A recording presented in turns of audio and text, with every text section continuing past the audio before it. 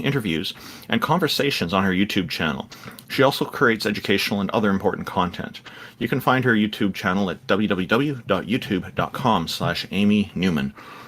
TJump, also known as TJump, is an atheist philosopher who hosts conversations with professors, philosophers, and other academics about topics ranging from biology and physics to religion and morality, and so on.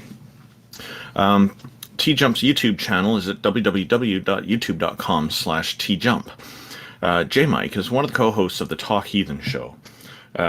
Jefferson Spatchcock is an atheist inquisitor and intellectual who has particular expertise in analyzing and reviewing debates. His channel is linked in the YouTube description and anywhere else that you see it here. J.L. Warren is an atheist activist, educator, and entertainer. He runs the Bridge the Divide YouTube channel where he addresses irrational beliefs, the irrational behaviors that often follow, the societal divides they create, and how those divides can be bridged with education, rationality, and reason. Bridge the Divide's YouTube channel is at youtube.com/JLWarren, W-A-R-R-E-N. I'm Randolph Richardson. I'm an atheist from British Columbia, Canada. I'm the founding president of the Canadian Atheists, and I'm an advocate for freedom, fair justice, and critical thinking. My YouTube channel is at youtube.com/Randolph Richardson, and that's R-A-N-D-O-L-F, F for freedom. IX is a Tom Unbridged subscriber and former atheist community of Discord admin who enjoys long walks through evolutionary, biology-inspired computer science, archaeological, academic, biblical criticism, and so on. Jack Burton is a self-described, middle-aged, college-educated nobody who drives the Pork Chop Express truck in his spare time. He's a deist and mostly non-committal to philosophical stances.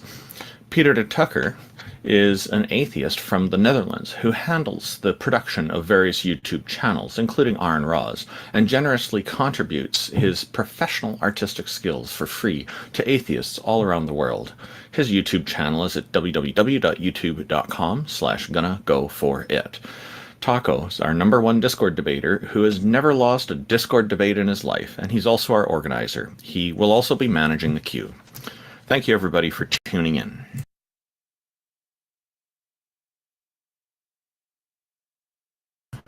How is everybody today? Pretty good. Doing good this morning. Excellent, and that's excellent. Hi, TJump. How are you? Tired. Well, we're glad you could make it. I guess I'll bring up our first. I remember Taco was mentioning that his Russia Defender was first in the queue, so welcome, Russia Defender. Thank you for joining us, and what have you got for us today? All right, now let's get some Z's in the chat, man. All right, so I wanted to get into two main arguments today, and win another debate. So the first argument is that in order for your beliefs to have validity, you must have a good standard to do so. And I will demonstrate how my standard for God is better than the standard for natural creation or natural existence.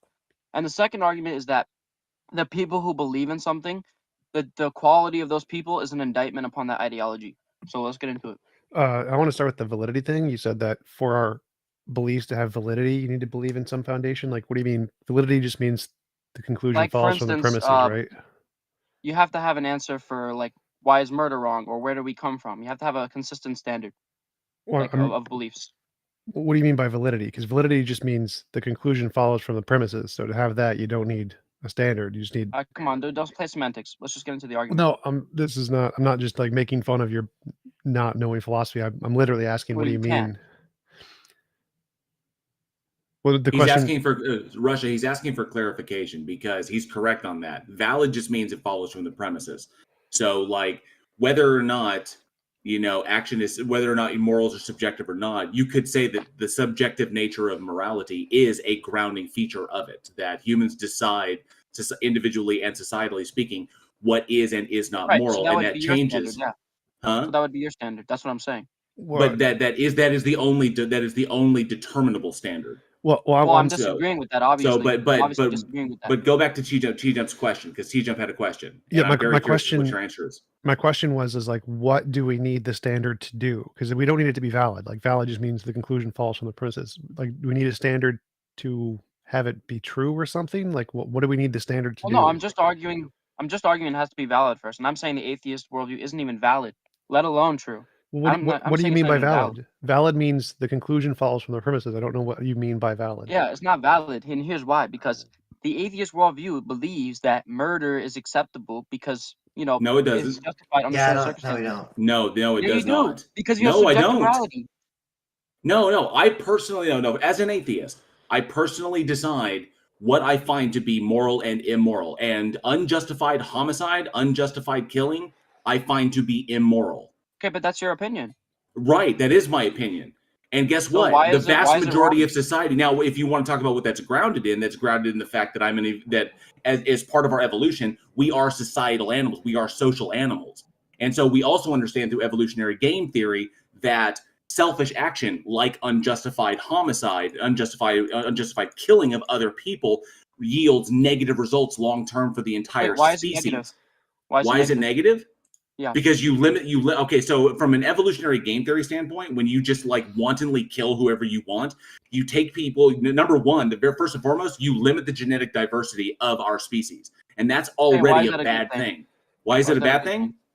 Because when you reduce the genetic diversity of a species, it results in the inability for the offspring to eventually have more offspring, because you eventually get chromosomes that overlap because everybody's related. Okay, so what? So let's say all. That's a bad thing that leads to hold on, Russia. That's a bad thing because Russia. I'm not monologuing. That's a bad thing because it leads to extinction. Let other people speak, dude. What Russia, I'm saying is, you said why is that a bad thing? No. Let me speak, dude. You're making the claim that genetic diversity. Yes. We're all gonna die out. We're all gonna die out. Well, guess what? Why does it matter? Why does it matter? You don't have a standard. Because we don't want to die out. Why should humans exist in your atheist worldview? No, Russia. Because we personally don't want to die out. There it is. So it's just an opinion. You're going back to an opinion. Right. Your personal opinion. Empathy. It's like Russia. Empathy is an evolved ability. Okay, our ability to empathize with other human beings is one of the reasons we've survived so long, because we can empathize with other human beings, and then we can literally say, I understand the pain and the fear that other people feel because I can empathize with them. And so then I therefore go out to mitigate that or eliminate the pain and fear that other people feel. You don't have to empathize with them, though. You don't have but what we do naturally, we've evolved this way. That's not true. Some people That is very true. Why do you think the species still exists? Well, I still never got an answer to my question. It doesn't matter whether humans exist or not. Though. There's no reason for humans to exist under your worldview. No. There's no. The reason that we exist, like the mechanistic reason why human beings exist, is because we evolved into the niche that we filled, and we happen to outlast all of our cousins, all of our related cousins. Oh, we're the only surviving member of the Homo genus. All of our other cousins are all dead. So we outlasted them. Wait, can I jump in here? Because I'd like to go back. Yeah, he's suffering. Go help him. Go ahead. So most professional atheist philosophers believe in objective morality. Like, you can have morality without a God. You can have objective morality without a God. Like, most academics don't agree with Joe Warren. But I don't understand what your point was initially, where you said you need an objective standard for your position to be valid. Like, again, that doesn't make sense. What exactly do you think? Well, it's literally the first thing you said. You need an objective standard for your position to be valid, but you still didn't explain what that means. So we're talking about morality issues. Don't derail. So what I'm saying is, no, you have to. I started with the question. Russia, he's not derailing. He's addressing your point. No. I asked a question first before you got off this tangent on subjective morality, which literally doesn't matter. Dude. I was talking to JL. No. I asked you a question. You have to answer it. What's your question? What do you mean when you say that you needed an objective standard for your position to be valid? We can have it. Anybody can make up an objective standard. So you have to be able to justify that your standard is consistent. What does that mean? Like, consistent means that it can't be contradictory. It can't not make sense. Okay, well, those are two different things. So one, logical contradictions are easy to show as long as it's not like a round square. You have a non-logical contradiction. Platonic objects are an objective moral standard with no logical contradiction. But why do you think you need this? What do you think you need this to do? Because if you don't have an objective standard that is consistent, you don't have any basis to defend your positions. Sure, I do. I can say, I think, therefore I am. That's a very good way to ground my knowledge. I don't need an objective standard. No, that's stupid. How is that stupid? How is I think, therefore I am? Because you could be a brain in a vat. As Matt Dillahunty said, you could be a brain in a vat. Sure, I could, but that doesn't matter. How is that even relevant? Well, no. What do you mean how that's relevant? So how is anything he just said relevant? I was talking about morality, and he wants to, go off in this tangent. No, I was asking here's the about your thing, original J1. claim. Here's what I'm saying. Whoa, bro, What I'm bro, saying is you got to answer my question. morality has to be Stop, objective, and stop. he can't show there's objective morality. Because there isn't objective morality. From Yes, my there perspective, the is. way I see it, So there is is no rape objective wrong? morality. Is rape wrong? Yes. I believe that You it is, believe yes. that, but is it Because objectively wrong? it does harm to society and No, but reduces is it well-being. objectively wrong? Objectively. Like, whoa, we have to stop going down these just inane rabbit holes. It's a No, direct stop, question. Russia, It's a stop, direct stop, question. You got to answer that. Stop, Russia. There is No, objective morality. Joe Warren, answer that question. Stop. Russia, there is objective morality. I agree there is, but that literally, you've made no point. You've said nothing but gibberish the entire time. So Stop, again, stop. you're I don't care. I don't care. But I'm asking a direct question to J.L. Warren. Stop. Holy shit. Stop You interrupting me. need to I'm make asking a J.L. Warren. coherent I'm not point. asking you. I don't care. You Okay, didn't I don't answer care my either. question. So I J.L. asked Warren, the first question. Is rape objectively I wrong? asked the first question. You need to answer it. Okay, he wants to run away. Exactly. I'm not running away. TJump did ask the first question, and he's entitled to an answer. So what? I've answered it like 5 different times. You haven't answered it once. Shut up and answer the question, Russia. How exactly do you need an objective standard for your position to be valid? You haven't made an argument yet. All you've said is gibberish. If you don't have an objective standard, then it's just your opinion. There you go. Happy now? And it's just God's opinion. Yeah, I don't understand how this would convince us that a God is real. There's no objective theist standard. What Like is if you objective? say, because all of reality it transcends a subjective mind. So, for example, do you think murder is wrong in all scenarios? Absolutely. Okay, so let's go to Noah's Ark. So, do you think that God drowning everyone is objectively moral? That's justified completely, yeah. I mean, you're a moral monster. I don't know what else to say. We don't want to believe in your God, even if he did exist. We'd be against him. If God creates you, he can get rid of you anytime he wants. No, that is not the way that works. God, man. It's not murder for God. So you support abortion? Is that what you're trying to tell us? Nope. We should arrest women who do abortions. There you go. God is a moral monster. We should arrest. I mean, you don't see the hypocrisy? Russia, assuming that a creator has that level of power, when that creator has given what in your worldview is literally free will to its own creation, when it gives the ability to choose and the ability to think and rationally assess a situation and critically analyze evidence, when it gives all that, but then turns around and that's literally a double standard. And so you can't say, yes, it is. Listen, yes, it is. You're simply saying that God has the right to do this because God is the biggest, most powerful bully in the universe. Exactly. And he can do whatever the hell he wants. First of all, yeah, he is the biggest bully, and that's not moral. Problem? How is that not moral? You don't have a standard. That makes it a monster. It's immoral. Wait, it's just your opinion. One sec. The bigger problem there, that's subjective. So you literally just defined, like, objective means stance independence. Wait, shut up. So objective means stance independent. Why is it wrong? Shut up, Russia, dumbass. Objective means stance. Stop talking. Stop talking. I'm just going to kick you off the stage. Shut the fuck up. Objective means stance independent, dumbass. And if you just said your morality is dependent on the stance of God, that's by definition subjective. So you're saying you don't have an objective standard. You just destroyed your own dumbass argument, because if you need an objective standard and your standard is a stance dependent view of morality based on this one being, you don't have an objective standard. You have a subjective standard. So you've debunked your own argument, kiddo. Nope. So listen, my son, here's the reality. Saying nope doesn't make it true. Nope. Because all of existence was created by God, and all of laws are created by God, and everything is under God.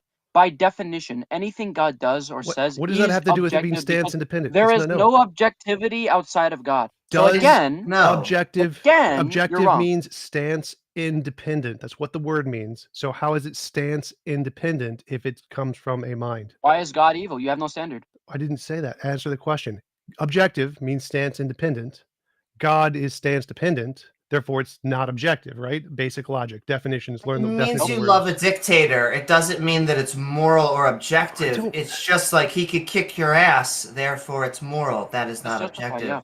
That's a moral monster. Actually address the argument. So his argument is that objective needs to be objective. But what's your standard for saying it's wrong? What's your standard? I can make up any standard I want. The point is your standard. That's I just proved is wrong. Wait, stop, Russia. Stop, Russia. Don't like God. Your standard is subjective. I just proved your standard was subjective. You have nothing. No, you don't have a standard. Actually, TJump, he brings up an interesting deal, because he says you essentially said you just don't like God. Okay. Yeah, This is what Russia. This is where the problem hinges, is because We don't believe that a God exists. Okay? So you need to be able to convince us that this God exists before you can even make an argument that the saying, otherwise you're just begging the question. So you need to be able to demonstrate that this, you need to be able to demonstrate that this God exists, because if it was self-evident, then we would all know it and we would all believe it. I'll give you an argument for God. Here you go. So Thank you. Okay, here we go. An argument for God is that if you look at the people who support God and you look at the people who don't support God, look at the qualities and traits and knowledge of these people, it's clear. The Christians, the Muslims, the Jews, they're intelligent, they're strong, they're fast people, and the atheists are like soy neckbeards. That's one of the arguments. Well, the going based off argument, of you don't know what valid is. Okay, so we're at 15 minutes, and nobody here is convinced, and you've resulted Let's go. insulting people, so we're going to go ahead and move on to the next guest. Thank you for coming up. And sorry, hang on a sec. I just want to. I think we should just do a little bit of commentary on that. I have one observation to make or to share about what came up there. There's a sorry. There's. Oh my God, Satan took him. Yeah, I'm sorry. I dropped a spoon here. They had. The fellow had just said that all women who get abortions should be thrown in prison or should be arrested or charged or something, and as if that's a bad thing. And then later he's saying that all the laws came from God. So it seems that God didn't put in this law to make abortion illegal. How interesting. Oh. He's got a lot of problems with his arguments, it sounds like to me. And TJump, you were really going at him there and tearing his argument down. Was there any final thought you had on that one? I think we should actually have them explain what they mean before trying to address their points, because his very first sentence literally didn't make sense. That you need an objective standard for your position to be valid. That sentence doesn't make sense. We need to ask, what do you mean by this sentence, until he actually makes a coherent argument. Don't go down rabbit holes, because it's just you can't win if he hasn't told you what he means. That's actually a really good point. We should ask for clarification in these kinds of circumstances. I agree. And I am. He's no, got the master of clarification coming up next, Otangelo. I've invited him up. I will say it was interesting to get to the heart of it, in that it was all predicated on him begging the question that God exists, because for all of this to exist about God has to exist in the first place. And he just assumes that it does, and he wasn't able to demonstrate this because his justification for God existing was atheists or not. No, I don't like atheists was his justification. So. And I just want to say it can't be an objective moral standard that leads to God, because there are atheists that have objective moral standards and subjective moral standards. I thought his objective moral standard was very subjective. As soon as we took it off of God and just to women, all of a sudden we had to jail them, but we apparently couldn't jail this God. And the last argument he got out was, I'm going to call it argument a la neckbeard. Just because you think that atheists don't lift is not an argument for why God exists. Well, so, neckbeards can lift, to be fair. Indeed. But yes, it was just a very weird argument towards the end. But yes, hi, Otangelo. Yes, hello, everyone. Good morning. Do you even protein, bro? Yes, proteins are my world. I like to talk about. That's a good one. That's a good one, Otangelo. I like it.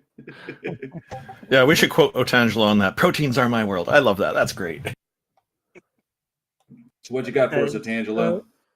The framework upon which we are disagreeing constitutes in the theistic world, there is an entity which is eternal, powerful, and in special intelligent.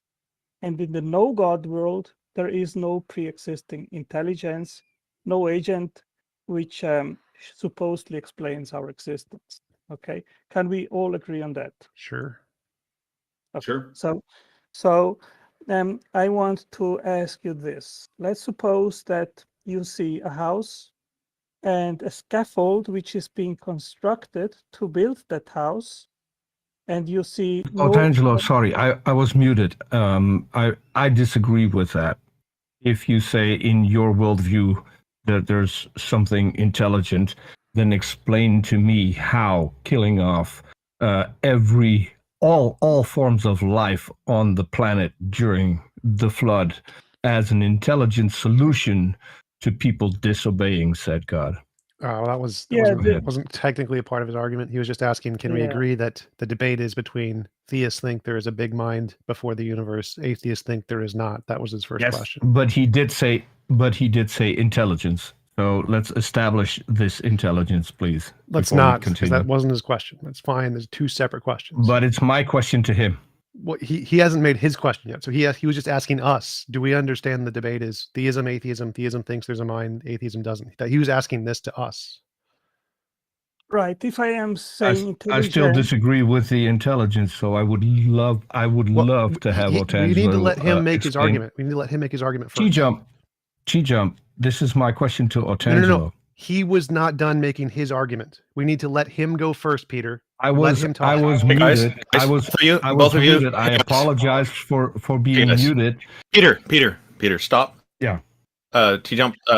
TJump's right. We need to let Otangelo finish his argument, and then both of you, we can get to your questions. TJump did talk first with Otangelo, so we'll get to TJump's question first. Oh, I didn't have a question. I wanted to let Otangelo finish. That was it. Okay, good. All right. Yeah, I was the first to ask a question. Okay, that's fine. Then you'll be first after Otangelo speaks. Okay. When we are talking about intelligence, I'll quote here. That is the ability to use memory, knowledge, experience, understanding, reasoning, imagination, and judgment in order to solve problems and adapt to new situations. Now, let's suppose that that includes several animal species, right? Let's let him finish, Peter. Okay. So when we see question. Okay. So when we see a house to be built and we use a scaffold in order to build the wall and then to paint it, and then in the end that scaffold is disassembled anymore, in the entire building process there is intelligence involved. People which construct the scaffold and construct the wall, paint the wall, and then deconstruct the scaffold. In that entire process, intelligence is involved. Now, let's suppose that you arrive at the building site and you see no workers, no operators. You just see an unfinished house and an unfinished scaffold, and you have to make sense of that situation. Then I think we all can agree that it can be logically inferred that in the past, somebody with intelligence had to create that state of affairs. That wall. No, we don't have to infer that. We know how houses are being built, so we know what is going on just by laying eyes on what is happening at that time. Right. That is purely because of our previous experience. It's the watchmaker fallacy. The universe, and life in and of itself, or the world, if you want to just lump it all together in one category, is not analogous to a house. So that's basic Hume, is that the two things are not analogous. So I wouldn't, because I have experience of humans building houses or intelligent, and humans are intelligent building houses. I'm not going to assume that I would actually look and say, oh, people are building a house and they're not done because people are building them. I wouldn't say intelligences are building the house. And if I could just separate those out really quickly, go ahead. It is that houses are artificial. They need an actual intelligence to make them. And then humans, as far as we can tell, all of life is naturally arising.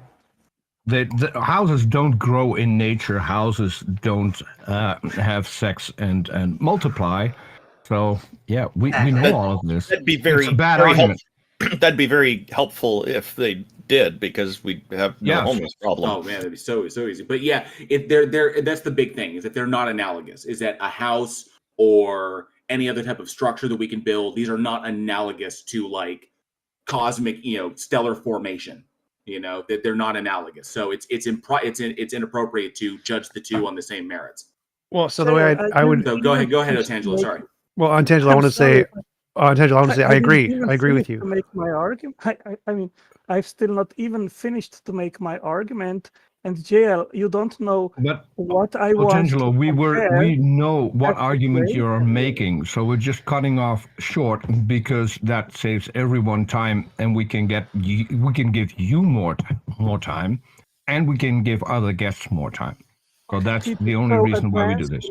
Okay, so Peter, advance please what my argument is.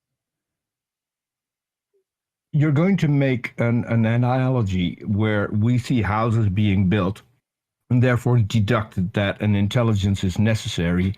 Therefore, for the universe, there had to be an intelligence in order to create it. Or your favorite argument, we see life, we see DNA. Therefore, we need someone who has coded the DNA. We need a coder. You always have the exact same argument. I'm going with the second one on this. You're going back to your original one-trick pony argument. You don't know how abiogenesis happened, therefore God. Am I correct? So no, you are not correct, and I expected that you would not be correct, because I'm going to make an argument which I've not made before. Okay, but well, you can cut down on the details of the house building and go to what you were going to say after that. Well, maybe before I provide the analogous situation in nature and in biology, Peter, can you explain to me if you have ever discovered a state of affairs where a wall and the scaffold to build the wall had a natural, non-intelligent, unguided origin? I do. No, because we know how walls are being built. We also know that not for every wall a scaffolding is needed, because if you're not going to build a tall wall, you don't need any scaffolding at all. You can just build it. Right, so, but there's actually I'm still waiting for where you're going with this argument. Can I ask what the purpose of this argument is? What's the analogy that is going to follow from this? I do want to mention quick that there are actually tons of natural walls that have natural scaffolding, like the White Cliffs of Dover, that form naturally. So yes, we do have scaffolding and walls, both that form naturally without any designer all the time in nature.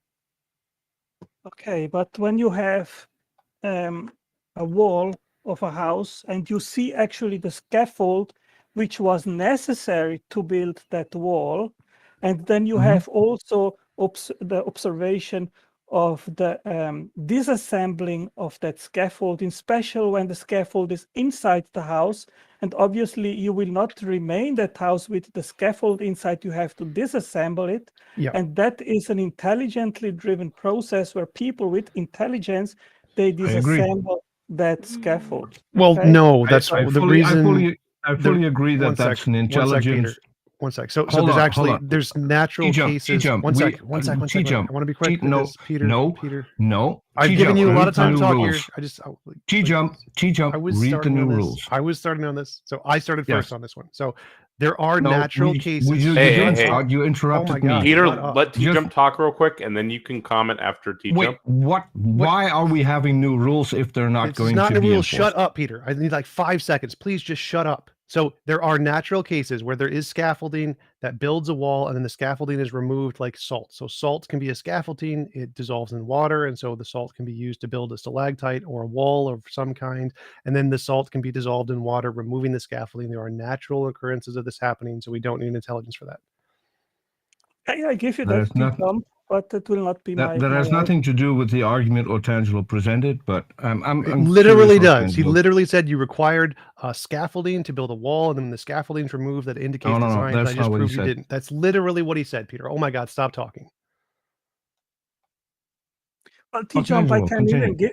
Yeah, actually, TJump, I can even give you that example which you just gave.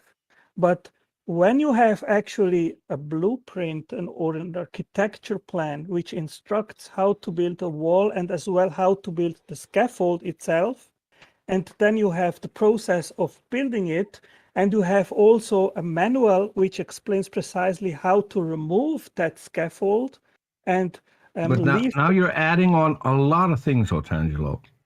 I would really like to go to your original argument, because now you're adding on blueprints and you're adding on all kinds of things to your original argument that you didn't add in the first time. So I would really like to go to, we see a house being built, we see scaffolding, we see people taking the scaffolding down after the house is being built. So let's get to your argument from there. Yeah, Peter, I tried to define it more because TJump brought up that example with salts. Yeah, that's why. But that has nothing to do with building a house, right? Well, that's why I am actually specifying what I am talking about. And I am talking about this state of affairs where it is a blueprint which directs the making of the scaffold and the walls, and then also the disassembling of the scaffold, which is a directed process based on that blueprint on these instructions. And my question is that a state of affairs, both the origin of the blueprint, the instructions, and the assembly and disassembly process, could that have a non-intelligent cause and origin? No, because we know how blueprints are being made. We know what blueprints are necessary to build a house. We know, I don't think there are blueprints to assembling scaffolding, but maybe there are. I don't care. We know scaffolding is man-made. We know that man made the instructions to build it, as it made the instructions to build a house. And so all of that we can just go back and we can see that in every stage of its development, from the blueprint being made until the house being built. That involves not just one intelligence, it actually involves multiple intelligences, because the people who are making the blueprint are not the people who are constructing the scaffolding. They're not making the aluminum pipes that are involved in it. They're not sawing the wood planks that people walk on.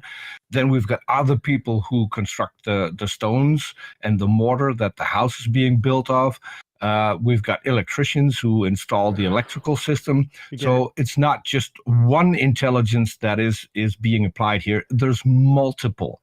There's thousands of people involved in the process of a house being built today, just building off of previous inventions, previous experiences. So, we've got a lot of intelligence going into building a house. Yeah, Peter, I agree with you fully on what you just said, but it is perfectly conceptualizable that one person would have the power to invent both the blueprint drawing, making it. I'm as machine designer, I could do that, and then eventually, and I have worked in the factory to actually construct the things which I have designed, so I could eventually do both things, right? So that is not something. So you can design a complete electrical system for a factory. No, I am saying you know what kind of circuit breakers you need. You know what kind of wiring you need. I'm going somewhere with this. You know all of that, Otangelo? Well, Peter, let's just take a very simple. Do you know how to construct let's say a truck that needs to bring you the material there? Do you know how a truck works? How it's constructed? Yeah, in order to address what you just said, Peter, I think it is perfectly conceivable that the same person which made a simple blueprint, let's say it's a simple construction, then also actually made the 3D device based on that blueprint. There is nothing. I'm just saying that you can make a blueprint. That doesn't mean that you know how to build a wall, what mortar to use, what stone to use in order to overcome several forces. You don't know that. Well, actually, I know several people who I know an architect. What does this have to do with the argument? Hang up. What I'm trying to say is that is not one intelligence. It's multiple people with specific fields that they're good at. What does it have to do with the argument? I'm going somewhere with this. Where? Tell me where. You've been going somewhere for like 5 minutes and it's gone nowhere. And then after Peter, I want to ask a question. Yeah. So Peter, we need to wrap this up in a couple of minutes. So if you can try to nip this in the bud, that'd be great, because it has gone on for a while. Mm-hmm. I wanted to know where Otangelo, where we're going with this, because I know that we're going to one intelligence that created everything, for which there's no evidence, for which there's no blueprints, nothing. So what are we talking about? Yeah, to address what I said previously, Peter, it is perfectly conceivable that the same intelligence which made the blueprint has also the capability and intelligence to actually create the device and construct the scaffold and the house based on that blueprint. But to my analogy, this is analogous to what we see in nature, in biology, where we have viruses. They have a capsid shell. This is equivalent to. Let's go with that. Where are the blueprints? Where are the blueprints for Earth? Peter, can I finish the argument without you interrupting me? I just want to speed it up a little. Yeah, okay, but you talked for 10 minutes and I've not had time even to make my argument. I've not made my argument yet. Go ahead. Okay, so analogously, we see that information stored in a genome directs the making of viruses. Viruses, they have a capsid shell which stores the DNA, which then is injected in the host. And that capsid shell is equivalent to a house or the walls of a house. That capsid shell is made by proteins which first assemble to form a scaffold. And based on that scaffold, then the capsid shell itself is constructed. Once that capsid shell is constructed, then there are other proteins which are called proteases, and they destruct that scaffold, and it is then removed from the inside of that capsid shell. And the proteases themselves, they also self-destruct themselves and are then expelled from the inside of that capsid shell. Once this has happened, then a DNA motor is attached to the capsid, and it starts. We're getting very far from the start. So let's start with the blueprints for the proteins. Where can we find those? In the genome. Do you find the information? No. I mean the genome. The genome is constructed from the proteins, correct? Yes, proteins. Okay, make so DNA. So before we get the genome, we have to have proteins. So where are the blueprints for the proteins? Yes, this is a good catch-22 problem, Peter. You need DNA to make proteins, but you need proteins to make DNA. What came first? Exactly. So you say you have the answer because that's no. You said this is the argument. You said this is analogous. So no, hold on. Let me try and finish. You said this is analogous to. Yeah, this is analogous to building a house. So I'm curious. With a house, we start with the first things first, right? We start with the first blueprints to make the first things first. So Peter, this is your last question. Okay, this is your last question because we do need to move on. This is my last question because he will not be able to answer it. Where are the blueprints for the proteins that will then later on will construct DNA? Where are the initial blueprints? It is literally what is stored in DNA, Peter. The information. No, you don't have DNA. You don't have DNA yet. You only have proteins. The proteins are used to build the DNA. So from these proteins, where are those blueprints in nature? Yeah, Peter, I really appreciate that you are making literally my case. My case is that proteins and DNA. I'm making your case in the fact that you're God. You pretend to have a blueprint, but you don't have the initial blueprint. Finish, please. Why are you constantly interrupting, Peter? Yeah, Peter, come on. Because you're trying to get away from No, don't justify it. Please don't interrupt him. Okay. My case is that if you are questioning what came first, then I say, of course, both had to come together. DNA had to come together, created with the proteins, because they are interdependent. You need proteins proteins to make DNA. You need DNA. Okay, I'll make it easier for you. Where are the blueprints? Why Where are are you the blueprints had your for last atoms? question. Why You had are your you last interrupting Peter, you me are again? interrupting Why- again. Yeah, because he's not answering my question. He's Oh, answering the you're question talking that he for 10 would have minutes. liked me to No, ask. So He's let not him address answering my that, question. point that out, and then we'll move on. Okay, can I have the final word without being Yeah, interrupted? continue saying what you were saying.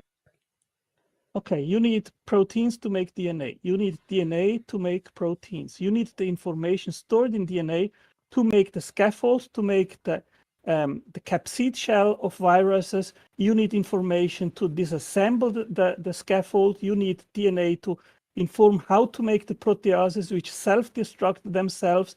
You need information to make the DNA motor, which then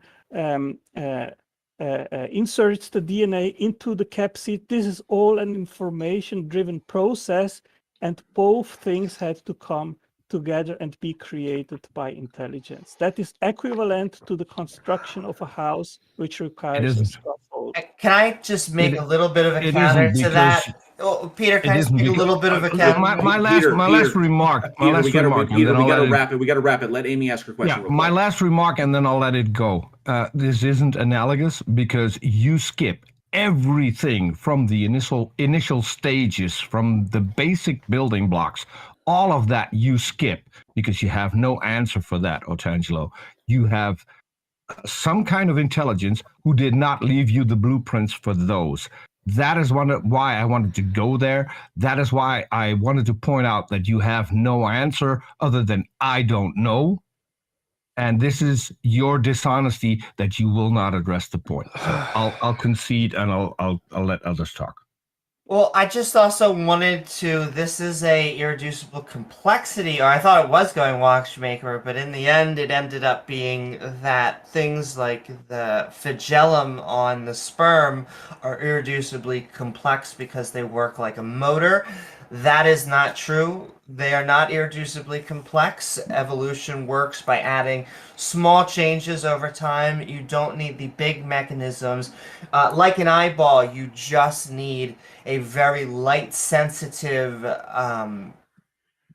piece of biology or an organ to actually snowball into the complex eyes that we have today. And so I would really need some sort of source that would actually confirm that we are artificial and not naturally arising. Actually, I think neither of those actually address the point. Otangelo didn't make an irreducibly complex argument. He said that there's evidence of blueprints. It's an argument from analogy. So he's making an argument from analogy that when we see a blueprint and a scaffolding and a wall, we can infer intelligence. And so the DNA and the proteins and the RNA, those are kind of like scaffolding and walls. Therefore, we can also infer intelligence. So it's an argument from analogy. But the blueprint is an abstract representation of something. DNA isn't an abstract representation of something. It's a physical placemaker. So they're not analogous. If DNA was actually an abstract representation of something else that was being made, then yeah, I'd agree. It would be like a blueprint, but it's not.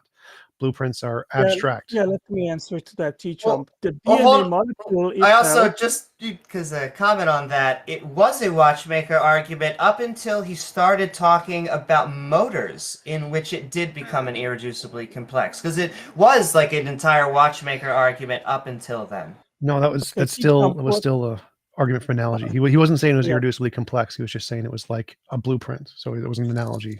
So you are not claiming on Tangelo that things like the flagellum, they don't have analogous type of motors to a artificial system? Again, there's two arguments there. I agree he would make that argument, but that's that's not the argument he's making in this instance. He would believe that. He does make that argument, but that wasn't the one he made when he said those words.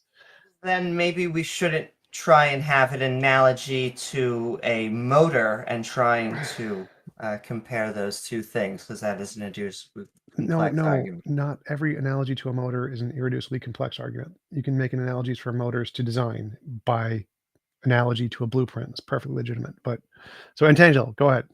So it's a watchmaker argument, not an irreducibly complex argument. Peter, check your DMs real quick.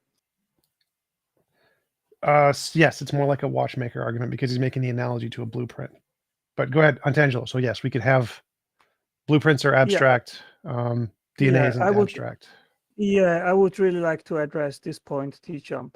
Sure. Obviously, the DNA molecule itself is a physical thing in the same sense that if you have letters, they are physical, but the sequence of letters gives you information. And that is precisely what we see in DNA, where the sequence of nucleotides, they convey information which is instructional to make the sequence of amino acids, which then fold into 3D form and become functional proteins, which are molecular machines. So you have to make that distinction between the hardware and the software. The DNA molecule itself is the hardware, but the software is the sequence of these nucleotides, which then convey information. And that's precisely what we see, where we have the genome of the virus, and it conveys the information to make the scaffold proteins, to make the proteases. Yeah, but that's different from a blueprint, right? Because a blueprint is an abstract representation. The blueprint doesn't literally physically cause the structure to be built, whereas DNA physically literally causes the structure. And so there's a difference between a blueprint and DNA, because blueprints are abstract and have literally no physical determinant towards the structure that's being built, right? Well, it is actually precisely the sequence of the nucleotides, which are the determinants of the sequence of Antangelo, like a blueprint, like a literal blueprint that humans have drawn, that you don't like put that into a machine and then the house is built. A blueprint is an abstract representation. There's no physical correlation between the blueprint and the house. It's abstract. We look at the blueprint and then make a house. But DNA, there's a physical determinant, right? The DNA physically causes the structures to be formed. And so it's not abstract. Blueprints are abstract. Well, they have no connection to the house. Well, actually, I disagree with you, TJump. The sequence of nucleotides is the abstract, is the information. It conveys the assembly information to make these proteins in the same sense as the blueprint of a house is the information required, which directs the assembly of the house. That is a one-to-one correlation. Well, no, the blueprint doesn't physically cause the connections to be made, whereas the DNA physically causes the connections to be made. So like the DNA is like a wrench. It like wrenches the thing into place, whereas the blueprint does nothing. Blueprints literally physically cause no interaction related to the house, but DNA literally physically forces things into place. Right. I also need to point out, because I know we're running short on time, I want to point this out real fast, is that the biggest reason why they're not analogous, Tangelo, is because a blueprint in and of itself is designed to make one thing. Okay. And if you follow the blueprint exactly, you get the same thing every single time, no matter what engineer's hands you put it into. So if I have a blueprint and then I give it to somebody and then they make it, they're going to make one thing. And it's going to be made specifically to that blueprint. If I hand it to somebody else, they're going to make the exact same thing if they follow the blueprint exactly. Okay. Blueprints are designed to make one singular thing. That's not how life works. That's not how DNA is propagated. Because essentially when you're describing life, if you want to try to analogize it to a blueprint, essentially you're giving a blueprint to somebody, they're making that thing. And then that thing itself has to provide another blueprint that makes something similar, but is fundamentally what is actually different, because the genetic expression of any offspring is not identical to its offspring. It's not identical to the parents. Okay, so the blueprint changes with every single offspring, and then until eventually, millions of years down the road, you have a completely different blueprint from the original parent blueprint. Eventually, you have blueprints that are not even compatible with the previous blueprints anymore. So it's constantly changing. If you want to make this analogous, that means there's only one blueprint for each individual organism. That's because the organisms are not identical. So the blueprint analogy doesn't even work, because blueprints make one thing every time. That's the same every time. Whereas that's not how life propagates. Yeah, TJump, I think you made an interesting point, and I would like to add to that if I, as a machine designer, you're just going to ignore that? Well, I would. I was first, so I think it's he's right to respond to me first, anyway. Yeah. So I agree with you, TJump, that there has to be a connection between the blueprint and the assembly side. So if I, as a machine designer, are in the design and the engineering department, and I have a blueprint ready to be sent to the construction site, then I can use today email or print the blueprint, and then people they bring the drawing to the assembly site. So there has to be a transportation of that information to the assembly site, and that is also an entirely intelligent driven process. And these information transmission systems, they have to be created in some form. Now, analogously, we have that actually in biology, where the information stored in DNA is first transcribed into messenger RNA, which could be analogous to an email. And then the messenger RNA is transported to the ribosome, which is a translation machine. And there it is translated from one language into another. And then there actually happens the assembly process. Now, the interesting thing is that this entire process of information transfer happens fully robotized, fully autonomously. There is no a constant intelligent intervention in this. And the question is, how can that come to be? Either there had to be intelligence involved or not. And we know that the ribosome, for example, had to be there when life started. And it's the most complex machine known in biology. It is literally analogous to a 3D printer. Well, no. So I'd say that the origins, we're going to discover the origins of life through RNA world. So we're going to discover that we don't need ribosomes. There's pre-existing things. But the point here I'm making is that when we have a big set of dominoes that are all fall into place on their own, that's not a blueprint. That's a house builder. So a blueprint is an abstract representation of a house. If the thing is literally building the house, it's not a blueprint. It's a house builder. And so the DNA isn't a blueprint. It's a house builder. And so there's not an analogous argument between the blueprint there. Well, the information in the DNA is an abstract of the 3D physical thing. Yes, because you have the sequence of nucleotides. They are transcribed and translated, and then you have the sequence of amino acids, which is assembled and built precisely on these instructions of the sequence of nucleotides. Well, that's not abstract. That's physics. So like there's a physical bond that happens between the particles, like the different amino acids, the three different things that pair to the three proteins that build the amino acids are physical bonds. There's no abstract there. It's a physical determinant. So it's not a blueprint. It's literally organic chemistry. What I am talking is that the sequence of nucleotides, they convey information. They direct the making of amino acids, which are assembled. Well, the first part's the part I'm disagreeing with. Proteins. And there is an equivalence. They don't convey information. Why do you think they convey information? Because they convey physical bonds. We've got 5 more minutes. Just so you know, we got 5 more minutes. Because the sequence of the amino acid polymerization is dictated by the sequence of nucleotides. So they they instruct how to sequence the right amino acid sequence. So that is the information that we are talking about. There's no information and there. It is specified. That is the information. Wait, how is that information? Because Angelo, like magnets. One second. I explain it to you. Just clarify. Magnets. 1 second. 5 seconds. So like magnets determined to attract on the positive and negative ends. And so if you put a magnet next to each other, it will guide the physical process of the magnets, but it's not conveying information. It's just reacting to other physical systems that are nearby that are determined to fit the pattern. So there's a difference there. Okay. Do the magnets instruct how to write Hamlet by Shakespeare? No, but neither does DNA. Come on.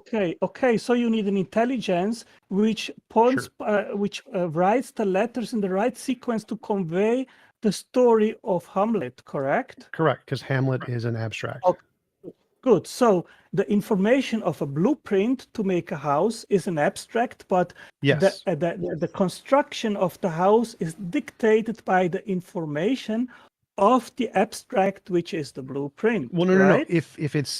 If it's literally dictated by a physical cause, then it stops being abstract. So like if a blueprint could literally physically build a house, it wouldn't be abstract anymore. It would be literally physically determined. So it's not an abstract. It's not like Hamlet. There's no physical determinant of those letters. If there was a physical determinant like a shape of a Lego house or something, and the Lego house was built by like there's some kind of a Lego builder object, and you place it inside of a box of Legos and it builds the thing. That's not a blueprint. That's a Lego builder. So there's a difference between a physically determined system to create a specific thing and an abstract blueprint. Abstracts are in minds. I agree. Abstract only exists in minds, but nothing in DNA is abstract. We agree.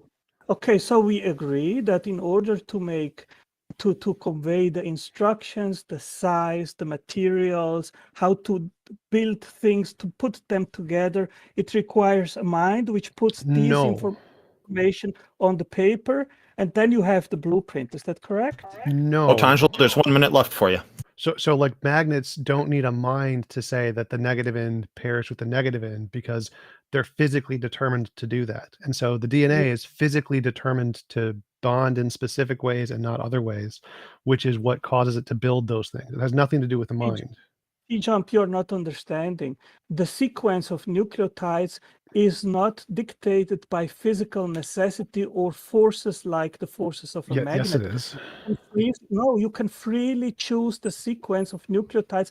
If it wouldn't be so, then you could not convey information and store it in DNA, which is precisely what DNA is done. Well, natural selection is a force like electromagnetism. So the fact that some combinations are producing survivability and reproduce, that's the force that's determining that system to work, and the other ones don't.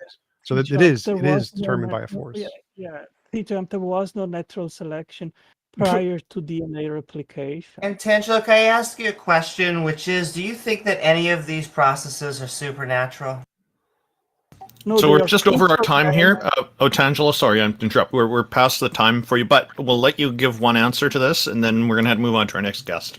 Yeah, quick answer to Amy. No, I believe that these processes are pre-programmed in the same sense as you pre-program the action of a roboter, which then is autonomous. He can do many things because he has pre-programmed information to do certain things like move an arm or speak or whatever it is. That is the same situation in cells where everything is pre-programmed to work in an autonomous way without constant interaction of intelligence. Oh, and there is prebiotic natural selection. That is a thing. Thank you, Tangelo. We appreciate you coming on. That's if there's a last thing you wanted to say for another 10 or 15 seconds, we'll gladly do that. Then we really do need to move on because of time. Yeah, I just wanted to quick answer to the point which a previous interlocutor said in regards of moral values. If it is you that is establishing that doing something is wrong or right, then this is just your opinion. And if someone else says the contrary to that, then it is also the other person's opinion. If you have just opinion, then it cannot be objective. It is subjective. And once it is subjective, then there is no moral. Then there are no moral values at all anymore, because it's just something which is based on opinion. That's why a God-based morality is subjective. Right, I agree. Hang on a second, Tangelo. But if there are only two people that exist, two human beings that exist solely, let's just love this hypothetical situation, and I say this thing is moral, and this thing is immoral, and the other person agrees with me. Yes, it is subjective, but we have created a moral system that we agree upon and is functional for us. Okay. Yes, so yeah, if we agree on, which is ostensibly what we've done on this planet, is that there are things that I think are moral, and there are things that society in and of itself would disagree with me. But as a member of that society, I kind of like go with that, because if I want to be a part of the society and reap the benefits, I need to kind of go with what the group believes. Okay. If I don't agree with the group to an extreme degree, or if they try to enforce it upon me, then I'll just leave the society if need be. So yes, we can agree and we can disagree, but in order to survive and maintain our society and the benefits that it gives us, like healthcare and resource management and travel and communications, to maintain all of this, we have to have a societal standard that we agree upon. It doesn't make it objective. It just means we've agreed to it for the benefit of our species. That's it. So we agree because we see the harmful actions of this. We see that it damages our society. We see that things break down, This is the difference between cooperative action and selfish action. We recognize that constant selfish action from all the members of society will eventually lead to the destruction of that society. And then everybody dies. We don't want that to happen because we don't want to die. Okay, we want to at least enjoy our lives because we know we're going to die eventually. We just don't want to hasten our demise. And we'd like to continue surviving. So in that respect, for our survival, we say we should act a particular way and we should agree to do so that we can keep surviving and we can lead happy, healthy, well-adjusted lives where we can continue to explore and do things in a safe manner, and then people can enjoy themselves. Okay, instead of living in fear all the time. So we say, let's agree upon this moral standard, this moral system. Not everybody has to agree with it, but if you want to live in the society and be a part of it and reap its benefits, you should probably follow it. Okay, there are people in the society that don't agree with what the government says or what the state says or anything of that nature, but we all agree that there is a kind of moral standard that we should follow to maintain our survivability. Does everybody follow it? No, of course not, because it's subjective. Because each individual can determine for themselves. That's what makes it subjective. So your argument is that the best evidence we have for morality is that it's an evolutionary process to benefit survivability, something like that? Yes. That'd be good. And I just want to make a few comments. Well, first of all, I'm sorry that I got spicy. It was a hosh-posh of arguments to me that I just want to go over. No pre-existing consciousness, memory, knowledge, and experience. And what's weird about the Watchmaker is that we would have 2 billion years of no creators and then a creator again. Because as far as we can tell, animals are the only branch of life that makes creations. And so if we are going to go into a Watchmaker argument, I really want to know why there would be something at the very beginning, not just DNA, but as someone was asking, what is the blueprint for a Earth? What is the blueprint for everything else? Because it doesn't seem to be a supernatural force, and that would be an actual God that we're looking for. We had one quick comment I just want to relay. It's from our YouTube live chat by Dave M. He wrote, TJump just explained Chemistry 101. Otangelo should take that class. I thought you'd like to hear that, TJump. OChem, baby. It's OChem. And I just want to point out that, yeah, it's not a blueprint. It's not analogous. And I'm surprised that he never addressed that, because if it was a blueprint, it'd be the same thing every single time, because if you follow the blueprint, you get the same thing. If it's a different thing every single time, then there's no blueprint. It's just determined by whoever is happened to be smashing at the time, and then you get something completely different. So yeah, it's not analogous, and he never did address that, which is kind of a shame. But America First.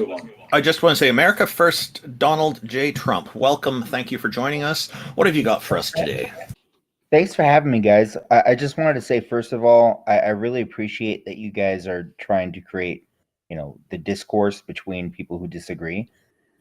It's actually a really good thing, in my opinion. Well, thank you very much. Now, how do you disagree? Exactly. So I've often found that oftentimes the disagreements happen because there's a disagreement based on definition of terms, right? And so my understanding, I want to ask about definition of terms. Like, first, atheism, does it have a position or does it not have a position?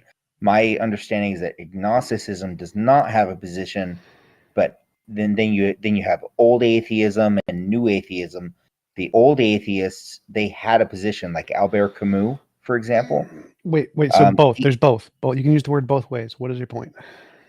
So Albert Camus, for example, he had a position. We don't need a history lesson. We know there's two definitions and both can be used. Both are correct. And America First, I can solve this real quick. There's agnosticism and Gnosticism, there's atheism and theism. The first question is, do you think that Albert Camus' affirmation that God does not exist, a maximally great being does not exist, is the atheist position? Or do you align more with agnosticism, where they just say, I don't know? No, both are correct. They are both legitimate definitions of atheism. I'd accept both. I'll just add, you're throwing in terms like old atheism and new atheism, and the distinction is just nonsense. Atheism just means we don't believe in deities. Now there are a number of atheists who do hold positions that deities don't exist, a belief position that they don't. Agnosticism is addressing knowledge, knowing whether deities exist or not. So it's more epistemological, whereas the theism side of things is more psychological. But I'm one such atheist who doesn't hold this position that deities don't exist. I just don't believe. So, but there are some here who do. So you can certainly challenge people with those positions. But to assume that all atheists adhere to one particular standard would be, I think, be silly. Not the correct way to look at things. So go ahead. Okay. I typically agree with Randolph that the easiest way to go about this is the etymological breakdown on these is that if you simply go atheist, theist, and atheist, and Gnostic and agnostic, whereas Gnostic means knowledge, A is no, so no knowledge of, and then you go theist, like no, like, you know, belief in a god, and then A, no belief in a god. I think it's the easiest way to address it, and I think pretty much covers everything. That's typically what I hold to, just for the sake of argument. It's also the most common. It's also the most common. Yep. I would like to say I agree with JJ Warren. There is that, you know, go with the etymology, you know, the history of words, and you'll get your definition. So the second, just to clarify, it's JL Warren, just so you know. Yeah. I'm sorry, that okay. I'm a little nearsighted. So no worries. So the next question, have any of you guys ever heard of the dice in the dark room, you know, thought experiment? What about it? Yeah, it's a thought experiment, and here's how it works. Right, so you're in a dark room, right? You can't see anything because the lights are off. It's pitch black, right? And then the lights suddenly turn on, right? And of course, you being, you know, very curious people, you go around the room and you start to investigate the room, and you see that in the middle of the room there's a 12 by 12 matrix, right? And all of in the matrix is filled with dice. All of the dice in that 12 by 12 matrix has the number 6, you know, facing upward, or it could be the number 1, right? It doesn't really matter, but they're all the same number facing upward.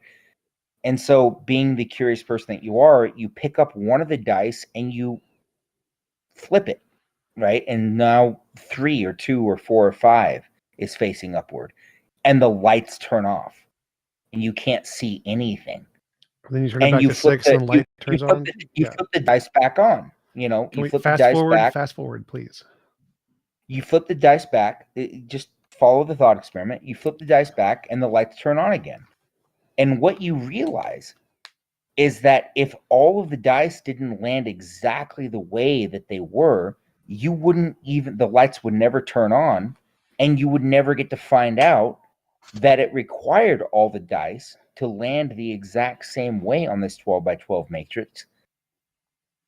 What is your conclusion? Is your conclusion that, you know, somebody intended for the dice to land that way? No, that would be dumb. It would be now to progress this. People let's answer the question first, and then go ahead. So go ahead. There's 3 possibilities. It was chance, necessity, or design. Design is actually a kind of necessity, and so based on the evidence we have, we would not have any reason to conclude it was one or the other, and we would withhold judgment until we had evidence one way or the other. Simply seeing the dice in that configuration tells us nothing about whether it was determined by prior forces or a result of random chance, and so we would need further evidence before making a rational conclusion. So I would respond to that by progressing the conversation. There's been atheists who have conversed on this thought experiment, and they've said, like, well, maybe there's an infinite number of rooms where some of the dice landed the way they did, and nobody got to observe anything. This is the multiverse, right? This is the infinite number of universes, string theory sort of thing. But then there's other people who have said, okay, well, I understand that if I am in this scenario, this particular scenario, obviously I'm going to determine that somebody meant for those dice to land the way they did so that the lights could turn on so that I could observe anything whatsoever.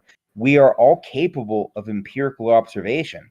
But if any of those dice had landed differently, the lights never turn on and we're not even here. So it's really sort of thinking like more to the question of why is there something rather than nothing? Why are we even capable of empirically observing anything? So think about the two alternatives. One, you have to determine that yes, somebody intelligently there's other alternatives. So you missed a few. A few of them, like there could be an unknown determinant factor, like the dice are weighted, or that there's a big magnet under the table, and when you turn the magnet on, all the dice flip to 6.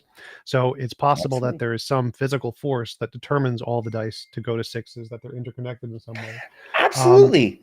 I love it. There's three options. I want to go through the three options. Is like there's a designer who placed them all there. There's a natural force that determined them all to be 6s, or they just randomly happen to all be 6s. Those are the three options. Like the multiverse would be of the random version. There could be there's called the grand unified theory of physics, a unified field theory, where all of the forces are determined, in which case that would be there's not an infinite number of universes there. It's just that they all determined to end up this way, which is the current model. And so those are three options that you got. But you're altering the scenario. You're altering the thought experiment. And oftentimes when people alter, hang on, TJump. Oftentimes when people alter the thought experiment, it's because they're trying to go towards a particular worldview. Wait, what am I altering there? Just to clarify, let me. If you're gonna alter what am I altering there? Because I didn't try to alter anything. I'm trying to use all of the information you gave. I'm trying to copy it exactly. And like if I see the dices and I flip the dice and the lights turn off, flip the dice, lights turn on. I'm trying to think about what caused this. There's three things that could cause that. One is a designer, one is random chance, and one is that the dice are determined in an unknown way that we don't know yet. So I haven't added anything. I'm just so using your exact analogy, I haven't changed anything. Right. So the thing that you changed, you said, what if we added to the thought experiment that the dices were weighted? No, I'm not adding. Hang on a second. Hang on. Let me finish. I just want to clarify. I'm not adding. I know you're not adding it. I know you're not adding it, but you're saying like, what if? What if we found out that the dices were weighted? Wait. Actually, TJump was trying to clarify something. Can you just give him a sec to ask for clarification? If we don't know, we will never know what caused the dice to be in the way they are. Just say that we know nothing. We just see the dice. We're trying to think about what could have caused this. It could be caused by a designer, a god. It could be caused by random chance, and it could be caused by a determined force. And you can give infinitely many options of each of those. You can say the designer Bob did it, or the designer Yahweh did it, or the designer Jesus did it. Or you could say there's an infinite number of universes, or a mini worlds hypothesis, or string theory. So you can make up a bunch of random options. And then you can make up a bunch of determined options, like, well, maybe the dice are weighted, or maybe that the room just shook in such a way that causes them to do this, or that they're determined by strings or something. Like there's three different options, and you can make up a bunch of individual cases of hypotheses that could be the case that could cause that. I'm not saying we're going to discover that. We don't need evidence of any of those things. These are just hypotheses that could explain the data. Necessity, chance, or design. I haven't added anything to the example. I'm using just the things you provided. And so, yeah, all of these ideas are great. I mean, obviously, it could have been just totally random that they all landed on 6 and the lights turned on. But what we know for certain is that if any one of those dice had been a 1, 2, 3, 4, or 5, and not a 6, then the lights would have never turned on. We would never be capable of empiricism to determine that it had to be that way, so that we could observe that it had to be that way to observe it. Agreed. Right. And so you can hypothesize, like, maybe they were weighted, maybe there was a magnet under the floor, maybe there's an infinite number of rooms. Yeah. But the one conclusion. But these are all ad hoc, or an infinite number of roles. Infinite number of roles, exactly. That would not be another example of chance. Yes. But the one thing that you will not do in that real thought experiment is you will not come up with all of these ad hoc ideas. Wait, right? What? You will look at those dice, and you will flip them, and the lights turn off. You flip it back, the lights turn back on. And the lights is basically us existing. The lights is basically us capable of doing you empirical observation. Hang on. Well, no. I wanted to go back. You said you said something important there. You said you won't make up all these ad hoc examples or something. Like all of those possibilities, necessity, chance, and design, those are all ad hoc. Ad hoc means you're making up a hypothesis to fit the data. So we see the data, and then we try to make up a hypothesis to explain the data. God is ad hoc, design is ad hoc, necessity is ad hoc, and they're all ad hoc. Well, what's literally when you see data. Not. How? It's not ad hoc to realize that if you flip even one of those dice in the 12 by 12 matrix, if you even flip one of those dice and the lights turn off, you can't see anything. You flip it back, the lights turn back on. It's not ad hoc to determine that whether it's a magnet or they're weighted dice, somebody wanted you to be able to see that the dice had to all be up on 6 on this 12 by 12 matrix in order to observe the fact that they were all 6 by 6. That part's ad hoc. So that's saying that somebody determined it to be this way. That's an ad hoc solution. So you're taking the data. It's not. What do you think ad hoc means? Like ad hoc means making ad hoc means like if you see like somebody says, what's dwarves exist or leprechauns exist. What? And then somebody says, no, we've researched all of this, and they say, oh well, the only reason you can't find the leprechauns is because they're ad hoc. Hang on, I'm explaining TJump. I don't understand. I'm getting TJump. Please. Saying dwarves and leprechauns has nothing to do with ad hoc. Literally nothing. TJump, please let me finish. And then somebody says, "Oh, well, the only reason I want a definition, not an example." I'm giving you an example. What's the definition? TJump, please let me finish. Right? So it's you say I can't find the leprechauns. I don't want an example. What is the definition? Sorry, TJump, please let me finish. I don't want an example. Give the definition of ad hoc. I'm giving you. I already gave you the definition. No, you didn't. What is the definition? TJump. Please. What is the definition? Stop wasting time. Give me the definition. Stop. I gave it. It's making up excuses for why things are the way they are when all the evidence points in a certain direction. No. That's what ad hoc is. No, so if some yes it is. That was good. Thank you. So America okay, hang on. So you provided your definition and he's saying no, so let him explain why real quick and then you can address whether he's right or wrong.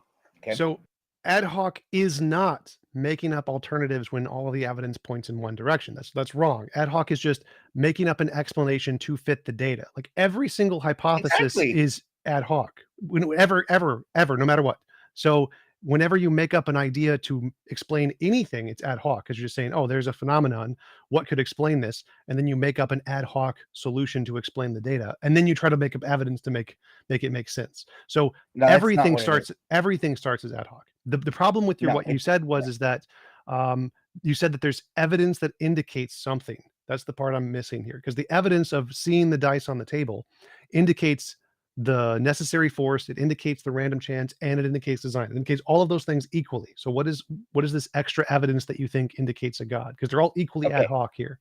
So if you begin with the belief that leprechauns exist, right, and all the evidence points away from leprechauns not existing, you can come up with an infinite series of ad hoc reasons to explain away where the data is leading you, right? So for example, you can say, well, we set up all this apparatus to detect the leprechauns, but the leprechauns, they're just really good at hiding. Wait, I have no idea how this relates to the original point. So it relates to the original point because if you have a 12 by 12 matrix, right, of dice, right, and all of them are facing upwards with the number 6. Right, I remember and if the you analogy. flip one of those dice, I remember the analogy. lights What's the turn point? off. You can come up with all kinds of odd ad hoc reasons, like a God, to explain away.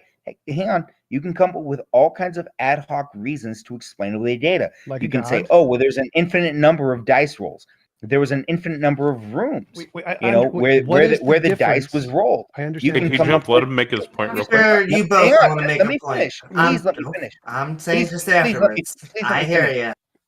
You can say, you know, there were weighted dice. You can say there were magnets under the floor, right? And you can investigate the weighted dice, and you can investigate the magnets under the floor in this scenario, in this thought hypothesis, in this thought experiment. You can do that, but then ad hoc becomes the thing that you cannot investigate. You cannot investigate infinite number of universes. You can't. There's nobody who's been able to do it. You cannot investigate an infinite number of dice rolls. You're limited to the data. Hang on. You're limited to the data that is right in front of you, that all of the dice have the number 6 facing up. And if any single one of them are changed to 1, 2, 3, 4, 5, remember the analogy. Then then the lights turn off and you can't even see the dice anymore. Okay, but you haven't answered my limited question. to that data. So like TJump was saying, a ad hoc explanation would be, we exist, therefore God created us. That would be an ad hoc explanation. So we want a reason to why you think that God made us. No, the scenario that we're dealing with is all the dice are facing upwards with the number Stop 6. repeating the same analogy. We understand. We heard it the first time. Okay, but wait. But my question. Amy changed the thought experiment. She just I don't care. She expressed it simpler. So the question here is, when we see the dice, why do you think seeing the dice is more evidence of God than it is evidence of an unknown natural determinant? Why It's not evidence. It's not evidence of God, right? But any what designer, it is any evidence. designer. Hang on. What it is evidence of is that somebody obviously wanted all those dice to be facing up 6. How? So how, that the how, lights. how? Go back. You're I'm skipping the most important part. How is it evidence of a designer rather than an unknown I'm not force? saying it's evidence of a designer. That's literally right? what you just said. I'm saying that, you know, you're jumping the gun here. Like, everybody always wants to go to God. I don't care about God. Any designer. What is the evidence that the dice indicates that we want somebody put it this way and that they want us to see it? What about the dice? Because if you were actually in that dark room, right, and you were crawling around the walls, and suddenly the lights turn on and you see this 12 by 12 matrix of dice with all of the 6s You're facing up. restating the analogy. I'm sorry, but you're not letting me answer your question. No, Please you're restating the analogy. I don't need you to stop restating the analogy. Stop restating the analogy. About hey, TJump, just no, I'm not going to let him repeat let the him analogy talk, again. but don't restate the analogy. So my question was, what evidence are we looking at indicates that there is some intelligent that wants us to see this, and that's a better explanation than it was caused by unknown determined forces. Don't repeat the analogy. Tell me what in the analogy is evidence of the intelligence over the non-intelligent determined forces. Okay. Answer: you couldn't have seen it unless somebody wanted you to see it. That's begging the question. How? In the thought experiment, you would not have been able to see it unless somebody intended for all those dice to be the way they were. Well, no, that's false. So that. No, that's false. So like, if it's determined, 99.9%. Stop. If it's determined by unknown forces, then if those unknown forces, which are unintelligent, cause the dice to flip up and then we see it, sure, that would also mean that also means that we would not be able to see it until the dice flipped up. But it wasn't done by an intelligence; it was done by determined forces.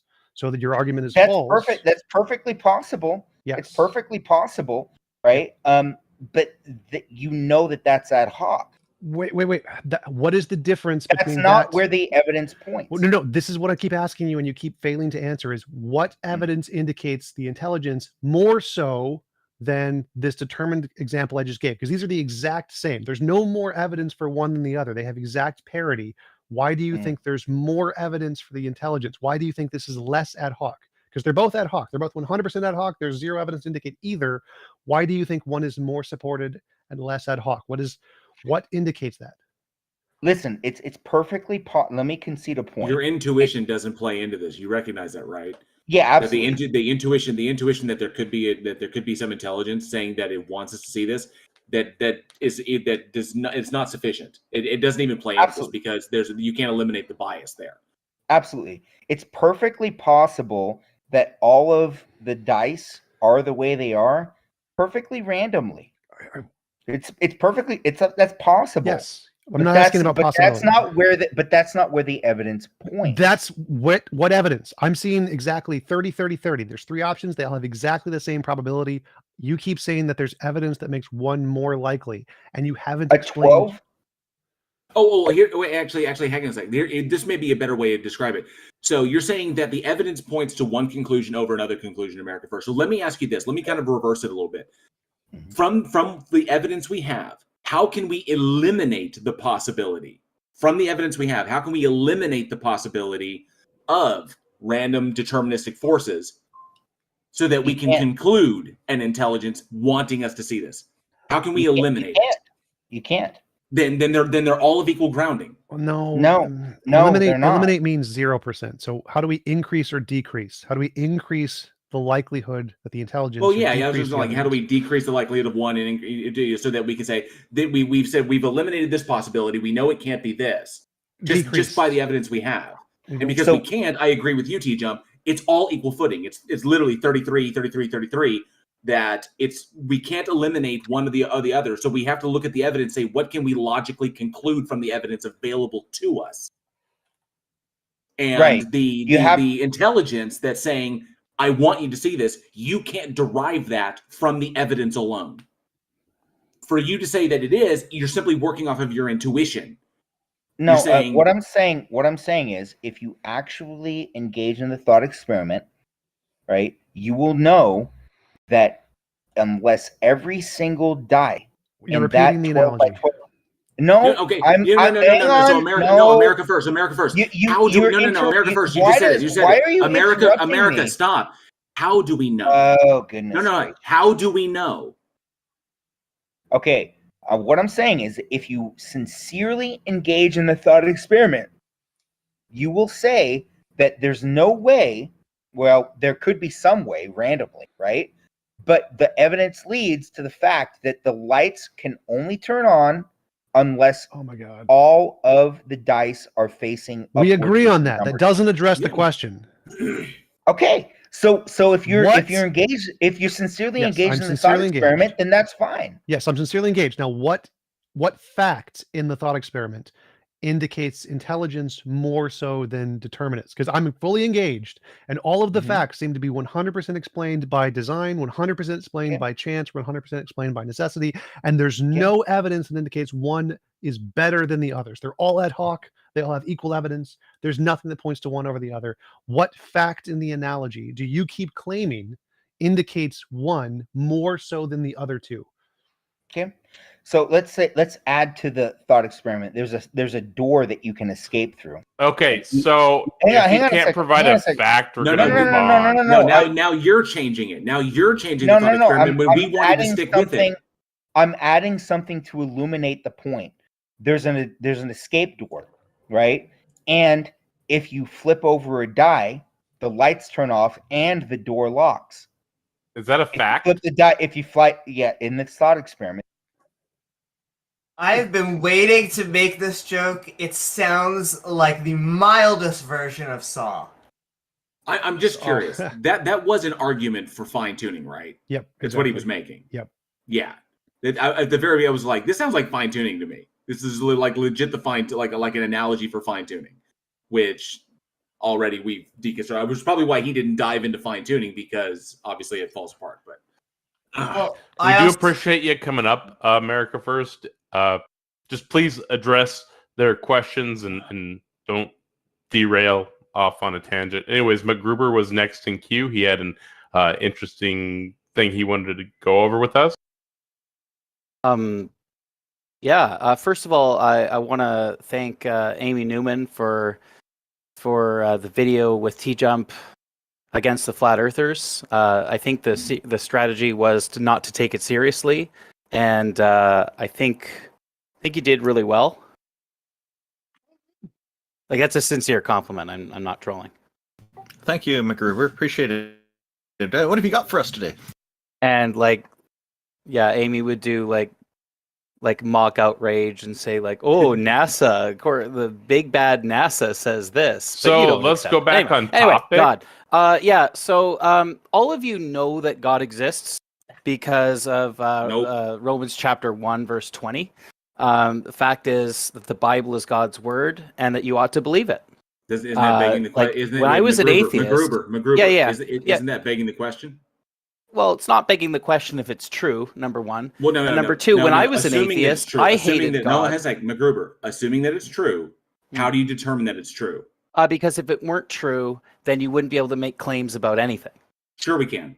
Well, you would, but you'd have no grounding for any of the claims. I also want to shout out to Ryan. No. Don't run past this. No, MacGruber. Don't run past this. Faith against critics. MacGruber, you said we can't make claims about anything, and we wouldn't be able to ground those things. That's right. I don't think you understand what that entails. So, real end off for the audience. I'm linking a study in chat that demonstrates Romans 1:18-19 is false. What do you mean is false? It's in the Bible. It can't be false. Yeah, no, it is. It's objective reality disagrees with you, and so I linked it in chat so you can go ahead and share that. Well, for you, there is no objective reality because it's just based on your opinion, based on your fallible human opinion. No. Hang on. Gravity is not based on my opinion. That's right. It was instantiated by God, our Lord Jesus Christ. Okay. No. Gravity is there, and it's a force that we can test, and we understand it. Jail, do you accept that there are So you accept that there are physical laws, correct? Yeah. Well, yes, there are physical laws of the universe. What instantiates and secures? What I want to know from you is what instantiates and secures those physical laws beyond your personal opinion. The reality that we occupy. Oh, reality is reality. Is reality a concrete one, a concrete many, an abstract one, or not? Well, you are going down this route, sir. No, he's trolling. You won't address my argument. You just say that I'm trolling. Does anybody want to engage with this? I do. Really. It's just a Darth Dawkins. Wait. Because this is a presuppositional. I don't approve of Darth Dawkins. I just want to.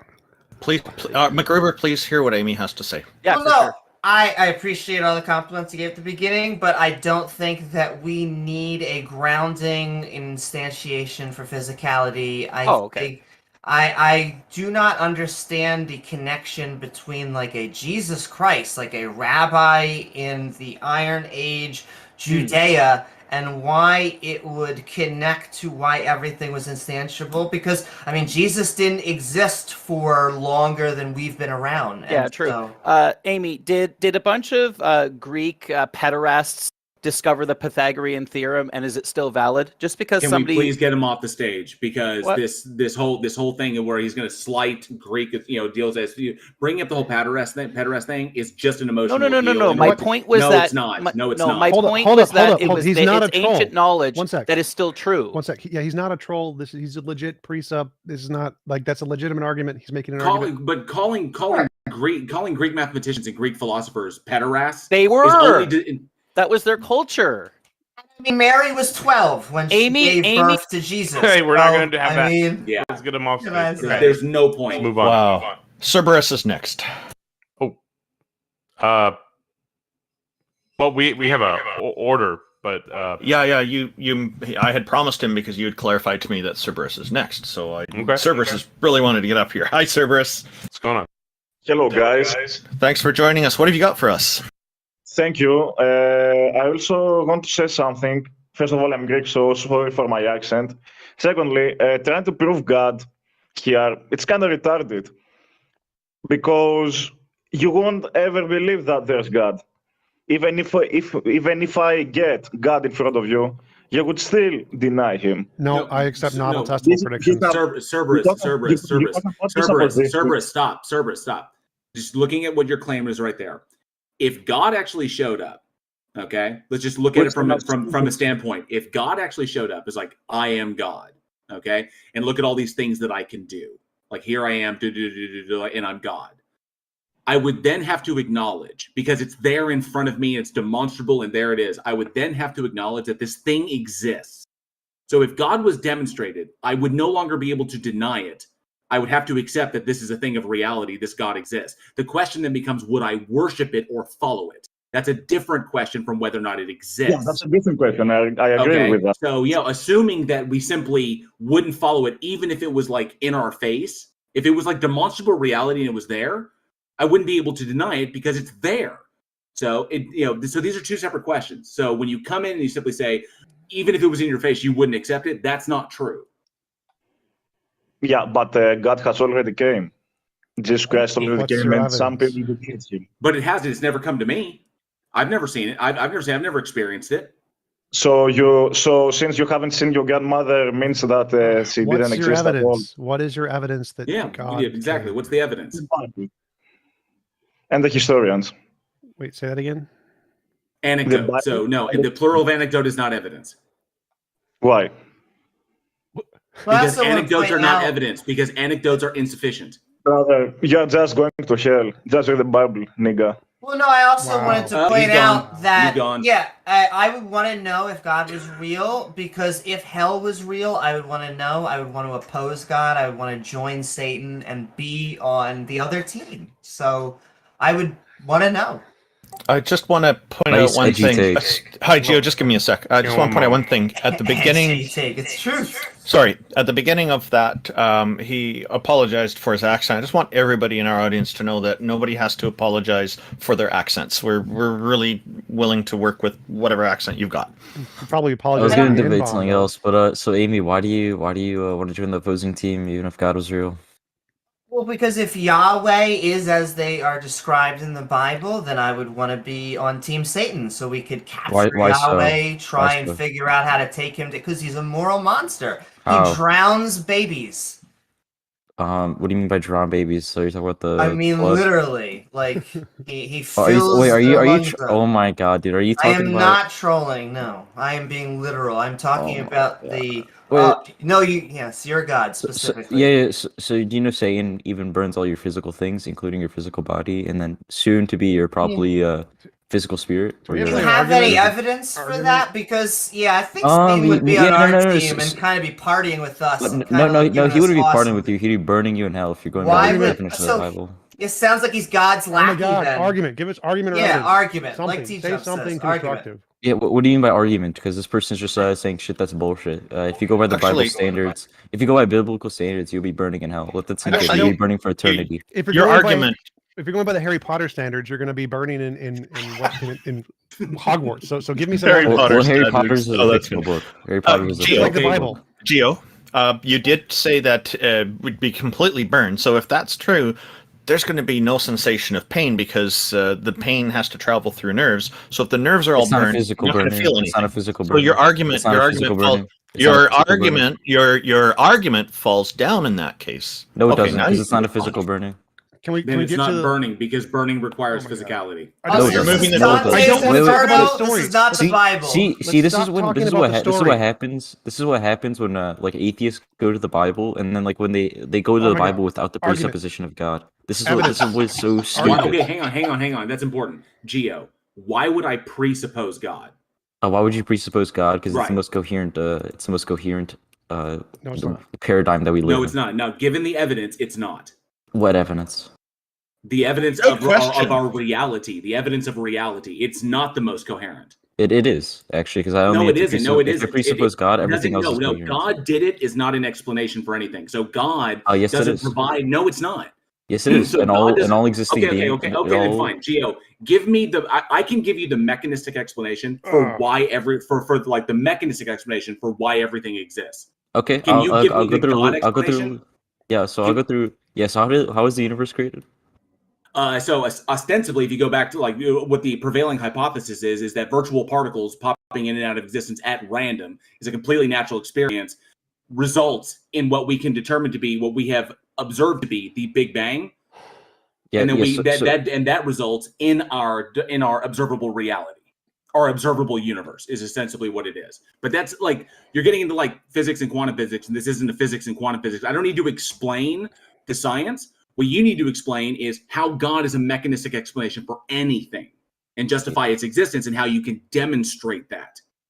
Okay, so can you? I want to ask you this question. So, what existed before the Big Bang? Wait. We're doing. So you think it's expansion, correct? Wait, we're doing this thing where we go down this rabbit hole before he's actually made a coherent statement here. So you need to presuppose God because it's the most coherent. Give us some evidence for that. Yeah, so for example, if I presuppose God, creation is coherent. What do you mean? Everything else is evolution is incoherent in itself because No. like you know What do you mean? you've yet to it's unscientific as well. What do you mean by coherent and incoherent? Because in philosophy, what do I mean by coherent? Wait, one sec. Coherent in philosophy just means no logical contradiction. So there's no logical contradiction in evolution. So I don't know what you mean by there's no reasonable. I believe it has no reasonable contradiction. So therefore, like for example, if God exists, then it would be reasonable to say that he could create a universe or he could create living beings. Right. So I agree with that, but you're saying that evolution is incoherent, but there's also no logical contradiction in that. So I don't understand because neither one has a logical. I mean, God sort of does have some logical contradictions, but I don't understand what you mean. You believe in scientific. You believe in science, like as I don't understand what you mean by coherent and wait. Incoherent. Hold on, chill. Can I please? Okay, so you believe in science as a coherent way of measuring how coherent evolution is, right? No, I think philosophy is how we define coherent. So you believe philosophically it'd be more reasonable to say that evolution is the most reasonable example? No, I said philosophy is how we define the word coherent. So if you're asking, is a hypothesis coherent? Okay. So why do you believe evolution? Okay, I should wait. So go back. I asked you a question. Wait. So what do you mean by coherent and incoherent? In philosophy, coherent means no logical contradiction. Evolution has no logical contradiction. So by the definition in philosophy, evolution is coherent. So I don't know what you mean. But it does though. It's unscientific and it's unlogical. Okay, so Gio, what do you mean? Here to convince us that deity exists. What are you doing right now? Disagree with you about evolution, so prove a god, please. And Gio, you've got to come at this a little bit more educated on this. Evolution has been both observed in nature and in the lab. We can induce it. We have used it to our advantage, and so there's literally reams of documentation on this. The long-term evolution experiment, which has gone over 120,000 generations. You're just saying shit. Give me an example of one animal, just one single animal in our lifetime that has evolved. Okay. Everybody was interrupting me. I was going somewhere, and you guys are getting lost on this rabbit trail of just nothingness gibberish. He still has not made a coherent argument. What do you mean? Yes, it is. I'm disproving everything you guys said earlier. No. You guys stop interrupting. So you have to start. You come in here to the stage, and then you make an argument. Convince us God exists with some argument. The argument you said was something like, you need to presupposing God is the most coherent worldview or something like that. But you don't, you haven't, coherent means no logical contradiction. So clearly that's false. So you have to explain what you mean. What do you think this means? It makes the most sense to you. You feel like it makes the most sense. Is that what you mean by coherent? Do you have some kind of logical entailments? Is there some kind of demonstrable evidence? Like what is your criterion for coherent here other than it makes sense to you? Yeah. So I'm just gonna ignore all this soying out. But so when it comes to I just asked you, you haven't answered my question. So I asked you a question. You have to answer my question.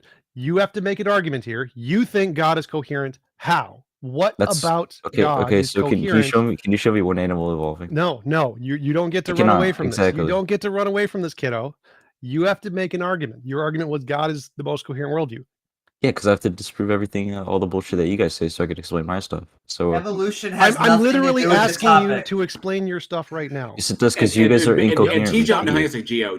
TJump is correct. You need to answer his question, but you also need to get it through your head that evolution and God are not mutually exclusive concepts. Neither is abiogenesis. Abiogenesis. If abiogenesis were demonstrated to be true, that would not disprove a God. And if evolution we know to be true, a demonstrable fact of reality does not disprove God. That's a fact.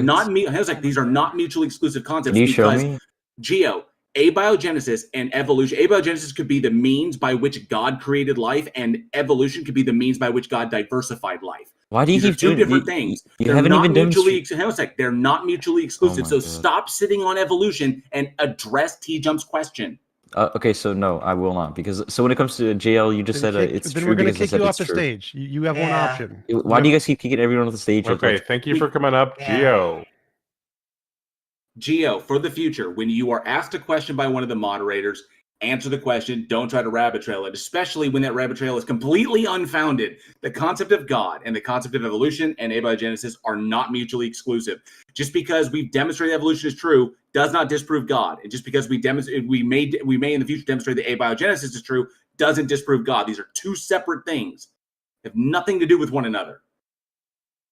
Yeah, for clarification, we are not trying to remove your position or your worldview and then replace it with any of ours. We want you to convince us a deity exists. And Repo was someone in my live chat. Repo Sandman points out, even if evolution was false, that does not prove a deity. Yes. So they're mutual. They're not. It's like, oh, never mind. So I just want to point out, because evolution is a fact, he would have had to have shown us an animal that did not evolve. That would have been the rarity. And I would also point out, like TJump was trying to drill home at, we are trying to be convinced of a god. Well, this is why that was an excellent question. I would have loved to hear him answer it, TJump. I really would. I'd address how it is incoherent, but address the coherency issue. But I think he realized he was trapped, and that's why he wanted to run off to something else. Yeah, because the evolution. So MacGruber found a more appropriate example, so we're going to give him another shot. Well, I was the saying word that he used was pedophile, so he was calling the Greeks pedophiles. That's why I think J.L. Warren wanted to kick him out. Okay, well, this whole thing kind of kicked off because Amy said Jesus was an old philosopher, so why should we take seriously what he says? I said that's a fallacy because we trust all these slave-holding, sexist, polytheist Greeks about math. We trust what they say, but we don't trust Jesus, the ancient philosopher. Can I just put an asterisk in there? It has nothing to do with what someone says. So the fact that Yahweh may have been a pedophile, had sex with Mary or whatever at 12, now who's talking Come about? on, let's not do that topic at all. We're doing a different topic there. So can we kick Amy now? Okay, I think no, I came to argue for God. I came to argue for God. Matt Gruber? I have to point something out. No, Matt Gruber, if you do that again, you're out. So I want to point something out, MacGruber. So you seem to have this problem. If a person conducts themselves in a particular behavior, okay, just to say that, and then that person also makes an observation about reality that is true, or an observation about reality, does the way they conduct themselves in their behavior mean that their observation about reality is false? No, that's what I was pointing to with Amy. So you bringing these things up, I was it's pointing that up with pointless. Amy. I also want to bring up that it has nothing to do with who says it, no matter how horrible or good. My point was that a rabbi doesn't seem to be the linchpin for why everything is coherent or necessary. So it would have taken billions of years until Jesus arrived. There was so no clearly, billions of years. Jesus wasn't necessary. He's not the linchpin for anything coherent in he reality. Is. I would love an argument. He underpins your ability to make that claim that Jesus isn't whatever. Why do you think that? Because without that, there would be no grounding for any claims, and therefore nothing you say would have any verisimilitude. And I think that's silly. Clearly, a Can rabbi you you're is silly, not, and the Bible says that you're silly, and that you know that God exists. Wait. But I don't know that God exists. My main you do reason know that God exists. Is that just like whether or not you believe in atoms, atoms exist. Whether or not you think you believe in God, but you do. not only do I not think that, but I actually think a God does not exist. So you would actually have to MacGruber, hang on a sec. Let me pause something like that, because you denied the age of the Earth as we understand it. So the age of the Earth has been verified, and it has been independently verified. Okay. Yeah, so by fallible secular scientists, not by the God of the Bible. Wait, hang on.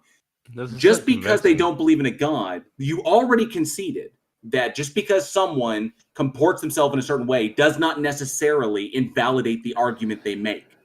Just because a scientist doesn't begin with a presupposition doesn't mean that their observation... They do begin with presuppositions. They begin with the presupposition that the uniformity of nature is true, which it isn't. MacGruber, they don't. And yes, they do. Here's the problem, is that you're ostensibly you're conflating empiricism with empirically validated. Okay, so when we are how about instead of telling me what I'm doing, you ask me questions like I'm supposed to stop. Stop. Oh, God. When we are testing a system and we're trying to find things out about the system, we form hypotheses. Sometimes these hypotheses have presupposed values for some of the things that we don't like that know God yet. doesn't exist. Hang on.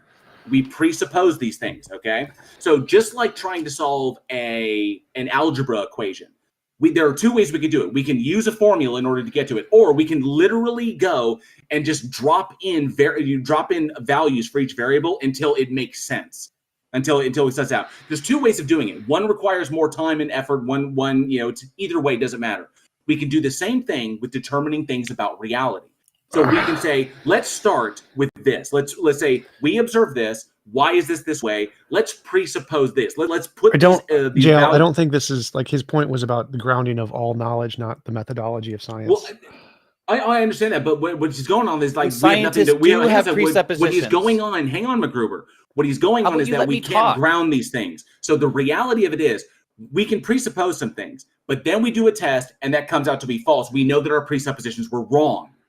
So why is he attacking any of our positions, though? So MacGruber, Presup isn't convincing to any of us. Do you have any better argument? No, I was just an ardent atheist as you. I love Presup. It's my favorite one. So go ahead. So tell me. Conclude what I was saying, but when we presuppose things about the system, and then we do our hypothesis and we run through our methodology, and then our conclusion turns out to be true and verifies what we observed, then those presuppositions are no longer presupposed. They are confirmed values about reality. We have done this enough times. If you look at a distant galaxy 13 billion light years away, do you assume that the universe is at least 13 billion years old? Yes, because you assume that the light took all that time to reach the Earth. No, we don't assume. No, MacGruber, we don't assume, because we know the speed of light, and we understand how redshift and blue shift. You do not know that the speed of light was not different at the time of creation. You do not know that. You presuppose that it's the that's same not a presupposition. That's induction. But let's go back to the main argument here. So you think that you need to presuppose God, or you have no grounding. Like you can presuppose any ultimate nature of reality, right? If you have any presupposition about the fundamental nature of reality, that counts as a grounds. Why do you think that is not the case? Why do you think only God counts? Because it was revealed that way, TJump, and you know this. You have read the Bible. What do you mean? And if you haven't read the Bible, you should. You live in a Christian society. Go back. Stop talking. Stop talking, MacGruber. We're going to kick you. The first thing you said, it was revealed to us. Let's focus on that sentence. What do you think that means, and why do you think the fact that it was revealed to us makes it a reliable grounds? Well, first it was revealed in creation, the fact that you exist. What does that mean? And then why is that reliable? It's confirmation bias that we exist. That's cool. Stop derailing. What do you mean it was revealed to us? And why is that reliable? TJump, you know the presuppositionalist argument. You know the claims around revelation. You know that we have an audience. You're supposed to explain your position. You need to explain your position to the audience. What do you mean? Well, I'm explaining that the Bible says that all of you are really theists. You're not an atheist. You are convinced that the deity exists. I don't need presuppositionalism. I don't need apologetics. I don't care. You brought this up. The Bible is self-attesting. MacGruber, stop derailing. You made an argument that you need to presuppose God, and you said it's reasonable because he revealed it to us. So my question is what do you mean it was revealed to us? Like, was it psychically mind developed into us? God said in the Bible or he inspired the human authors of the Bible to write that he exists, that Jesus died on the cross, that if you don't accept that, and your destiny is the eternal fire. Got it. But came to the Bible. Thank you. That's what revealed means. And why is this reasonable to believe as opposed to thinking it was because made up God by a bunch wrote it. There were many witnesses to Jesus's life and resurrection. Okay, so help me through that one. And also, that's not even necessary. Wait. That's not even necessary. That without that, you would not be able to make any claims about anything. Okay. Why do I know that? Yes, sure. Why do you know that? Because otherwise, any claim that you make is either provisional or just your own opinion. Why would that make a difference? Like, it can still be true. It couldn't be true because maybe in 5 seconds, the nature of the universe will change and will no longer be true. There's nothing instantiating truthness. A provisional statement or an unknown statement can still be true. Like, I can say there are 10 billion grains of sand in Alpha Centauri. I don't know it, but it could be true, right? Well, no, because again, without a sustainer of the truthness, there could be 9 million grains of sand on Alpha Centauri. So a sustainer of the truthness is what you think is required. I'd say reality is the sustainer of the truthness. Well, that's what I is said reality earlier. a concrete one or an abstract many, or it has to be a concrete one? Otherwise, there's nothing ultimate. The ultimate has to be concrete and it has to be one. It has to be triune. Stop, McGruber. So how about you stop and stop trying to dominate and be the you're saying Matt like 10 Dillahunty things. wannabe you Stop. think you are. Wow. I want to go back to what you said. That's strike 3. We're not doing that. No, I want the precept. Well, and after TJump's done, I just want to make a statement. I want to I love this. I want to. He says that he keeps going meta, man. No, this is very, very. He's following the argument perfectly. The next stage of the argument is it concrete or many? It's the one or the many argument, and then the precept has to answer why do you think whether or not it has one or many aspects is a determinant factor being the grounds, and that's the biggest question. That's like, why does this one or many thing have anything to do with it being the grounds? And should we give them back up if you want to deal with the meta? No, move on. Well, I just want to make a syllogism that the Bible claims we all have knowledge of God. We don't all have knowledge of God. Therefore, God doesn't exist. There you go, TJump. Legit. I can demonstrate how the biblical Abrahamic God cannot exist. So it doesn't. No, you can't. The Bible yes, exists, therefore God exists. No, yes, I can. I can demonstrate. McGruber. You're done right there. McGruber. I'm not. I like legitimately. I can demonstrate with empirical evidence. The Bible says that God exists. That's enough. Sorry, that's you cannot enough. demonstrate. That's you cannot demonstrate why the Bible is true. Yes, you can, because no, it says can't. It's true. It's self-attested. No, you don't. You have to presuppose the existence of God. Anyway, let's go back to McGruber. Your argument is a discount Matt Dillahunty, but your argument is circular. And yes, it is. Yes, it is, because God proves himself. When you say stuff like that, you sound brainwashed. I heart you. JL, A equals A. A equals A. That's circular. You believe that. No, A equals A is a freaking observation, dude. A thing is itself and cannot be something that it is not. Amy's right. Yeah, that's an observation. It's not. How do you know that A equals A? Because A equals A. It's a tautology. It's not circular. Those aren't the same. But I did want to go back because you said that you need the one in the many. So why do you think that whether or not it has a concrete singular essence or many matters to whether or not it's an ontological grounds of knowledge? Because otherwise it will not be ultimate. If it was just abstract, it doesn't really exist. Well, I didn't say anything about abstract. So if it's the one or the many, why does the fact that it's one or many have anything to do with whether or not it's a legitimate grounds of knowledge? Well, if you want to be honest, because the framers of presuppositionalism stated that way. Yeah, right. Yeah, I'm accepting the framework, just like you accept the framework of atomic theory, and maybe don't understand it because you didn't finish grad school. Okay, well, I've gone into Van Til and Bonson, and I think this is a fascinating argument. And this is why I'm asking, because no one's really read Van Til. It's like no one's really read Ayn Rand. I have. You know. Wait. So a few people have. But I did a breakdown video on why Van Til doesn't work. I don't care. I'm really interested in why Van Til and Bonson or any precepts think that the one in the many, whether or not it has one property or many properties, has anything to do with whether or not something is an ultimate grounds. Why does that? What relevance does that have to something? I'm going to appeal to authority and say because the framers of presuppositionalism framed it to be so, and I'm going to have to look into that further. But they have deemed it to be necessary, and they trust the Bible, and I trust the Bible. Therefore, by the transitive property, I find it necessary. Okay, so I think it's not necessary. I think it's completely arbitrary. It's like saying, well, I think you're an atheist who's suppressing the truth and unrighteousness. Wait. So, but here's the argument. The argument is that it seems like it wouldn't make a difference whether the JL argument from groaning. What's? I agree. Let him talk for a moment. So, it doesn't seem to make a difference whether or not the ultimate reality is one essence or multiple combinations of a necessary essence. That would still be an ultimate grounds either way. Well, it wouldn't be ultimate because if there's multiple, then one wouldn't be ultimate over the others. An argument from groaning is an argument argument from groaning as a response to your appeal to cringe. Stop derailing. So why do you think that if there is a combination of necessary ultimate things that have a necessary relationship, that could not qualify as necessary being? Because the Bible doesn't depict multiple ultimates. Okay, but is there a logical contradiction with it? It doesn't matter. That's the state of affairs because it's what was revealed. Well, okay, so there's no logical contradiction, which means it is possible, and so I'm not conceding that. But even if it were logically possible, then the Bible doesn't reveal that. Okay, so the only argument you have there is it can't be. There must be a single essence because the Bible says so. Yes.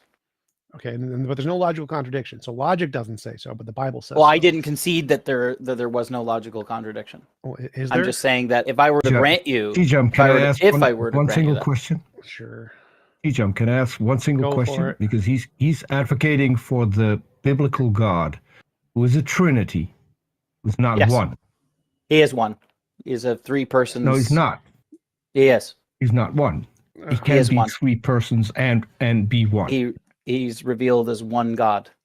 Which of the Trinity is the which of the Trinity is the ultimate? That's a malformed question. It's not. Yes, it is.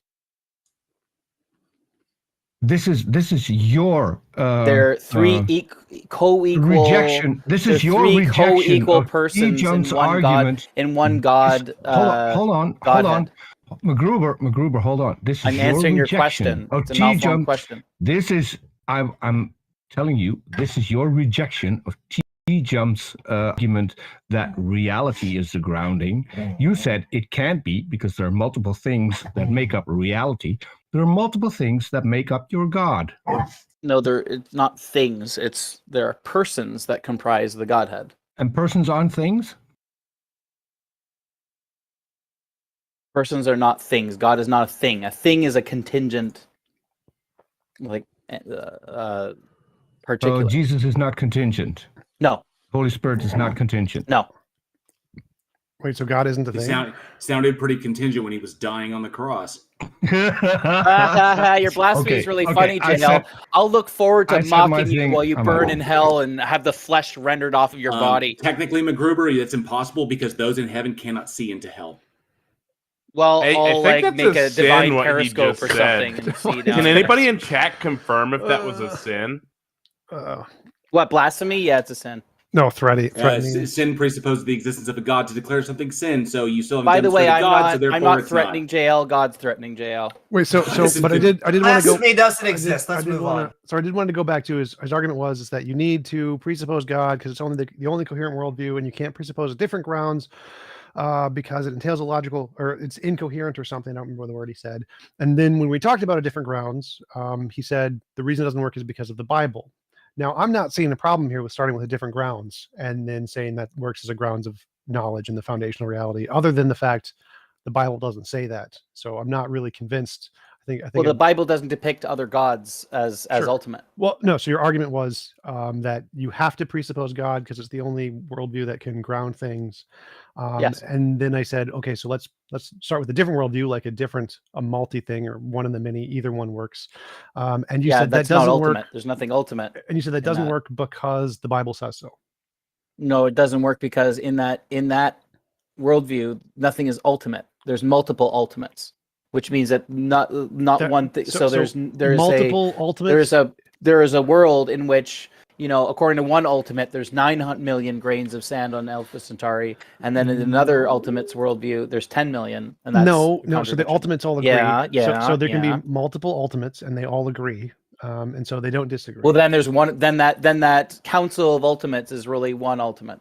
Sure, if you want to count that, that's fine. So there can be a council of ultimates that are just like physical forces or something, and they can exist and they can be the grounds of everything without a God, no Jesus. Yeah, instantiated by God otherwise, what's to ensure that the gravitational constant doesn't become like 8 times 10 to the nature negative. So they have a nature that is unchanging. Oh, nature. Okay. Yes. All right. Yes. You're a presuppositionalist. Sort of in this argument, I am. So I'm saying I can presuppose something other than God. You can't justify your presuppositions. I can justify it based on the heavenly Christian God of the Holy Bible. One step at a time here. So you said you can only presuppose God. You can't justify your God. Stop talking. Stop talking.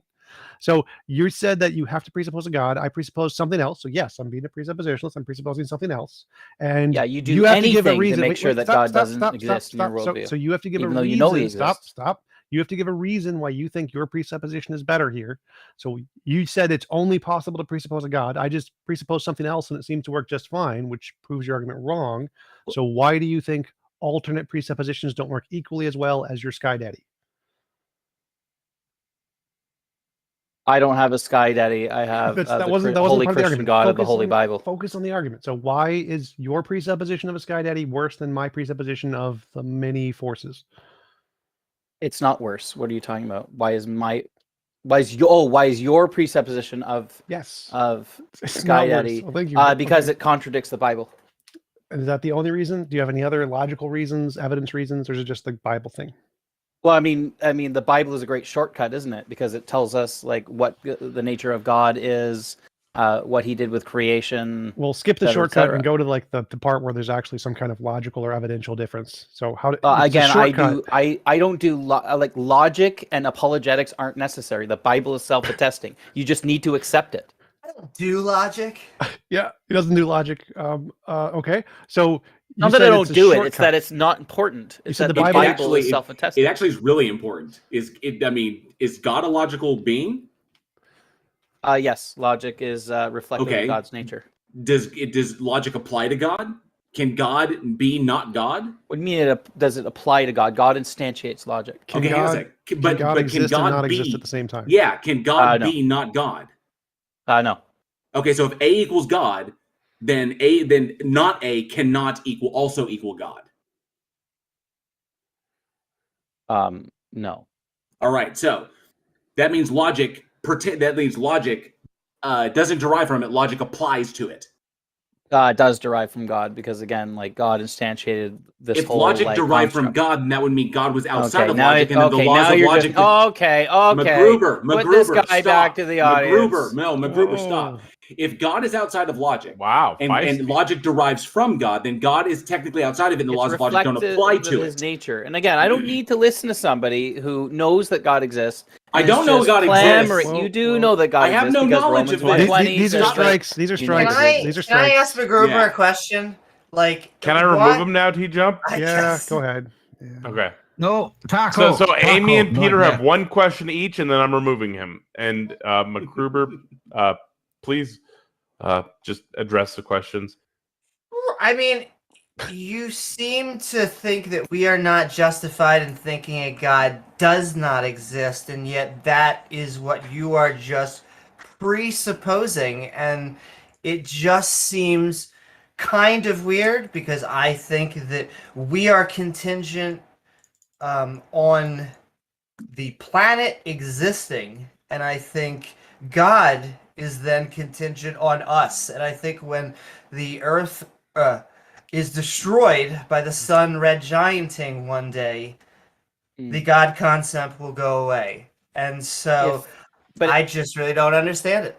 If God is contingent upon us, then why did he exist for a few days prior to the creation of humanity? Because you're pre-assuming that never happened. I'm not What pre-assuming it. I read it in the Bible and it's true because the God is a Bible truth bearer. was written and inspired by men. We have no reason. It was written to by think men, that inspired by any God. Supernatural events happened in the Bible. Yeah, and you have no not a basis single by one. which to say that it didn't happen because You have can't no way to demonstrate the ground truth of it being inspired. I can. It exists. Therefore, it was written and inspired by God because Just there the it is. Quran says that and it was Bhagavad Gita, like G.L. Warren's saying. Yes, no, thank you. exactly. Thank you. The Bhagavad Gita exists and was false inspired religion by. spread by a false God. Oh, give me a special pleading much? Get him out of here. Yeah, man. God Come is on. special. Well, Peter still gets a question. Peter was waiting patiently. Yeah, no, well, it's more like a remark. I did have a question, but I completely forgot with all this entertaining stuff going on. But I did have one remark, and that is that if you go back in linguistics, the word God comes from an ancient word that means father in the sky. So you objecting to the term sky daddy is just silly because you're using that term in order to address the deity that you believe in. Well, when we speak That's of it. God, we're speaking analogically. He's not just a sky daddy. Like he exists. It's he what the permeates it's what all the word of God like, means. all of the universe. It's what the word God means. So he's also. Thank you for coming up now. If you're refuting, Anyway, thank you very much for having me all if you those don't want to times. use that, use a different word. All right, have a great day. Thank you for coming up. We're Thank gonna you, go ahead and move MacGruber. on. Anybody have any last points you'd like to make? I do want to say, even though I disagreed with almost everything that he said, he came in, I think, saying nice things about me, so thank you so very much. Sending love back. I will make one comment. I don't like to use, myself personally, I don't like to use the term Sky Daddy because I think I've noticed a lot of theists don't like it, and it doesn't bring about better conversation. But I don't object to other people using it. I think it brings about. That's also not why I said it, but the word God literally means that. I can't help it. It's not my fault. I didn't come up with how language works.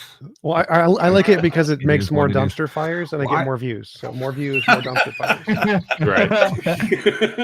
I do have one remark, and that is the question that no Presuppositionalist will address, and that is, why do we need to believe the Bible? That's the one question they will always avoid to answer. I've always found that it's like, why does your God and all of its infinite power and awareness and love and whatever, by the way you define it, why does it require that human beings make the worst mistakes in human reasoning to justify a belief in it? If it was true and it existed, then it wouldn't require these things, which is just weird.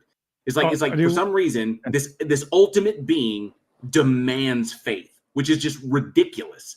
Because even if it existed and everybody knew it, it doesn't necessarily mean that everybody would follow it. That's two completely different arguments. So why does it require the worst mistakes in human reasoning to justify a continued belief in it? And they never are able to address that. Taco and Randolph. And another thing, the Bible. So, I just want to jump in. Go Taco and ahead, Randolph. Skylar Fiction is in my chat. He said he'd love to be a guest on one of these sometimes if you want to send a message to him. Okay, so yeah, we'll handle that offline. Just do that in the private chat. We'll get it sorted out, okay? Sure. Just have him send me a message. So I have one thing, and that is, if the Bible claims that we all know that a God exists, then why the hell do we have a Bible? If all of that knowledge is already implanted in all of us, why do we need that book at all? Because we should know what it says. Because if the Bible didn't exist, then we wouldn't know that we know. Listen, just shut up and you just need to shut up and pay your 10%. Jesus. I hate you, JL. I hate you. Because we have to be told that we know that we know. If there was no Bible, we wouldn't know obviously. That we know. Damn it. Why does God How did I not know that? How did I not know that? Oh, wait, because it's not in the Bible. Sorry, Elisa. What's up, Chief? What do you got for us? How's it going, my man? All right, so just to clarify a few things. I'm kind of disappointed in a lot of the arguments that have been made to you so far. These are personal attacks, psychological criticisms, circular arguments that are kind of embarrassing for anyone who's genuinely faithful. Also want to establish that if you have a deep sense of understanding, then you know that teleological, cosmological, and ontological proofs are all gibberish, correct? Yes. Okay. So let's get on with the real transcendental proof. Uh-oh. So you guys are definitely rigorous scientific instrumentalists, correct? No.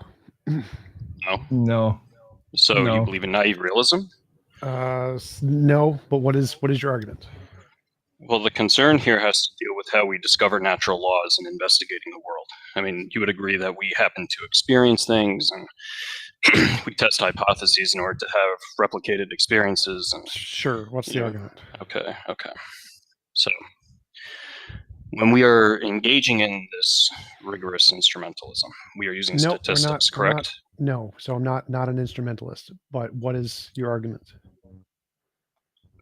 Well, I think he's just saying that the term instrumentalism has an implication here that's not appropriate. So we observe reality. We ask questions about the reality. We test various things. We confirm our hypotheses, and then we can use it. We need to 100% stop talking about our worldview and wait for him to make an argument. So we understand our methodology. So you use inductive reasoning, use statistics, levels of significance. What is yes. your argument? The argument deals with statistics themselves. Okay. Because we have to understand that the bell curve depends on transcendental properties being recognized throughout the world. I have absolutely no idea what you're talking about. Okay, let me elaborate. Well, can we just skip? Can you give like a premise, conclusion, something? Well, the point is, God is a being which has omniscience, omnipotence, and omnipresence without exception throughout the world. We recognize this because in order to be scientific instrumentalists, we have to have transcendental properties in how we examine levels of significance. when it comes to determining that our experiments to verify natural laws. Wait, what are do you achieved. mean? What do you mean we need to recognize there's a triple omni being to do instrumentalism? Instrumentalism says there's no realist description of reality. It's just Yes, I agree with you, but I'm so going to I'm get not to that. I'm not following your argument that you need a triple omni being to do instrumentalism. I also see a paradox there in what you're arguing, and I'd like to get into that after you deal with TJump stuff. But you go ahead first. Okay. So the argument that I would make is that to understand science properly through statistics, you have to have the bell curve, which is integrated as a Gaussian function. And Gaussian functions require the application of the natural logarithm in pi.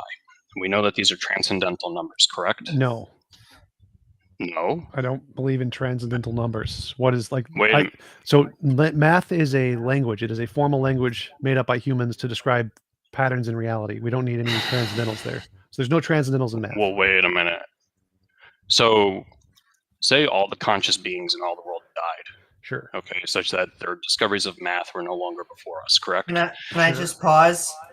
I just want to say, What's up? The only conscious beings we know so far are animals, but I'm enjoying it. Keep on going. Okay. Point there being, say all the people who knew of math died, and let us say some new people came math to would the still world. accurately describe reality. Right. The point there would be that the math that they rediscover would be the same math that was discovered before. It's not that it was No, they artificially invented it. constructed. Math is invented. Why are you saying it's invented and not discovered? The language is arbitrary. We invented the language of mathematics. Right, the that language we is utilize, arbitrary, yes. But what it describes would still be true. It's just that the language might be different. So we may use different letters or different base 2, base whatever. 10, base 16. Yes. Exactly. So it would still so reality would still be the same. It's just that the language maybe is arbitrary. That's all it is. So there's What did you want to say, multiple, TJump? there's multiple things here. One is that math doesn't exist. It is simply a description made up by humans to describe the nature of reality. The nature of reality exists, so there's no transcendentals there. And even if there were transcendentals, you can still have transcendental objects without a god. So they can have platonic forms of numbers or whatever. And so either way, none of this indicates a god. Wait a minute. So you're telling me that the numbers e and pi don't exist? No, I'm a nominalist, so no. But I'm not sure how this would indicate a god either way. Even if they existed, it'd be a platonic form and still not a god. Okay, so you're denying the objective relationship between a circumference and a diameter in a circle, and you're denying the objective relationship of perpetual growth and decay. No. Well, what?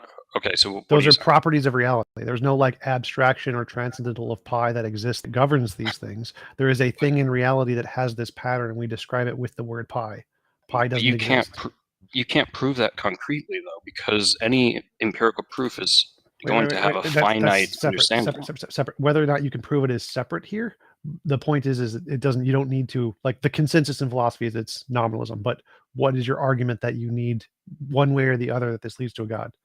Me just telling you my position, and here's the position of philosophers, doesn't get us anywhere. So why do you think this indicates a god in any way? Okay, yeah, let's just continue with the proof. Okay, so to understand this, we have to realize how these transcendental numbers, which underlie the bell curve in statistics, apply to all of our observations towards all of our understandings of correlating regressions to all of the natural laws of all the world. Therefore, we can recognize that there is some all-knowing property. Wait, that doesn't make sense. Why does the fact that we can use numbers to describe things mean there is an all-knowing property? No, what I'm saying is that the transcendental nature of these numbers as applied towards regressions shows an all-knowing property. How? It's not That's the part that doesn't make sense. So like I'm saying that there's multiple ways that numbers could interact with reality. One is as a platonic form. So there's no all-knowing entity. One is as numbers don't exist, nominalism, where they're just descriptions that we use to describe the nature of reality. So no platonic forms, no God, no abstractions, no transcendentals. That works too. And in all of these cases, you can do exactly what you just said of using numbers to describe statistical regressions. You can do that in all three of these cases. Okay, so if there are no platonic forms, that means you still have to measure your levels of significance when you're coming to an inductive regression over measuring a natural law, correct? Yes, and you can do that with simple language. You don't need a platonic form. No, that's naive realism. That's not. How would you do that through simple language? It's not naive realism is one interpretation, which literally doesn't matter here. So you can use pure language to describe patterns, and those patterns in reality exist. So if the pattern exists, and we can describe that with a relationship number, the number itself, pi, doesn't need to exist as a transcendental form. It's completely irrelevant. You don't need it. Why do you think you need it to have a transcendental form of a number for it to be able to describe stuff? Without E and pi, you can't define the Gaussian function behind the bell curve. No. What are you talking about? There can be a nature in an object that has a relation, and then we describe that relation with pi. Pi is just a thing we've made up to describe an existing relation in an object that is a natural physical property of the object. So there's no abstractions, no transcendentals. There is a physical property of the object, which we can describe with abstractions like pi. Okay, so are we? This seems like nitpicking what you're doing here, because it seems like you're are you distinguishing between God's existence versus our understanding of God's existence? Well, I'm saying God doesn't exist, so I'm saying the numbers. Right. Go ahead. And essentially, Elicitus, it's kind of like we say we observe the relationship, and then we call it pi. We did the symbol for pi, and it equals 3.14. Blah blah blah blah blah. Right. Some if there on the far flung reaches of the universe, it could be another intelligent civilization out there that calls it that looks at that same relationship and calls it blardity flardy flardy flar. And that's how they describe that relationship. Technically, blardity flardy flardy flar and 3.14 blah blah blah blah blah are essentially the same thing. They're describing the same relationship, but the language is completely arbitrary. Just to clarify, it'd be more like there could be a platonic object like the mathematical numbers, and they govern things and make them have this relationship. Or it could be the case that there's a physical nature to them, like their properties are physical properties within themselves that cause them to have these relations, and we simply describe the relations with abstractions. Or there could be this like mind thing that has abstractions in its mind and it governs things, but the way that causes these relations to exist, or what grounds the relations, have three different options. One is abstract objects, mind, or physical essence. And so I'm going with the physical essence, and the abstractions are things we made up to describe the physical essence. So I guess I'm confused here, because you seem to be describing something existing outside of the world. No. And what I'm trying to focus on here is omnipotence as well, such that God would exist throughout the world. So why are you talking about this relationship on a physical basis over pi describing versus being these natural laws? So what makes pi describe the things, what governs the description makes it true, could be multiple things. It could be grounded in an abstract object. It could be grounded in a God, an omnipresent God or whatever, or it could be grounded in just the nature of the object itself. Just physical reality has a nature to it, which is describable by math. And so in this case of naturalism, you don't need transcendentals, you don't need abstractions, you don't need a mind. Nature just has a nature to it, and we can use math that we've made up in our heads and that doesn't exist anywhere else to describe that thing. So I'm not following how you think you need a transcendental or a God or something to use math to describe stuff. I don't know. I mean, it seems like we're getting back to the previous point over whether or not language is invented versus discovered, because it's... Well, no, okay. I'm trying to get your saying, argument. How is your argument that you need a God for math to describe stuff? Do you mind if I just explain the argument without interruption, and then you can pick it apart after? Sure. Okay. Yeah, because this seems a little like we're going around in circles here. Okay. So we have these understandings of E and pi towards the bell curve with regards to statistics, towards understanding all natural laws. Now, these natural laws, not only are they represented through that which is all-knowing, but also all-present. That part makes no sense. What do you mean represented by all-knowing? That doesn't make any sense. Mate, for your sake, just let me complete the proof, and then you can pick it apart. Well, okay? If you say a whole bunch of nonsense that none of which makes sense, it doesn't make sense. It doesn't help if you just make more nonsense statements. So, like, what do you mean? What is your inference from math describes stuff to requires mind for math to describe stuff? Just to clarify, there's only three parts here. I'm not going to take forever of your attention span. Okay. All I'm doing is showing omniscience. I just want premise, conclusion. How do you get from math describes stuff to mind? There's three premises that need to be consolidated. So can I put the three premises out there, and then you can pick them apart? Sure. I need one. Like, if X, then Y. Okay. It's not really X then Y. It's X1, X2, X3, then Y. But yeah. Well, I need an if-then conclusion. What is it the case that requires a mind? Okay, so what I'm doing here in a transcendental proof, I'm not showing a mind beyond. I'm showing that we reside within the mind. That's fine. How do you get there? We get there because we recognize that these transcendental proofs are beyond our sublime, beautiful, and agreeable experiences. In order for the world to make sense, we would have to have some infinite considerations. that go beyond our finite observations. I would also love to talk with you about why you think we are in a mind. I will dispute that. I do not think we are in a mind. I'm trying to get to the point, but to get to the point, I need to go from omniscience to omnipotence. I don't care which one you want to go with, but you said something like, we know we're in a mind because our understanding needs to go outside of our limitedness or something. What? Right. Look, when we're doing scientific instrumentalism, we have a limited amount of observations in the world, correct? So help me understand this. You're saying that we need the fact that we know we're in a mind is because our understandings apply to things outside of us. We need to understand how significant our observations are. When we run regressions in order to figure out correlations, those are subject to levels of significance. Those levels of significance require. Like there's no levels of significance. Statistics 101. Come on.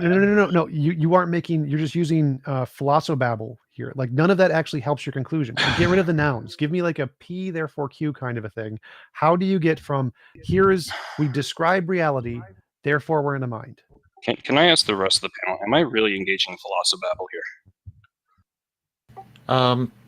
I don't know, but I still do have that observation of the paradox you made originally. So once you're done with TJump, I'd like to converse with you on that briefly. Okay, because I just feel like I'm saying statistics 101 here. This doesn't seem you don't need statistics. None of the statistics matters there. This is why it's philosophical. Like how do you there is statistics. I agree. So statistics exists. Therefore, how do you get from statistics to God? So statistics depend upon these transcendental numbers in order to understand the levels of significance. Right there. Go ahead. What do you mean statistics depends on transcendental numbers? Because it doesn't. Like unless you mean transcendental, by transcendental you just mean like the transcendental numbers, not that they actually transcendentally exist. Wait a minute. You don't think mathematical transcendentalism is philosophically transcendental? No one thinks that.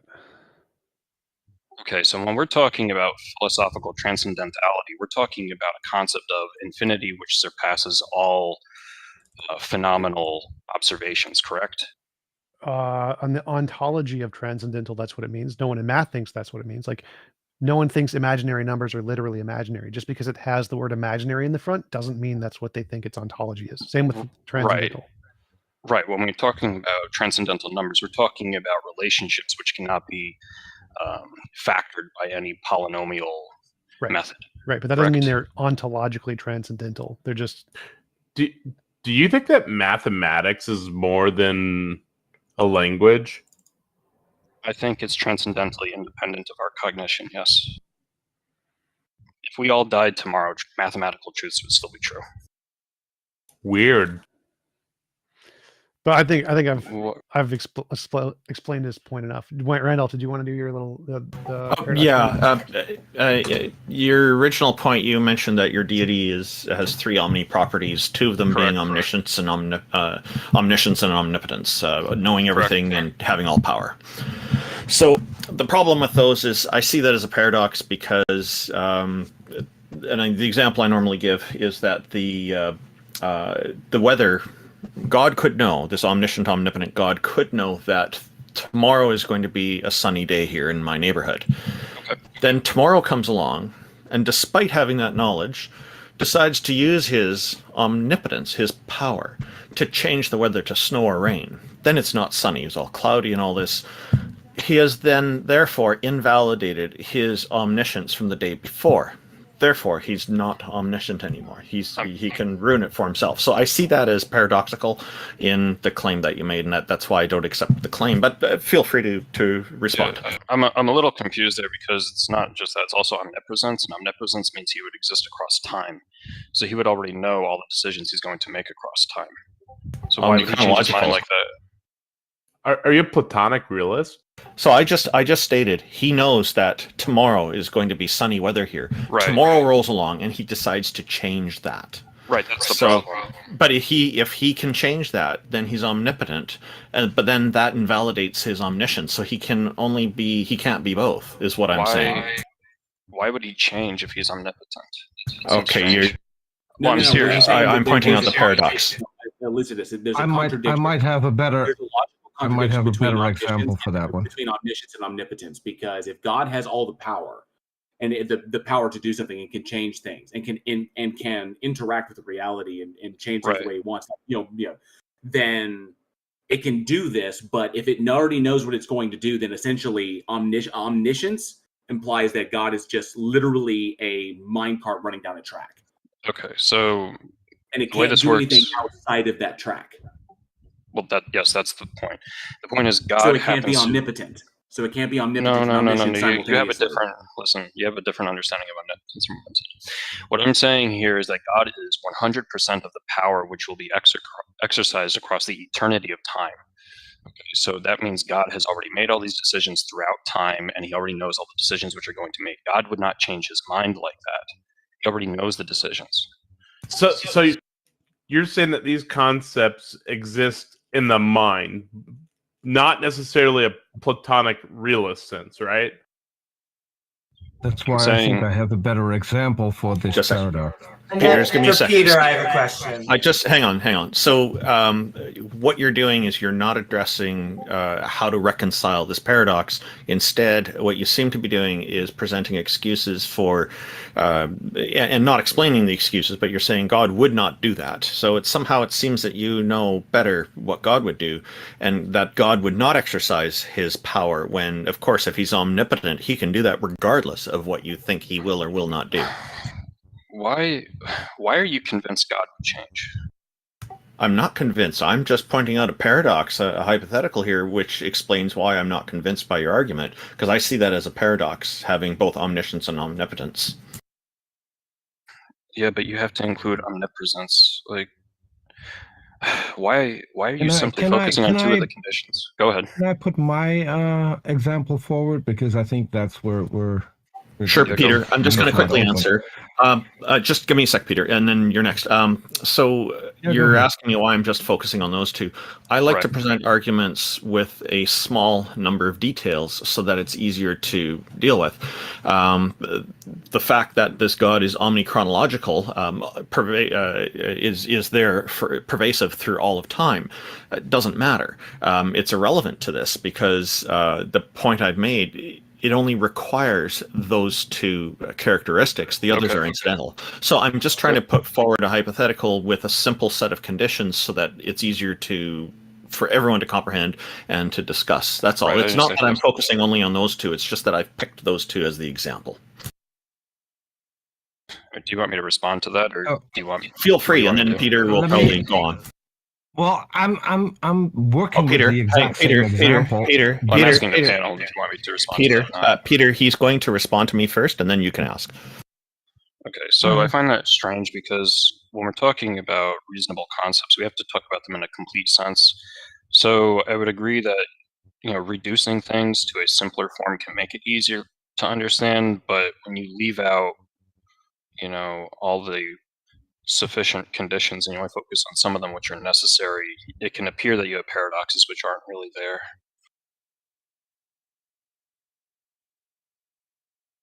You would agree with that, right? I'm sorry, my audio just cut out. I'm sorry, could you repeat that? I apologize. Yeah, sure. So when we're talking about what makes sense, we have to have a complete set of sufficient conditions. I would agree that reducing things down to a simple form makes it easier to understand, but if we only have some of the things which are necessary instead of everything which is sufficient, it can make it look like there are paradoxes which really aren't there. Okay, so how do you reconcile what seems to be the paradox then? Because I am not excluding the others. I'm just simply taking those two and using them as an example as how I see that as a paradox. It doesn't make sense to me that being omnichronological or being omnipresent, for example, would be in any way have any kind of effect on this. Those are incidental traits. All right, just a second. Does the panel want me to respond to this, or do you want me to move on to the other? I'm asking you. Go ahead and respond to me. Please go ahead and respond to me. Randolph, I would really like to have my example put in here because he now has an escape route, and I think I have a better example. So yeah, Peter. Peter. Just let me finish with him, please. Just give me a minute, okay? Go ahead and respond. Okay, so indeed, you left out the omnipotence condition. you're only focusing on omniscience and omnipotence. So I'm thinking you want to express something that you're struggling with expressing, and I think it would be a good idea to give you some time to think about that, and then we can get back to you. Okay, well, you know what? I'm going to say I've put that forward, and I'm just asking for it to be reconciled. You've not done that, so I'll just say that I'm not convinced by your argument that a God exists, but I'm going to pass it over to Peter, and if you want to revisit this in the future, I'd be happy to. Yeah, sure. I mean, I think I've reconciled by saying... I'm going to continue the exact same argument, just with a slightly different example and one clarifying question. So, does your God want everyone to know him? That's a very deep question. I mean, I've read the Bible. I presume you've read it as well. It took me 2 years to get through it. Easy question. Well, it's... If you want me to be honest, I'm more of a Stoic. I tend to take a more deep understanding of the different forms of love and what the word want really means there. I didn't mention love. I said, does your God want everyone to know that he exists? That's a simple yes or no question. All right, as a simple yes or no question, I'd say yes. Okay. So if your God knows that I'm going to die as an atheist, and he is omnipotent, what can he do to change that? So I don't believe God changes. Paradox. Yes. I agree with what you're saying. Yes, I agree. So if you really want to get deep about this, you're basically asking about God's motives. So why in the world he would create people who don't know of him? I'm not asking about motives. I'm asking about the ability. So if God knows that I'm going to die as an atheist, can he do anything? I'm going to die as a Christian? When you say can, you're talking about ability, right? That's what I said, yes. I said that I was talking about ability. Does he have the ability to change the fact and make me die as a Christian? Well, wait a minute. Didn't you just say atheist before? I said if God knows that I'm going to die as an atheist, does he have the ability to change that fact so I will die as a Christian? I'm not talking about what he wants. I'm talking about whether or not he has the ability to. I'm trying to think of a simple answer here. I mean, on a simple basis, I would say yes, he has the ability, but this can be really complicated really fast. If he has the ability, then he's not omniscient. So this is why I said it could get complicated. Well, it's not complicated. It's the no. It's the logical this is lining out.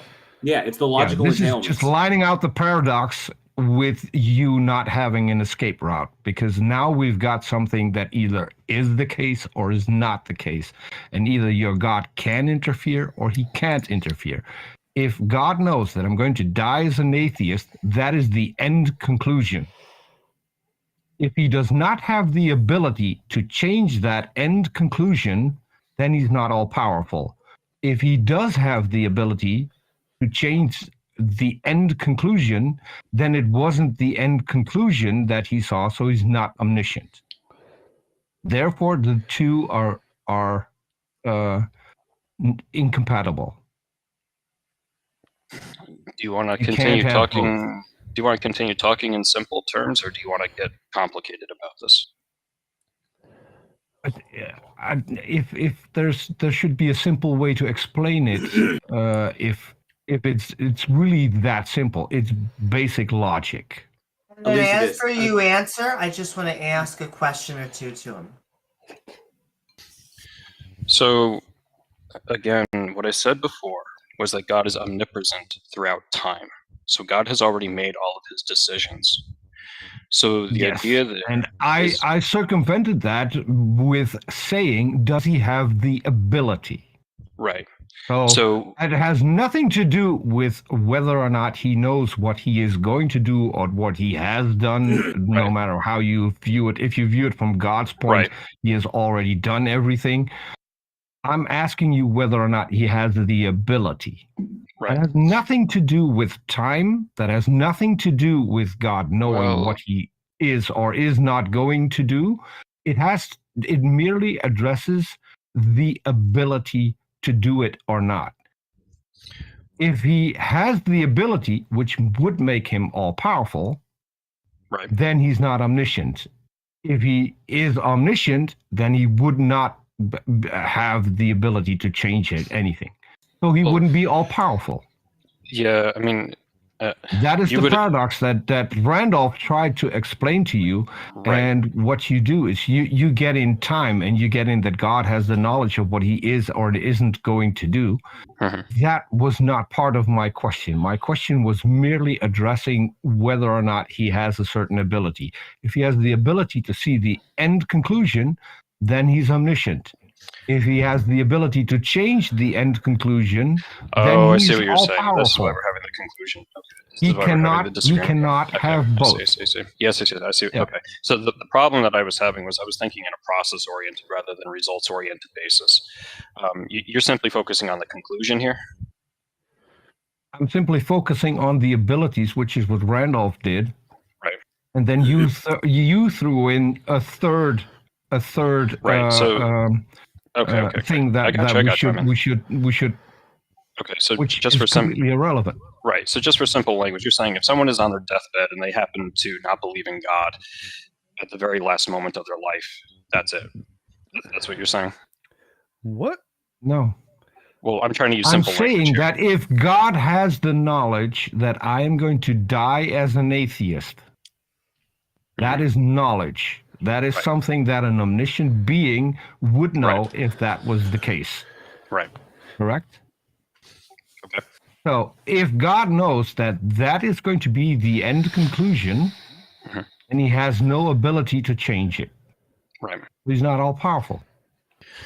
So when we say what is all powerful, we're talking about that which is in control of 100% of events that happen within the world. We're not talking about 101%, 110%, 200%. We're talking about simply 100%. Is the event of me becoming a Christian impossible? I think it'd be better to explain it.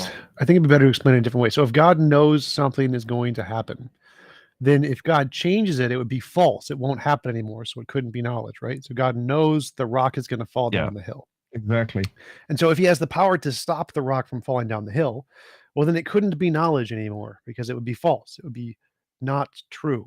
And so if something is knowledge, God knows the rock is going to fall down the hill, then he couldn't possibly stop it, because if he did, then it wouldn't have been knowledge. It never would have been knowledge because it would have been false. So God can't have knowledge of the future and have ability to change the future, even from our perspective, because then it would be a contradiction between his knowledge, which would then become false, and his power, which would change the knowledge. So at least it's looking at the logical entailments of the attributes is essentially what it is. So God, if you say is omniscient, knowing all true propositions, okay, and then God being omnipotent, capable of any action that is not logically contradictory. It's essentially kind of like how we look at it. So, but like TJump said, that's the easiest way to do it. Is like if it knows it in the future, like infallibly, because omniscience would technically be it infallibly knows what all true propositions are. Okay, so if it's true in the future and God knows it and God is there, and if you don't even need to go into the omnipresence.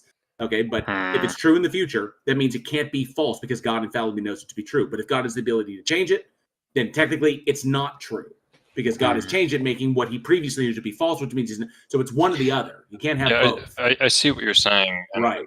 I'm not sure we're going to be able to reconcile here because I don't even think this is a issue of divinity we're talking about. I think this is a matter of time and power we're talking about. Well, no, it's the logical entailments of saying that God possesses these particular attributes. Now, if you're a biblical literalist And another way you can put this is if you believe the flood myth. Now I don't think anybody here believes the flood actually occurred, but if you look at the flood myth as an example of this and why it's problematic, is because if God is omniscient and possesses knowledge of all true propositions infallibly, then God, before creation, knew that the flood event was going to take place and was not going to be able to change it, which means that all the events that led up to the flood, being the wickedness of man and all the Nephilim and whatever, however you want to believe it, knew infallibly that was going to take place, which means all of this was set in stone infallibly from the moment before creation, which means that all those people that were wicked had no choice about being wicked, which means that there is no free will and everything is just literally reality is just in a minecart running down a track that was, and none of us have a choice in the matter. Yeah. Or God set it up in order to make it happen that way, so he would have a good reason to kill pretty much everything on the planet. The existence of this, and then you have this. So you have this problem. You have this thing you cannot reconcile between God's all-powerful nature and God's infallible omniscience. So you have both these things that cannot be reconciled with one another. And then no matter which one you side with, there are then moral implications beyond that, which then turns God into a moral monster.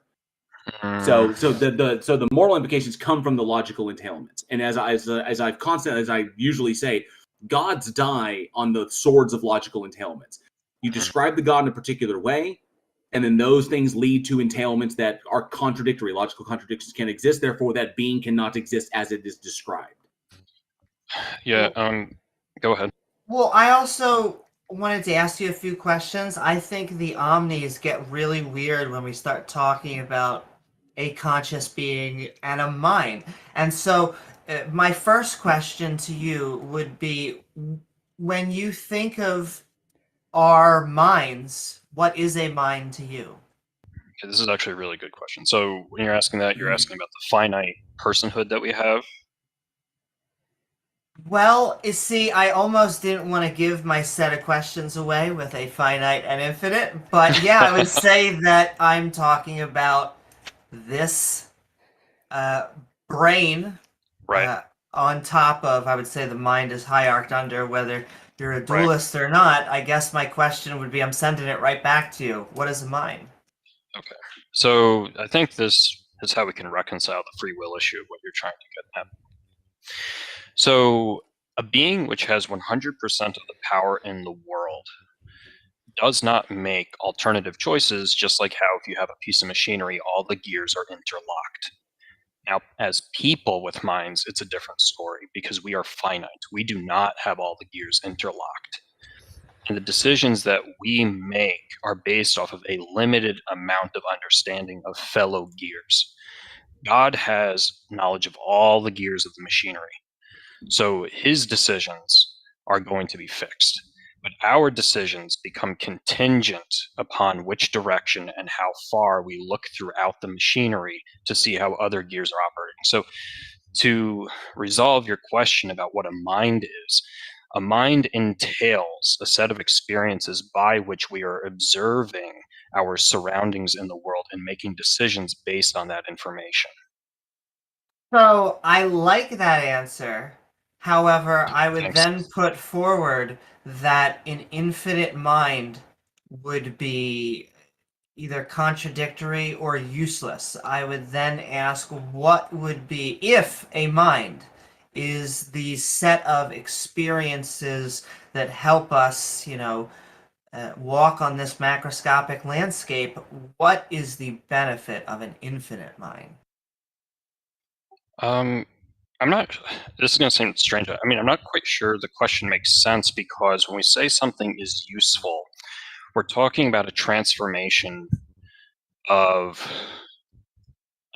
this might sound like a weird answer, a transformation of the gears of the machinery to different locations within the machine, correct? So God being the entirety of all the gears throughout the machinery doesn't experience any of these transformations. For us as gears within the machine who don't have all-knowing capability, we can experience transformations. So when you ask what is the benefit to God, God wouldn't have a benefit because God doesn't transform. we would have benefits because we transform. And I want to bring this back to the original question about atheism and dying and all that. The value here is we as limited beings would transform because of our limited knowledge. But God doesn't see that transformation because he has complete knowledge. I don't like to make appeals to fiction, but just to give a description, it's like how in Lord of the Rings there's something called the gift of men and how men die. You know, the fact that we are finite means that we have potential in which way we live our lives. God is infinite, so he doesn't have that sort of potential. Does that make sense to you? Are you using infinite correctly? Why are you concerned? That doesn't seem like... What was the sentence? I wasn't paying attention. Coherently defining it. He's saying God is infinite, but what's that mean? So you would agree that when it comes to the set of all the gears in all the world, that those gears perpetually exist, correct? That's not defining anything. Well, yeah, it's talking about the nature of eternity, which is infinite. So you're just saying God is eternal? This literally sounds like pantheism. Well, it's like God the is universe, everywhere. the universe functions. The universe has Correct. functions within it. The universe, is what it is, but it doesn't really influence anything or change anything because it's all running set. And then it sounds like you're just describing the universe as God. God exists everywhere. Everywhere is God.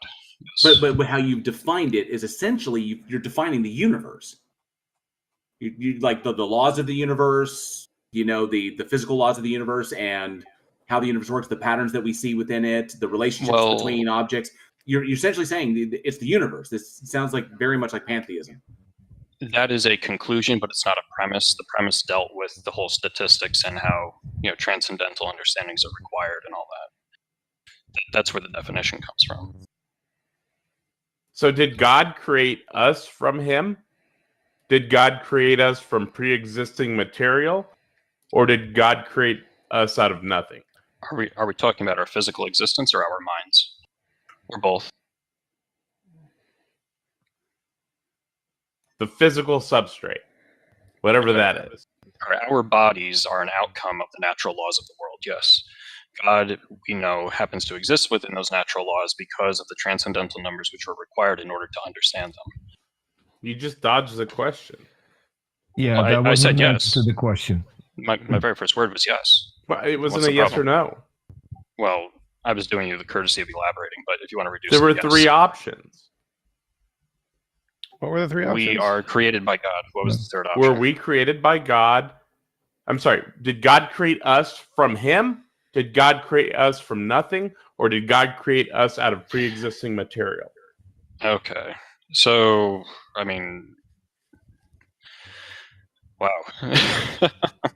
So we're It getting sounded to me a little bit, at least, of this like you're basically kind of saying that God kind of kicked the football on the universe, and that human beings forming are just a natural are an emergent property of the universe itself, working as intended. I would say there's a sequential matter. God created the world, and after the fact of creating the world, God created us. Oh, okay. My bad. Continue on. Out of what? Well, again, you're talking about the. So yeah, it goes back to talking. That was Taco's. That was Taco's question. So yeah, if God created like the Earth or the universe, right? And then it said, okay, now I'm going to create human beings. What did it create those human beings out of? Did it create it out of? Well, before the creation of the universe, right? So you've got God. He's claiming God, right? And then he's saying us after God, right? So let's just say physical substrate, right? So was there a pre-existing physical substrate that existed with God that it created everything out of? Did God create the physical substrate out of God? Or did God create the physical substrate out of nothing? I thought it was God created the universe out of nothing, and then we made us out of dirt or something. Oh, I see what you're saying. Okay. So the way I would put this is the world is eternal. So it's not like you have this ex nihilo thing going on. But God has created time itself. So that's why we also believe in this ex nihilo thing. So the question is, are you talking about time or not? So you believe there's a physical substrate that existed with God? Yeah, but the world isn't eternal. Hang on a sec, Peter. Hang on a sec. Let him answer that. The physical substrate thing. Go ahead and address that. Okay, so the physical substrate, the membrane of the world, is God that has existed eternally, and in conjunction with the natural laws which God has imbued into this membrane, we were created from it. So we are God. We are parts of God. We are not the entirety. We Pantheism. are necessary, That's what I thought. Pantheism. We are necessary but insufficient parts. So after creation, God was incomplete? No. No, I'm saying that you and I are only parts. If we are made out of parts of God, then God has missing parts at this moment. No. Like, I think I'm just trying to keep it simple. It's more like we're bacteria. We're like bacteria inside of God's stomach, more or less. That's a simple way of putting it. Yes. I'm glad we're in his stomach, not in his anus. My big disagreement here is I think we could spend hours and hours on the biological advantages on why mortal organisms, multicellular organisms, have a mind. And I think that us being in a mind or a non-physical mind even existing is highly unmotivated. I'm not saying it doesn't exist. I'm saying that I don't think that we could create a lot of reasons that don't end up leading back to us. Like, as in, like, they need to make us. I'm also curious, how did you acquire this knowledge, and what's the evidence for it that we're made out of God's parts? Well, I started with, are you asking me my personal experience here, like how I came to this revelation? You made a claim. Can you back up in the that beginning claim? Well, it all boiled down to how, again, it's the matter of investigating natural laws subject to levels of significance and statistics. It was, if you're asking me about my personal revelation, how do natural laws apply to God? Okay, so the idea here is we as people are trying to figure out the truth of the world, and we're limited. Which is why I asked you for the evidence for your claim. I know, and what I'm saying is to understand is you have to focus on the scientific method itself. You have to depend on those transcendental numbers. That's where the focus is. Okay, if we're going to rely on the hold on. If we're going to rely on the scientific method of transcendental numbers, how using the scientific method, how can we investigate whether or not we are made out of parts of God? Okay, the key here is understanding how those natural laws are discovered by a statistical inductive method by which the bell curve is integrating natural transcendental numbers. Okay? It's not that there's a specific fact that the scientific method has discovered. Science it's the method itself. But science isn't only using statistics and transcendental numbers. It uses evidence. So what is the evidence? Wait a minute. Why are you focusing on a specific, we've been getting into this whole matter of math here. So why are you demanding a specific concrete fact instead of looking at the method unto itself? Because you brought up the scientific method in order to figure out whether something, so in order to figure out if something is created, to figure out what the source material was, we need evidence. First of all, we need evidence of the source material itself. Then we need evidence of the source material going from one state to another state. So you brought up, you said if we can investigate this through the scientific method. I asked you for your evidence. Yes, I know. All you've come up with is we have statistics, and that's great, but we have no statistics. We have no statistics on God, not a single one, because we can't investigate God. I asked at the very beginning if you're a scientific instrumentalist and not a naive realist for this exact reason. Well, Now you- but we're not at the beginning, and you brought up the fact that we can investigate this through the scientific method. We did not introduce that. That was your idea. Mate, So okay. if you're going to say that we can investigate it through the scientific method, then explain how we're going to do that. Okay. What's look, the evidence? What's the mate, source material? What's the process? Mate, If we I can investigate understand. I understand you're making an appeal to evidence here. I grasp that. What I'm telling you. I'm not. No, I'm not. You said that. Not any of us made that claim. You said we can figure this out through the scientific method. The method. I'm just holding you to your claim. What I'm focusing on here is the method. Is the method, yes. The method is not about a specific piece of evidence here or there. It's about how we investigate evidence in general. Yes, but we have to start somewhere. So we have to have source material and we have the end result. Now, the end result is something all of us can see because that's the natural world that was apparently created by your God. No one has access to the source material. No one has access to the method of how the source material became the end material, which is the observable universe. And you said that we can investigate this using the scientific method. I'm really curious. I'm thinking. Yeah, go ahead. Yeah, I'm thinking we're going around in circles here. No, we're not. I'm just holding you to a single claim you made. Right. That we can investigate this through the scientific method. So explain method, yes. how we can investigate creation through the scientific method. I'm saying the method is the proof. Do you understand what I'm? See, the reason I think we're going around in circles here. Well, but you haven't provided a method. What did I talk about in the beginning? Statistics. So he's saying that the method of science, in order to do the method of science, it has certain entailments, and those entailments have to do with the mathematical transcendentals. So those mathematical things that we're doing to do science have to come from somewhere. And he's saying they come from God. Yeah, and that's why I was trying to get into the omniscient and omnipotent properties of transcendental numbers.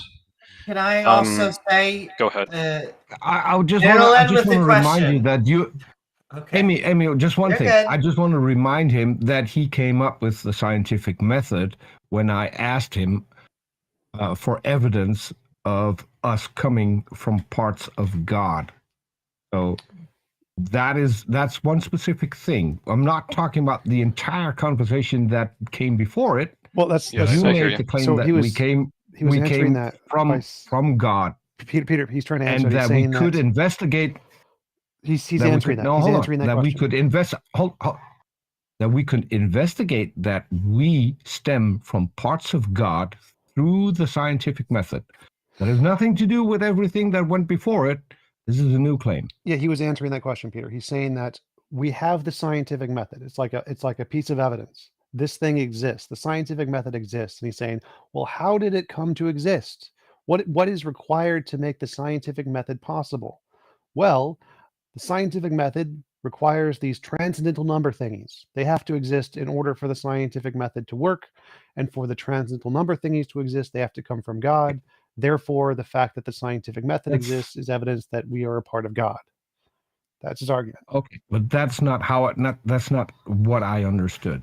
I understood that he made the claim that we come from God, from parts of God, and that we could, and I asked him what his evidence was for that, and he said we can investigate that through the scientific method. No, he's not saying we can use the scientific method to discover this. He's saying that because the scientific method exists, it requires transcendental numbers, which require God. So he's not saying we can use novel testable scientific predictions. Can I clarify for a second?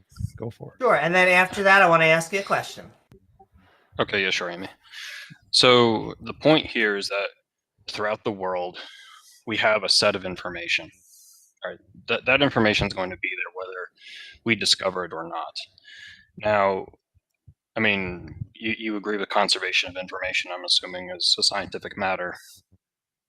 So as people who are informed, we have to realize that information comes from the world, right? So we are aware of a part of the information that exists out there.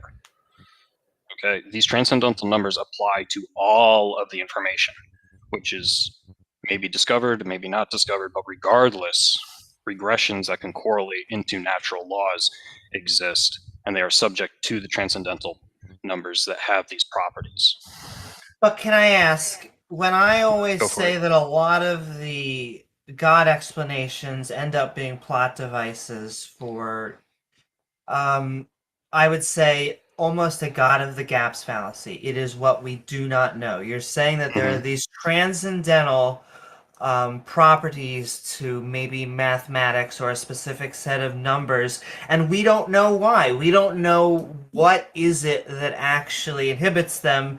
But I want to go to really the main meat of it. Is this specific argument? Is this like your go-to, this is what knocked your socks off and convinced you from being an atheist to a theist? Well, I think a good first step would be to get just to the Platonic realm he's referencing, right? Because that would be totally wild. Sure. Okay, so in the beginning, I was an agnostic. I think we're all born agnostic, and I don't think anyone even knows of the concept of a God.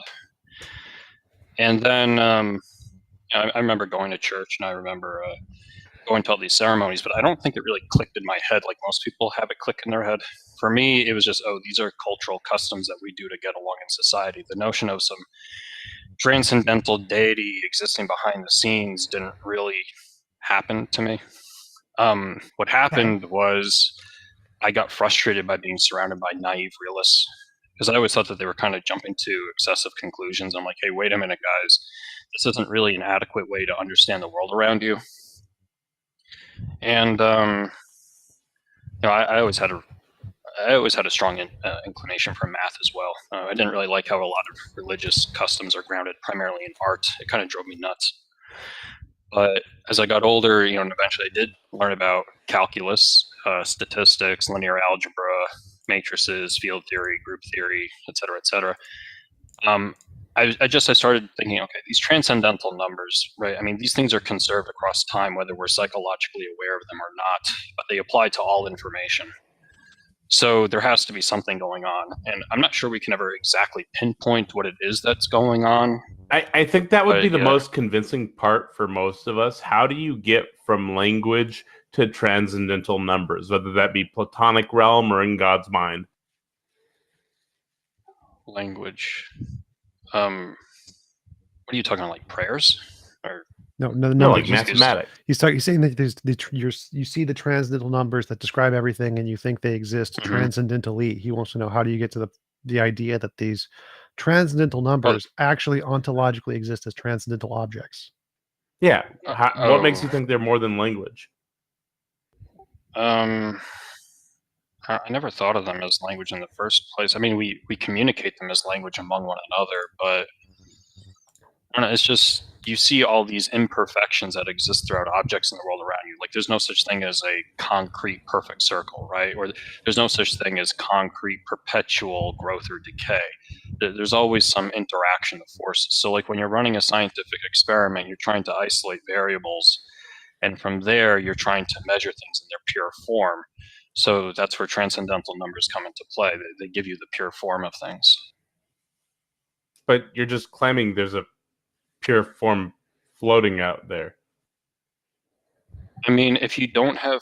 So what you're saying? So there's no accident? link. It's just a claim is what you're saying. Well, okay, so you're taking the Aristotelian concept that everything is an accident.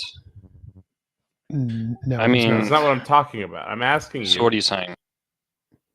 Yeah, so is it just like a perfect form floating out there in some Platonic realm? So... Because if so, how the hell do you get there? There's no link. So I'm just thinking in a scientific method. No, you're not. When you have a scientific method, you have variables, right? And if we were to say that all variables are imperfect, impure forms, then what are we really doing when we're measuring them? It doesn't really make much sense. We're using a language. So in mathematics and philosophy, there's two main interpretations of how math works. One is Platonism, one is nominalism. Nominalism is the majority position. So more people think math is just a language we made up to describe stuff, and there is no perfect forms. And there's like 38% is Platonism, where they think there are perfect forms. So these are like very big popular views in academic philosophy. Like most people think, yeah, no, there's no Platonic forms there. There's no transcendentals there. It's just. I mean, okay, I see what you're saying. I find it a little strange. I guess if you want to talk about my personal experience in this, like I'm a piano player as well. So like when I think of perfect forms, I think of moments like beats in music. It's like beat, beat, beat, beat, right? So it's like when I think of the number 2, I think of 2 beats. So you're going to tell me that there's no such thing as 2 beats? That seems strange to me. Okay. Also, I don't. When you say naive, like naive realism is not. Most people are like scientific realists. Very few people are naive realists. Like I think like nobody is a naive realist. I don't know when you mean. Well, there's a lot of real world people who are naive realists, but I find them kind of irritating. But go ahead. Yeah, I was just thought it was strange because you asked if we're naive realists. Like most people are scientific realists. That's more of our camp. Right. Yeah, I was trying to just establish that you're smart people there. Gotcha. All right. But we did. You guys have any more questions? JL brought up that we passed the 15-minute mark about 45 minutes ago. I'm sorry. True. That's true. Yeah, I mean, if you want to have me again or whatever, you want to pick my brain somewhere, feel free. But I think we've had a constructive interaction. We'd be delighted to have you back. And yeah, we just want to make sure we don't neglect other guests. And this is. Sorry, what? To the paradox with you again in the future. He just broke up a little bit. I do want to throw this out to you that there's there's a few things that I think that you may, or a few scientific breakthroughs or understandings about reality that I think you may not be aware of. Go for it. In the respect that we now know that the second law of thermodynamics is a physical law of the universe. We've known entropy, for a long time. Yeah, so we can measure it. We understand it's a physical law of reality. But we also now know that the second law of thermodynamics is predicated upon the uncertainty relations of quantum mechanics remaining true. So, and there's an article, there's a published article that I can give you on this that breaks the whole thing down and utilizes and you can show you all the mathematics is how they do that. So, but send me a PM and link it. Yeah, but violating the uncertainty relations in quantum mechanics is a really problematic thing because then it violates the second law of thermodynamics and then therefore results in a demonstrably different universe than we currently observe. And how essentially an omniscient entity by nature that is unchanging would its presence alone within this isolated system that we call the universe would violate that by its nature. And so if this being does exist and possesses this, that means that it violating what it constructed would be problematic, which means that if it's hiding that evidence and basically constructing the universe to appear in a certain way, that means it's deliberately hiding itself, which means that it's not technically God.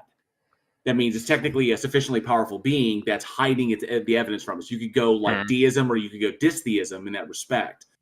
But then you have to go into the evidence for for this thing actually existing. So there's problems there. There's things we know about reality that basically look at the logical entailments of the attributes that you give God and say that this can't technically exist because it literally breaks the fundamental laws of reality.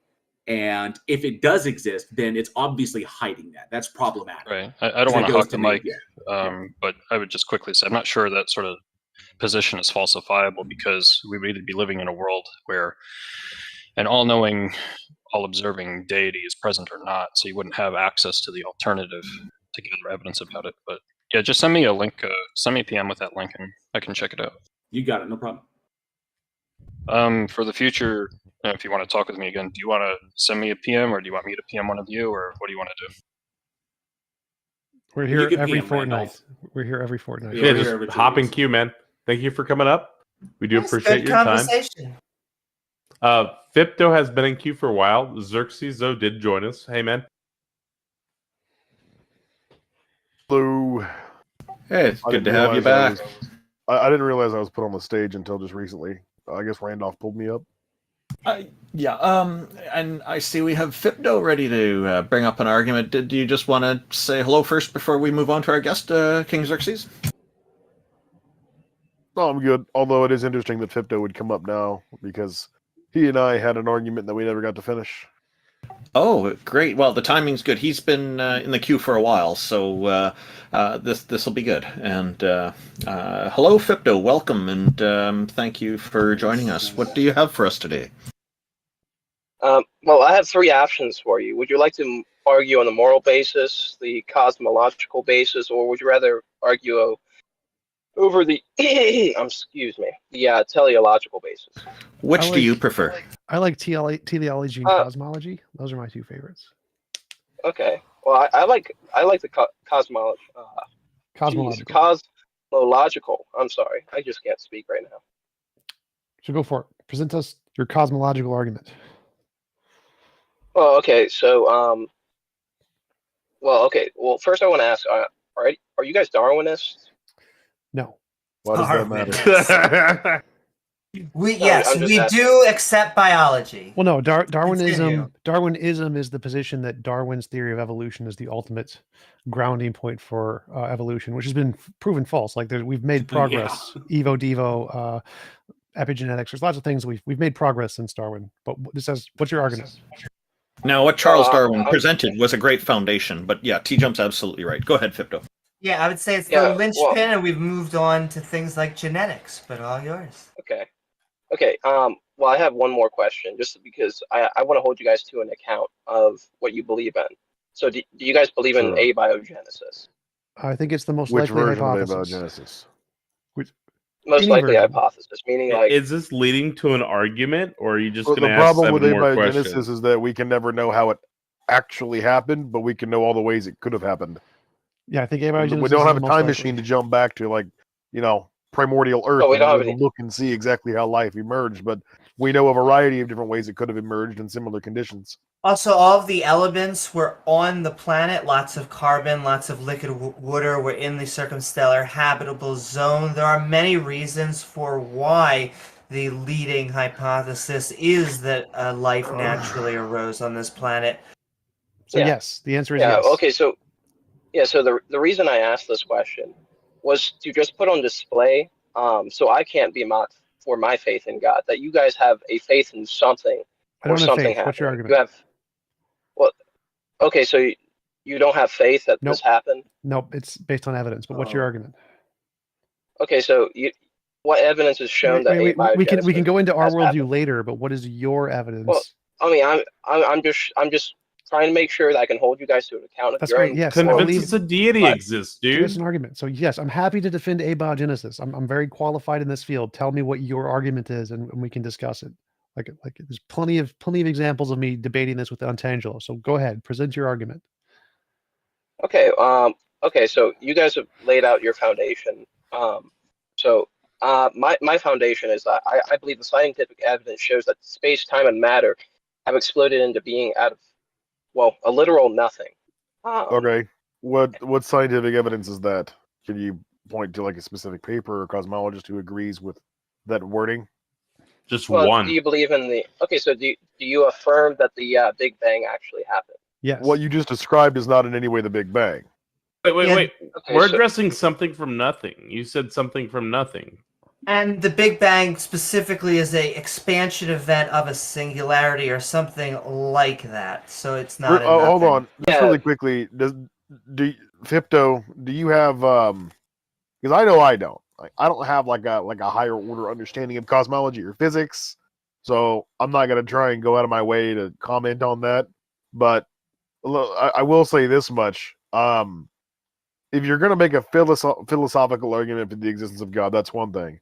If you're going to make an evidentiary argument for the existence of God, that's going to go a different route. Right? Evidentiary arguments I wanna let him finish, are usually weaker. I want to let him finish. So yes, I believe in the Big Bang. Therefore, what? Okay, well, so if you believe in the Big Bang, well, then you have to acknowledge that something must have caused that, correct? Yes. And? Okay, so what do you believe that something was? Quantum fields. Quantum fields. That's an existing thing. Yes. Yeah, so I'm saying there was nothing.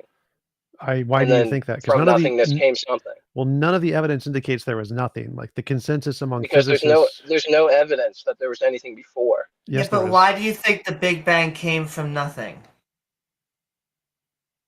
Well, because well, first off, in my knowledge, I'm sorry, I got a toad in my throat. But to my knowledge, the scientific papers that have been written on this extensively, the theory of relativity, like which ones?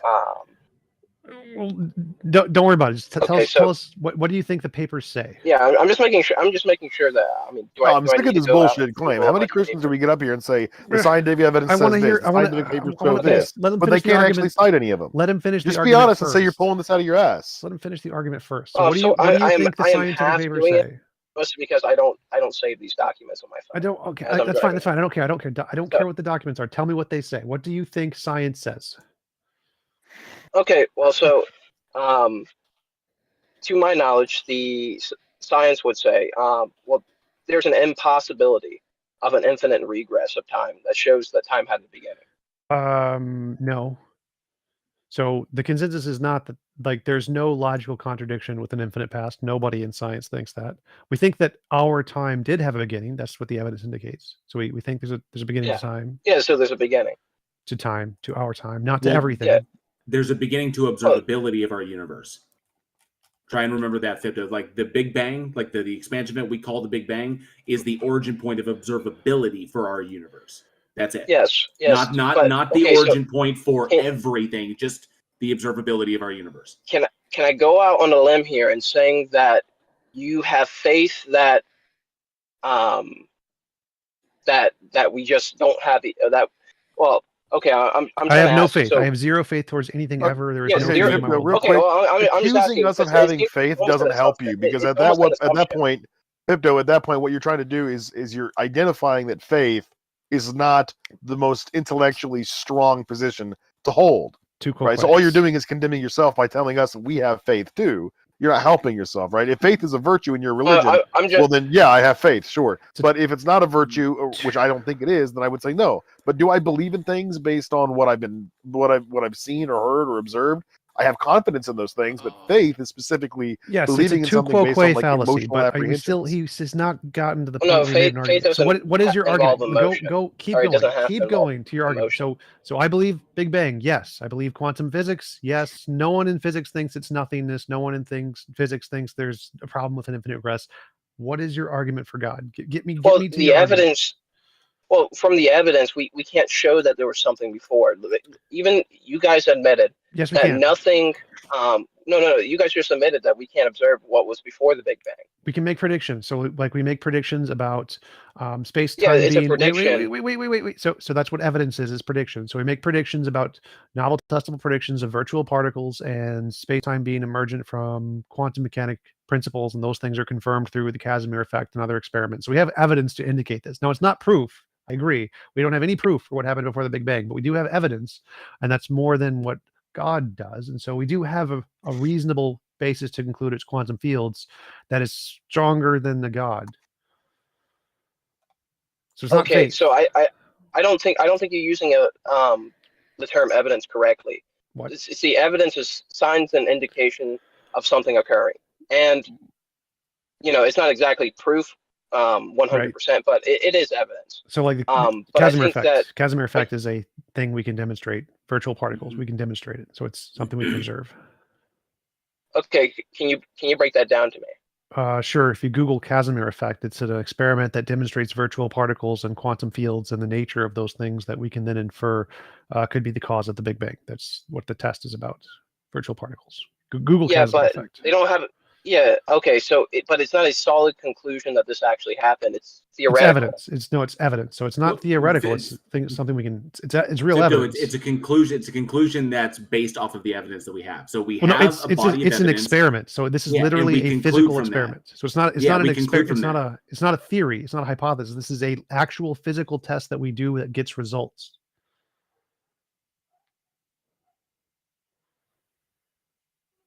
So it's evidence. It's real evidence.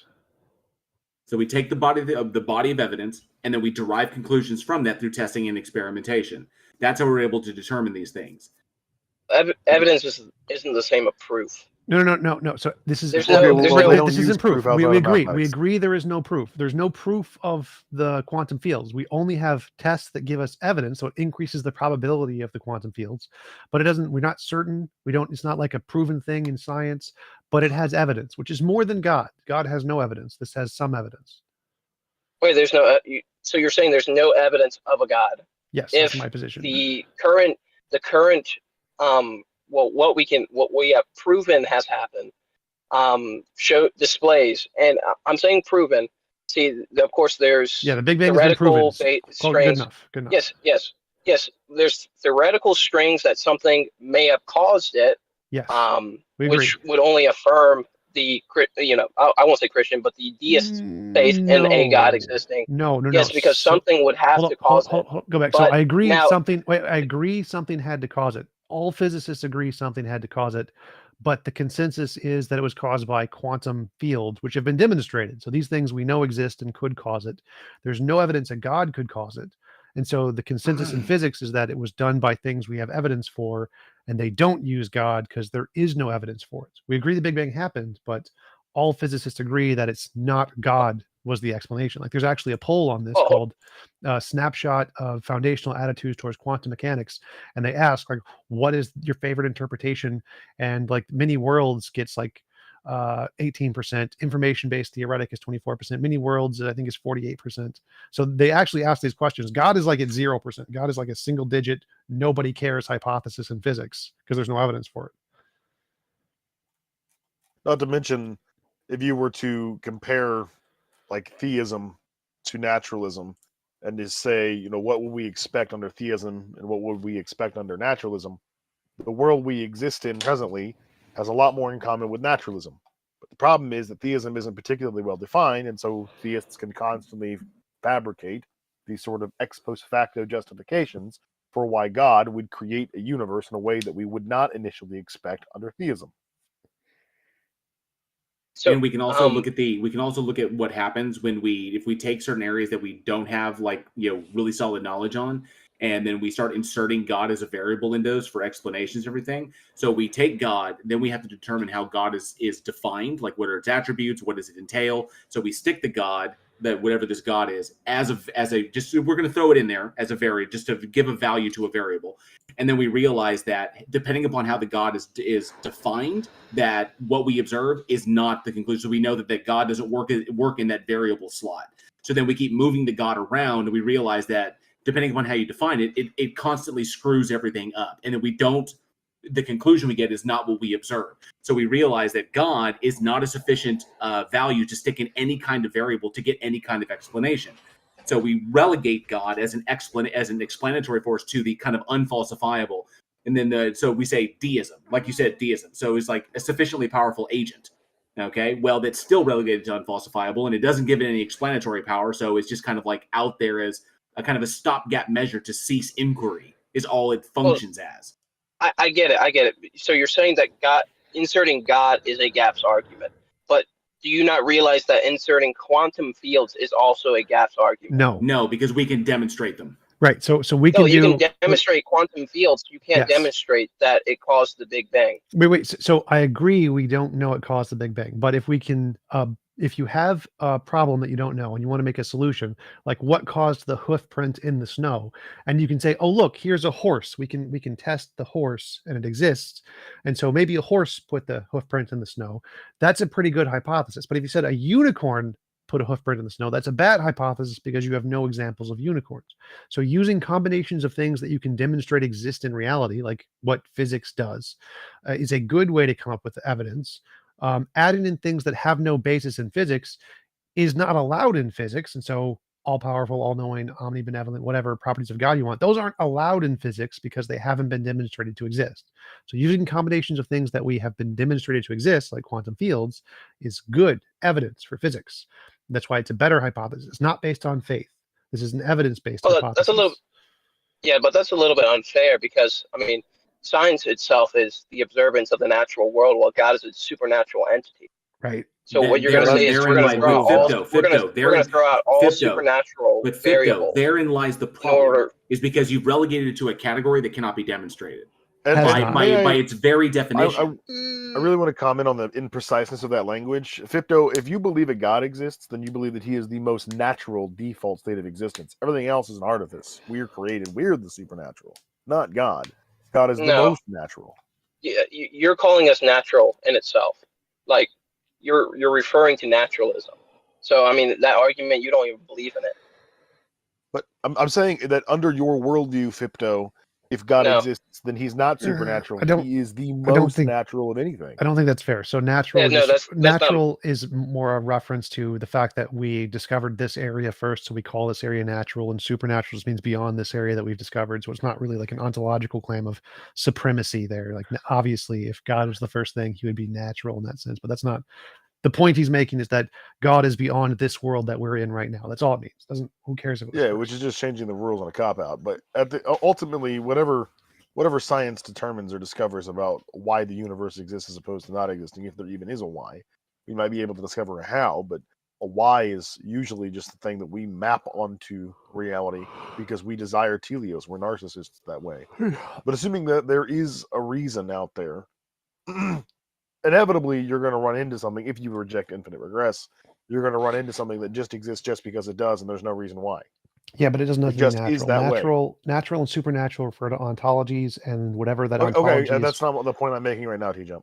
Well, I want to go back to what his point was, because his point was that he has faith in God. This is a response to Fipto. We don't have faith. Okay, that's fine. We can go back in a second. So you're going to run into something, Fipto, that just is that way because that's the way it is. Which for you, the universe doesn't satisfy that category for whatever reason. Right? Just the physical world doesn't seem to. You think that it owes you more of an explanation, right? But if you believe in a God, then you put God in that category of a thing which just is, just because it is, and there's no reason why, and that's satisfying. Well, all you're doing is kicking the can down the road and creating a new variable where there doesn't need to be one. Well, I want to go back to his argument. So No. Okay, so for theologists, there's only one variable, which is God. You guys are coming up with different variables in order to out-explain God, and you did bring up a valid argument. Oh my God! Let's stop. Let's go back. Let's go back. Let's get back on track. No. None of this matters. Go back. You want to have this argument. Let's hash this out. None of this matters. Can I finish my soapbox? I want to like Fipto. Do you think that in theology people don't believe the universe exists? This is irrelevant. I had a point here. You guys are derailing on nothingness that literally is irrelevant. Fipto had a very good argument. No, it's not. Fipto. No. Do you think that in theology? I was asking a question. You interrupted. Stop. Fipto, you had an argument. Fipto was responding to what I said. No, you weren't. Fipto, you said that you have faith in a God and we have quantum physics, but we don't have faith in that. And we were bringing up evidence. So we have evidence and you have faith, and you said this was unfair comparison because of supernatural stuff or something. Yeah, I'm saying what I'm invoking is that I believe that you guys have faith in these various variables that may fit because there's no proof of it actually occurring the way that you guys believe that it's happening. We don't need proof. We have evidence. So faith is no evidence, belief without evidence. We have evidence. So like if I say, like there's a hoof print in the snow and I see a horse, I didn't see the horse make the footprint, but I have evidence that the horse did it because the horse exists and it could do it. Saying a unicorn did it has no evidence. So if there's two people and they look at a hoof print in the snow and one says that horse did it, and look, we have the horse, and one said, no, a unicorn did it, but there's no evidence of the unicorn. The person who believes in the unicorn has faith. The person who believes in the horse has evidence. So they're not equivalent beliefs. One is more rational than the other. Okay, so Fipto, it seems like you're conflating. What is your definition? Fipto, what is your definition of faith? Fipto, it seems like you're conflating confidence with faith, and they're not synonymous. No, okay, so what is your definition of faith? Belief based on insufficient evidence or without evidence. Well, that's incorrect, because faith is trust in something or someone, regardless of the evidence provided or not provided. Right. So if we believe based on evidence, then it's not regardless of the evidence, it's dependent on the evidence. We only believe because it has evidence. Yeah, so you have faith in the evidence, is what you're saying. No, we believe because of the evidence. So it's not independent of the evidence. You said faith is a belief independent of the evidence. We have belief based on the evidence. No, I didn't say that. I said faith. It's faith in. It could be faith. Faith can apply almost anywhere. I think this word has been basically well, run through the mud. let's get rid because of it's the been word used as a faith here. baton against Let's Christians. just get rid of the word faith here. We have evidence. Well, I did say it's trust. Well, that's It's fine. a That's level fine. of I don't care. So trust in the evidence. we have evidence. We have evidence that quantum fields exist. We have evidence of horses. There is no evidence they of exist, God. yes. There is no Oh, evidence no, of unicorns. So in our belief, we have evidence to believe our hypothesis where you don't. So ours is more rational than yours. I don't care what you call it. Well, so question: what is your definition of evidence? A thing that increases the probability of a proposition being true or false. Okay, so let's just say we because I can somewhat agree. Technically, you could say there's an evidentiary standard of a unicorn having a 0.01% chance of actually existing. Now, of course, I don't have faith in that because, well, I would have expected somebody to see it by now. It'd been written in books like, oh yeah, this thing's real, but we have yet to see that. But God, the Bible there's unicorns. Just saying. What about God? Yeah. What about God? Okay, well, I was saying, but God, I'm sorry.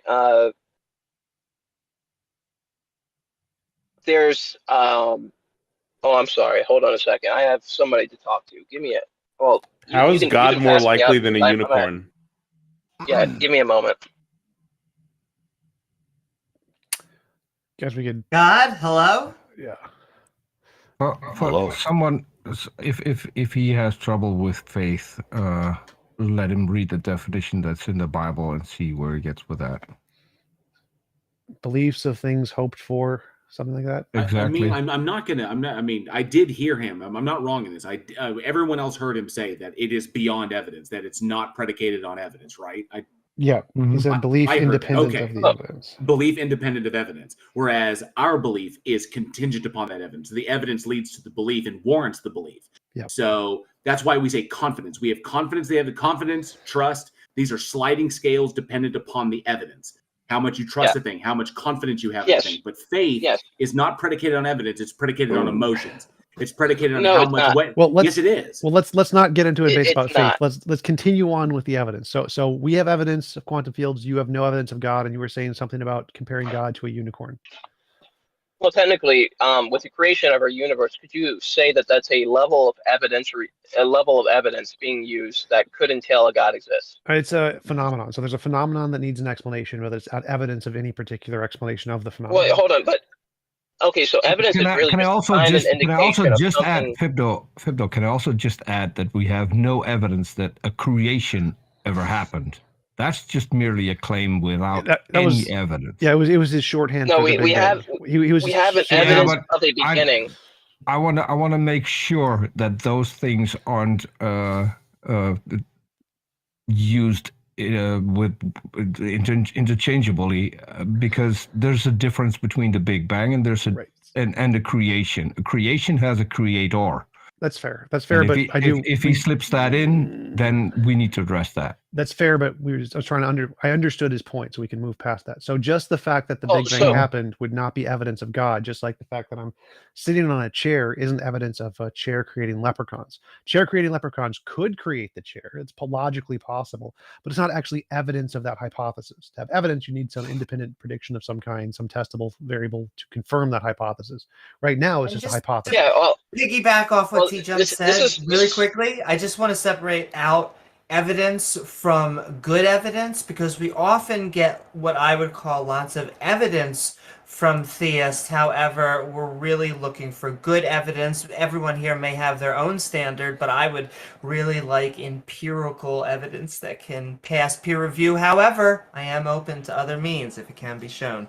But good evidence, not just evidence. Okay, so Fibdo, your point was, so we have evidence. I don't think you do. What is Big Bang isn't specifically evidence of a God, it's just evidence something caused it.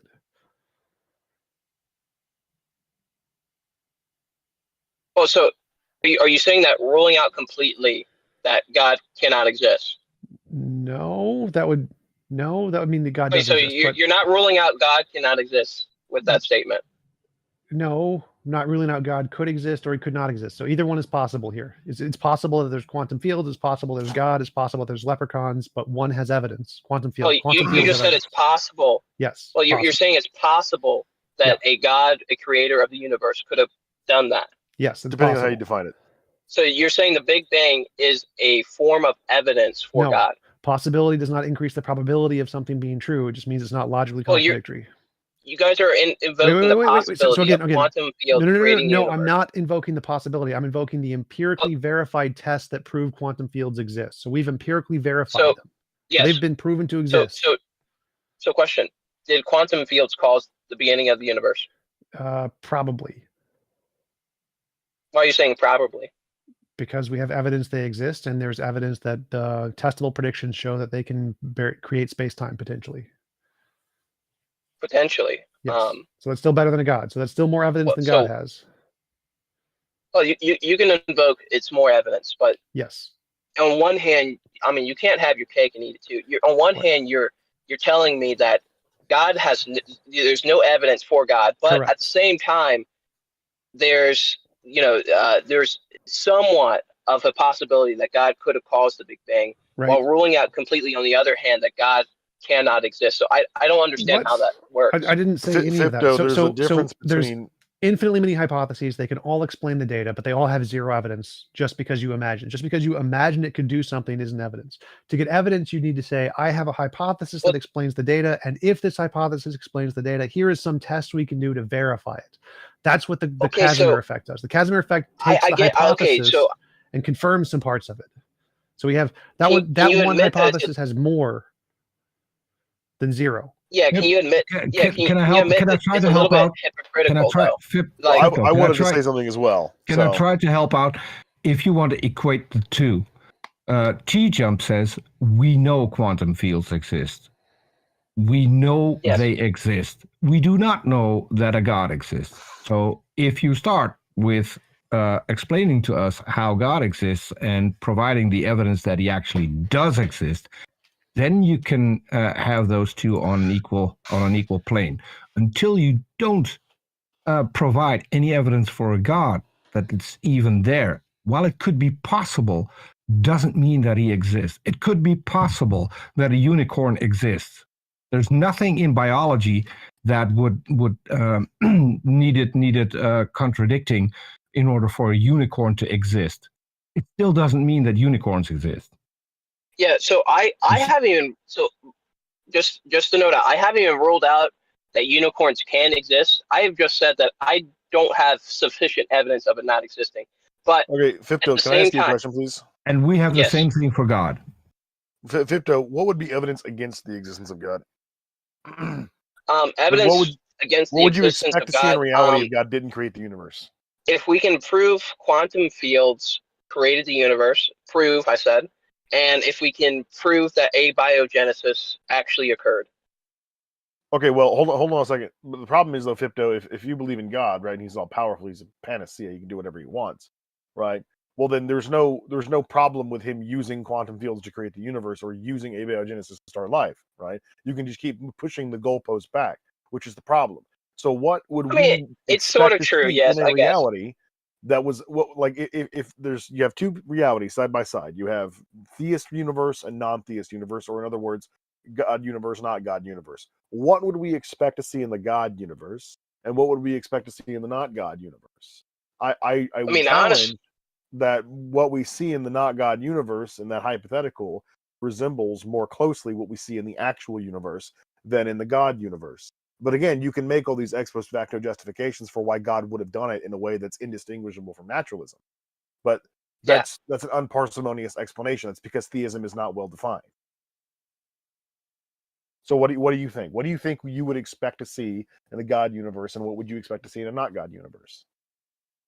Well, in all honesty, I don't really know, because well, like I said, I technically could just keep kicking the can down the road and say that, God caused those specific things to happen, and therefore my God still has the potential to exist. I can technically do that. But I'll hold myself to account. The minute that those things are proven, I'll accept that God doesn't exist. But beyond that, there's other factors that keep me from believing God doesn't exist, which I don't want to go into, mostly because you guys are probably just going to call me a Can I ask you an honest question? You just said unless such and such is proven, I will keep believing that a God exists. Why would you believe anything until it is proven not to be real? Wouldn't that open you up? Wouldn't that open you up to believing everything unless it's proven to be false? Wait, are you saying believing everything? Like, what if God's proven to be false? I would believe everything like, down the line of like. If something is proven false, is that automatically what I'm asking about is your standard. So you're going to believe God until someone disproves God. That opens you up to believing everything until someone can disprove it. You can't disprove a negative. If I say that universe farting pixies exist, I'm sorry to interrupt, but hold on, just finishing this sentence. If I say that universe farting pixies exist, then you have to believe that until someone disproves them. That's irrational. Oh well, I didn't tell you that you have to believe me. I'm not talking about me. I'm talking about you. So I'm sorry to interrupt, but it's been like 10 minutes since TJump asked, and I did too. How do you determine what's more likely, God or unicorns? And there's been no answer. And it's way past 15 minutes, so we're going to get one more guest on. Wait, okay. So how do I determine that's what what's we were more just likely, going God over, or though, Doc. It was like, what would you expect to see in a theism universe? What would you expect to see in a not right, but we're not any closer. And the not theism universe has more evidence than the theism universe. Okay, in the not theist universe, I don't think I'd see as many pictures of Jesus or memes of Jesus. Well, actually, what I would expect to see in a not theist universe is a wide variety of different religions with different beliefs and cultural progressions that all evolve from one another as well, depending on the proximity of geological isolation, right? I would expect to see that. In a theistic universe, I would expect a singular global religion, because there's no reason why an all-powerful God needs to reveal himself arbitrarily to this or that primitive desert tribe from thousands of years ago, and to stop doing that for whatever reason. There's no reason for that. That's just irrational. Can I address what you just said? So hold on, not only that, but I would also expect there to be thousands and thousands of denominations of even the same religion. Wait a second. Fipto, what you just said. So I recently created artwork for a goddess, the goddess Hathor. I interacted with her on Twitter. I emailed back and forth. And if I go and look, there are tons of images of Hathor. Is Hathor now a god? Well, the reason I was saying not as many images of Jesus, because Jesus has the most art on himself.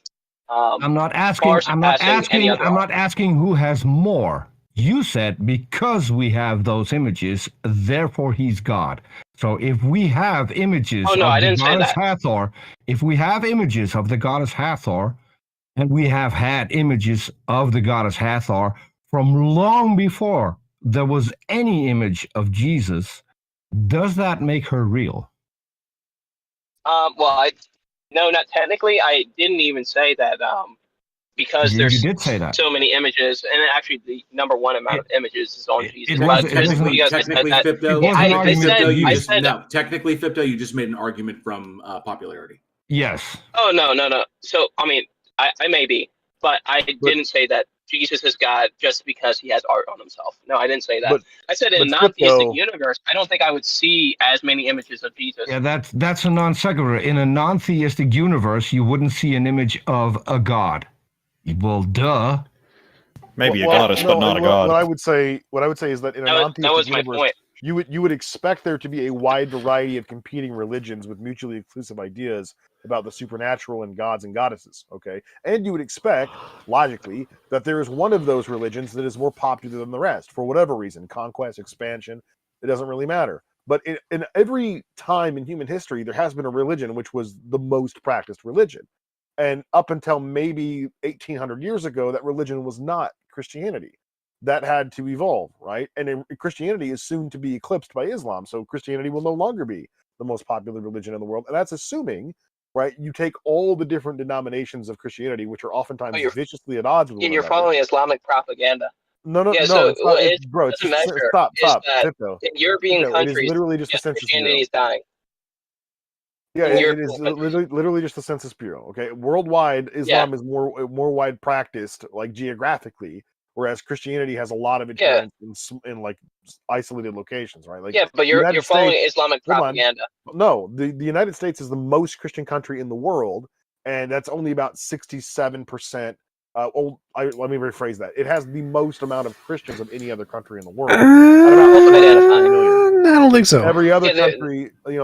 like Muslim countries, have about, Self-identifying Christians. Stop, Victor. That's the point, right? There's like thousands and thousands and thousands of denominations of Christianity, and you have to put them all under the monolith of Christianity in order for Christianity to be the most popular religion. If you just divide Protestants and Catholics up into two separate religious groups, well, then Islam beats them by light years. Okay, there's barely 1.5 billion, maybe like 1.2 billion Catholics and around 800 million Protestants in the world. So, like, Protestantism isn't even as popular as Hinduism at that point. So when you talk about popularity of religion, yeah, we would expect in a non-theistic universe there would be religions, a lot of them, and they all at odds with one another, even differences within the same religion. And on top of that, we would also expect that one of these religions would be the most popular.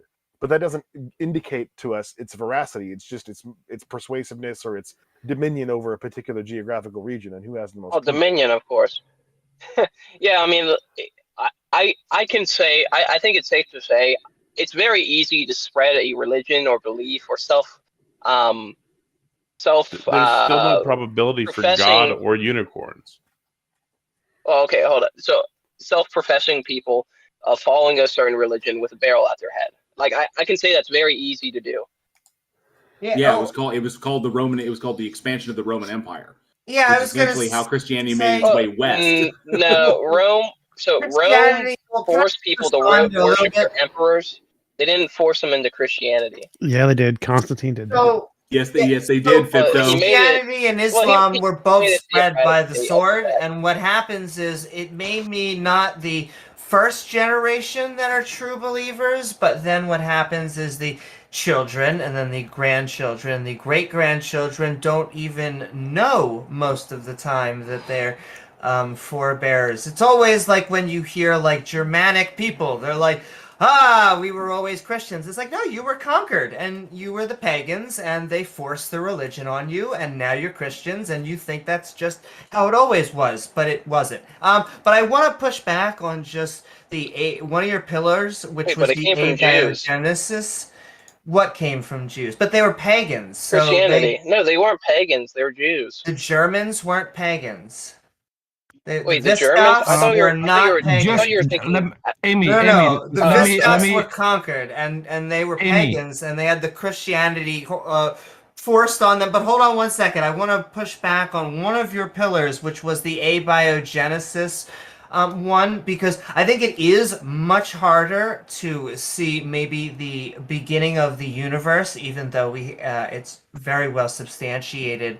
But I would say abiogenesis, we have lots of reasons for why life arose naturally. And so it is a weird one to hang your hat on, because my question, even if we were to artificially create life and we figure out abiogenesis, you don't think that your new position would become, well, it takes an intelligence to create life. Yes, even down to the Meliuri experiment, it took an intelligent mind to combine a bunch of chemicals and create a certain atmosphere, and apparently a plastic container or a glass container. No, they didn't create an atmosphere. They didn't create an atmosphere. They tried to recreate the atmosphere recreate, in which it replicate. happened. Yes. But I have one thing. That I need to mention. So that also re-goes one of your pillars. Amy, hold on. Hold on. So question. Amy, hold on. I have one thing that I want to ask Crypto. I have one thing that I want to ask Fipto. Just a few miles from my house, there's a church, a Christian church, that has cages hanging off of the steeple that have been hanging there since the Middle Ages. Those cages used to have the bones of atheists in them because that's what they were designed for. If Christianity wasn't forced on this population, then how do you explain those cages, which are still there to this day? as are several musea with torture devices for people who didn't believe in their particular Christian God. But don't tell anyone that it wasn't forced on people, because it was. Or how about all of the children that were like literally stolen from indigenous Americans so they could be converted in Christian schools or Catholic schools? Either one. Literally entire tribes that still exist today can speak of their ancestors being stolen away from them so that they could be indoctrinated into a religion that was not theirs. Yes. Well, okay, so is it that they were stolen away and they happened to be indoctrinated as a byproduct of going to that school? Or They were stolen away in order to indoctrinate them. There's documentation about that. Okay, there is no if. It's not a coincidence. This is documented. Yeah, I personally have not is how seen. Christianity took over Europe. Yeah, I personally hadn't seen historical accounts of that happening. Well, maybe you should study that a little bit more then. Well, I could see native children might have been stolen during wartime, and them going to school. By product, Christianity was a huge fad, and by product, they learned something other than worshiping spirits. It's documented that it's different. I want to go back. You said that you even seemed to concede that if we had created life, that it shows that we needed intelligence. And so I feel like that knocks down one of your pillars of what would make you an atheist, because it doesn't matter if we figure out abiogenesis and go from a hypothesis to a framework theory. That's not going to convince you. Oh, well, so the Miller-Urey experiment, I believe it was actually discounted because of the container that it was in. I mean, he couldn't replicate it using, I think, depending on the container he used, he couldn't replicate the process. Like, they said that it only happened inside glass or something. Cool. No, it wasn't discounted, that, it wasn't discounted, and it wasn't the only experiment that confirmed that abiogenesis is plausible. Well, no. So the original Miller-Urey experiment was shown to be not representative of the early Earth, and then for each subsequent various showing that the earlier universe or early Earth they did another Miller-Urey experiment, which did confirm the same result. So every time. The one time the Miller-Urey experiment, the original one, was shown to not represent the early Earth, they did another one which was representative, and they confirmed the same results. So it's like saying Darwinism. Obviously, the earliest iteration of Darwinism wasn't exactly accurate, just like the earliest iteration of the Miller-Urey experiment wasn't exactly accurate. We made more accurate versions, and they got the same results. We get better results. And I think Randolph's been selling here. I think even someone in my live chat brought up that there are people in Canada that living today that kind of forced conversion occurred when they were children. So this is kind of a recent thing. And I know Randolph would just have a better representation because he lives in, obviously he's Canadian, so he would have a better knowledge of that than I do.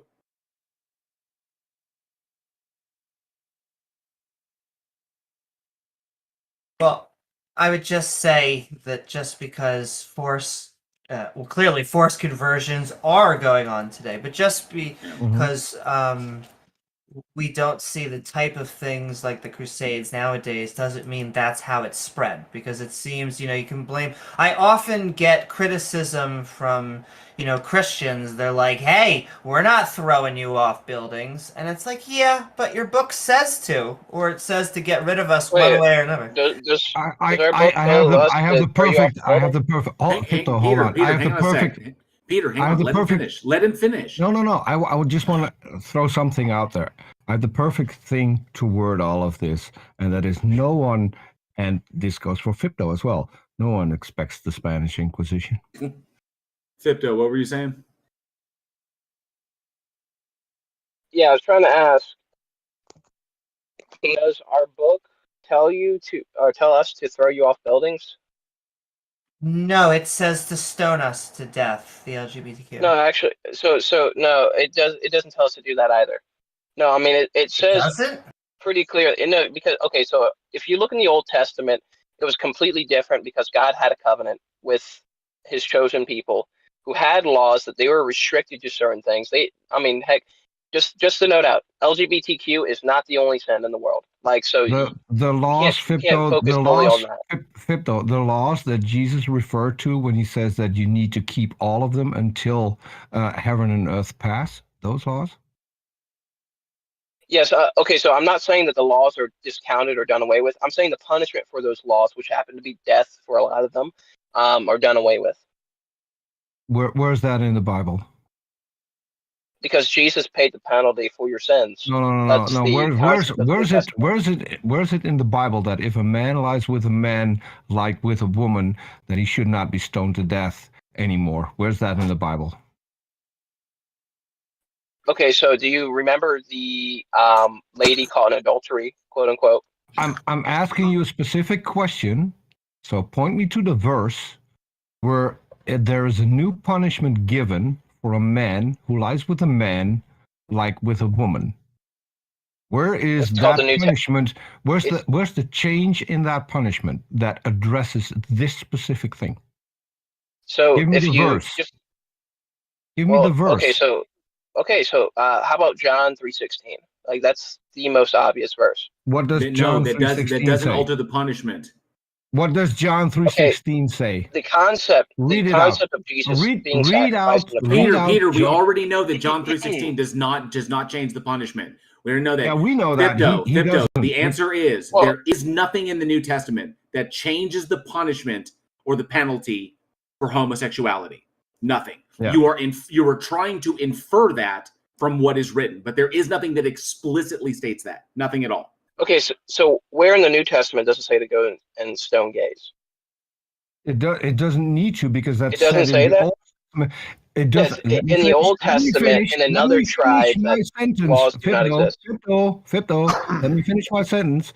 It's not necessary to put it in the New Testament, because Jesus covered that by saying that not a jot or a tittle of the law shall be changed until heaven and earth pass.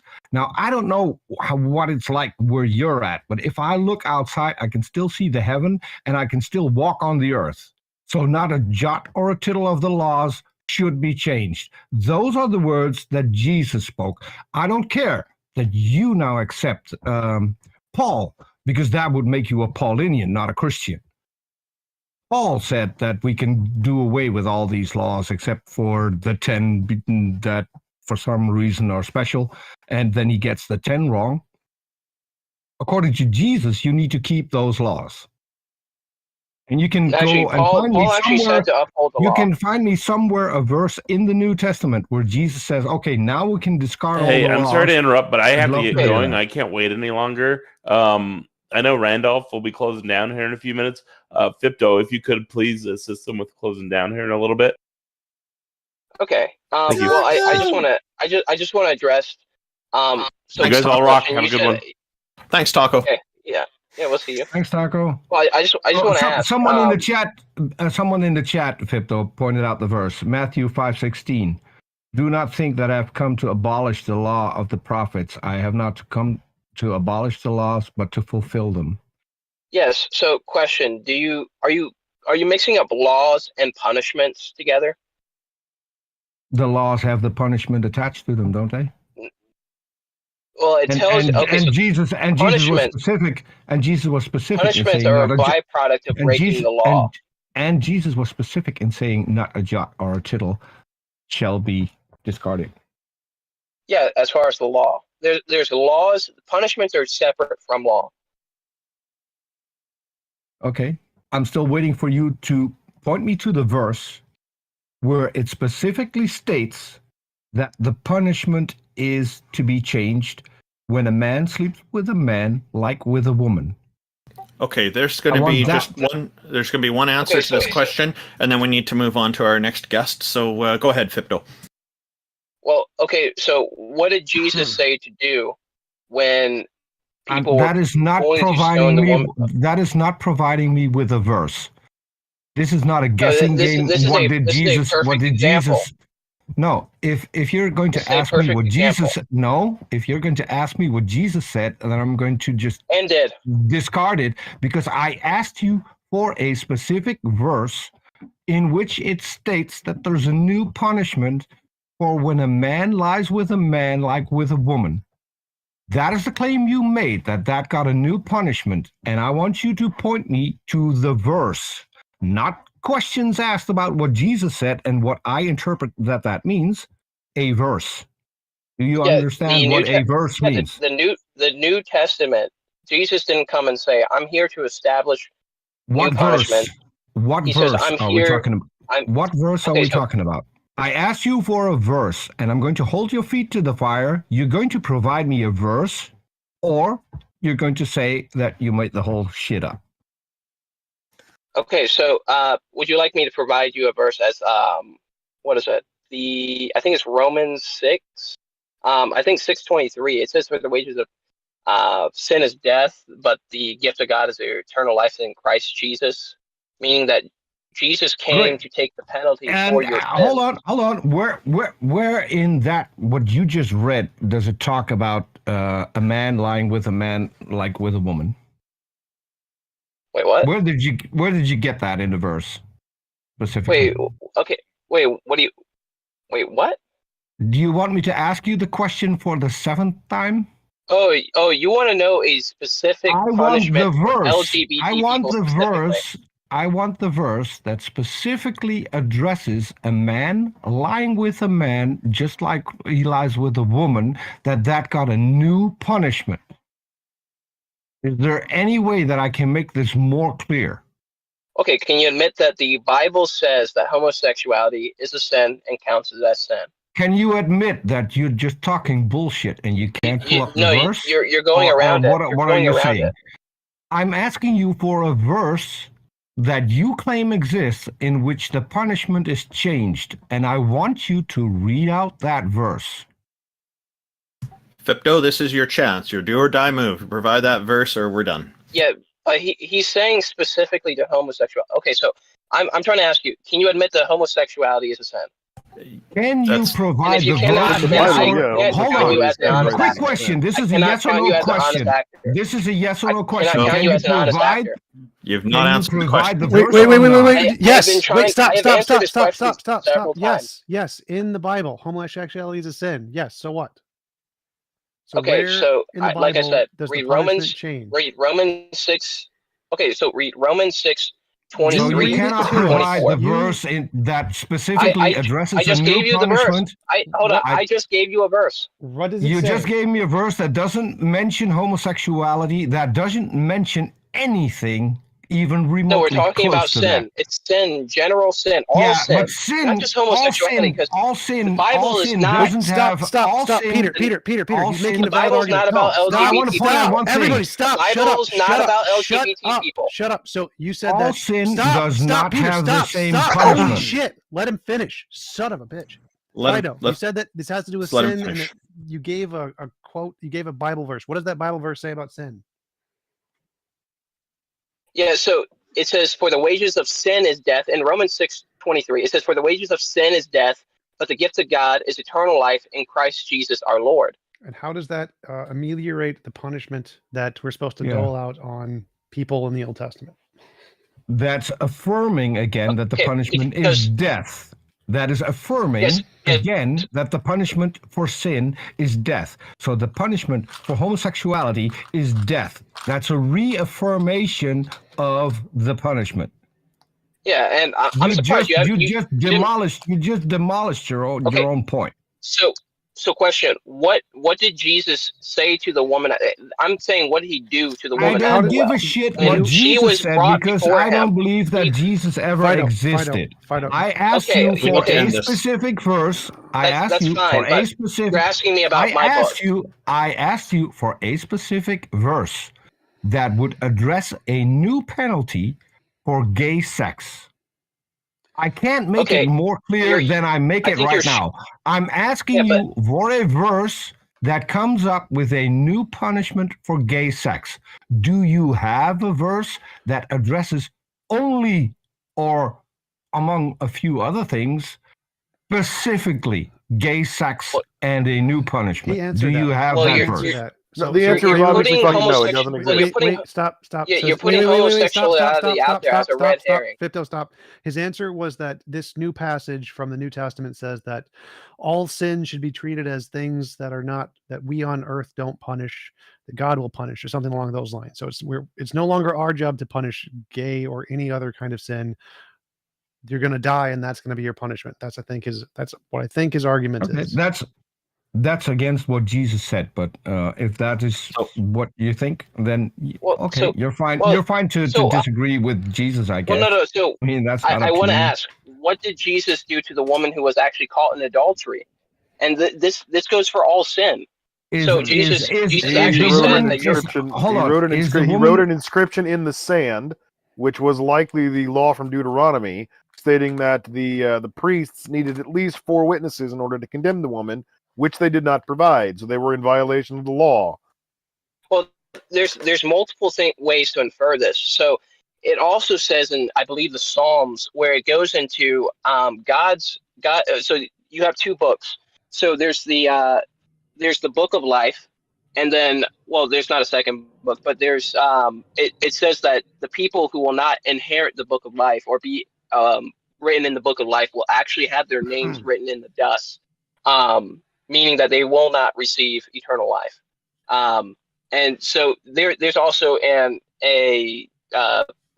guess, assertion that may have been it as well. That Jesus was writing to them in the sand their own names, saying, "You will not inherit the kingdom of God," and just showing them down the line that they're not in right with God. So and I'm saying there's a possibility of that.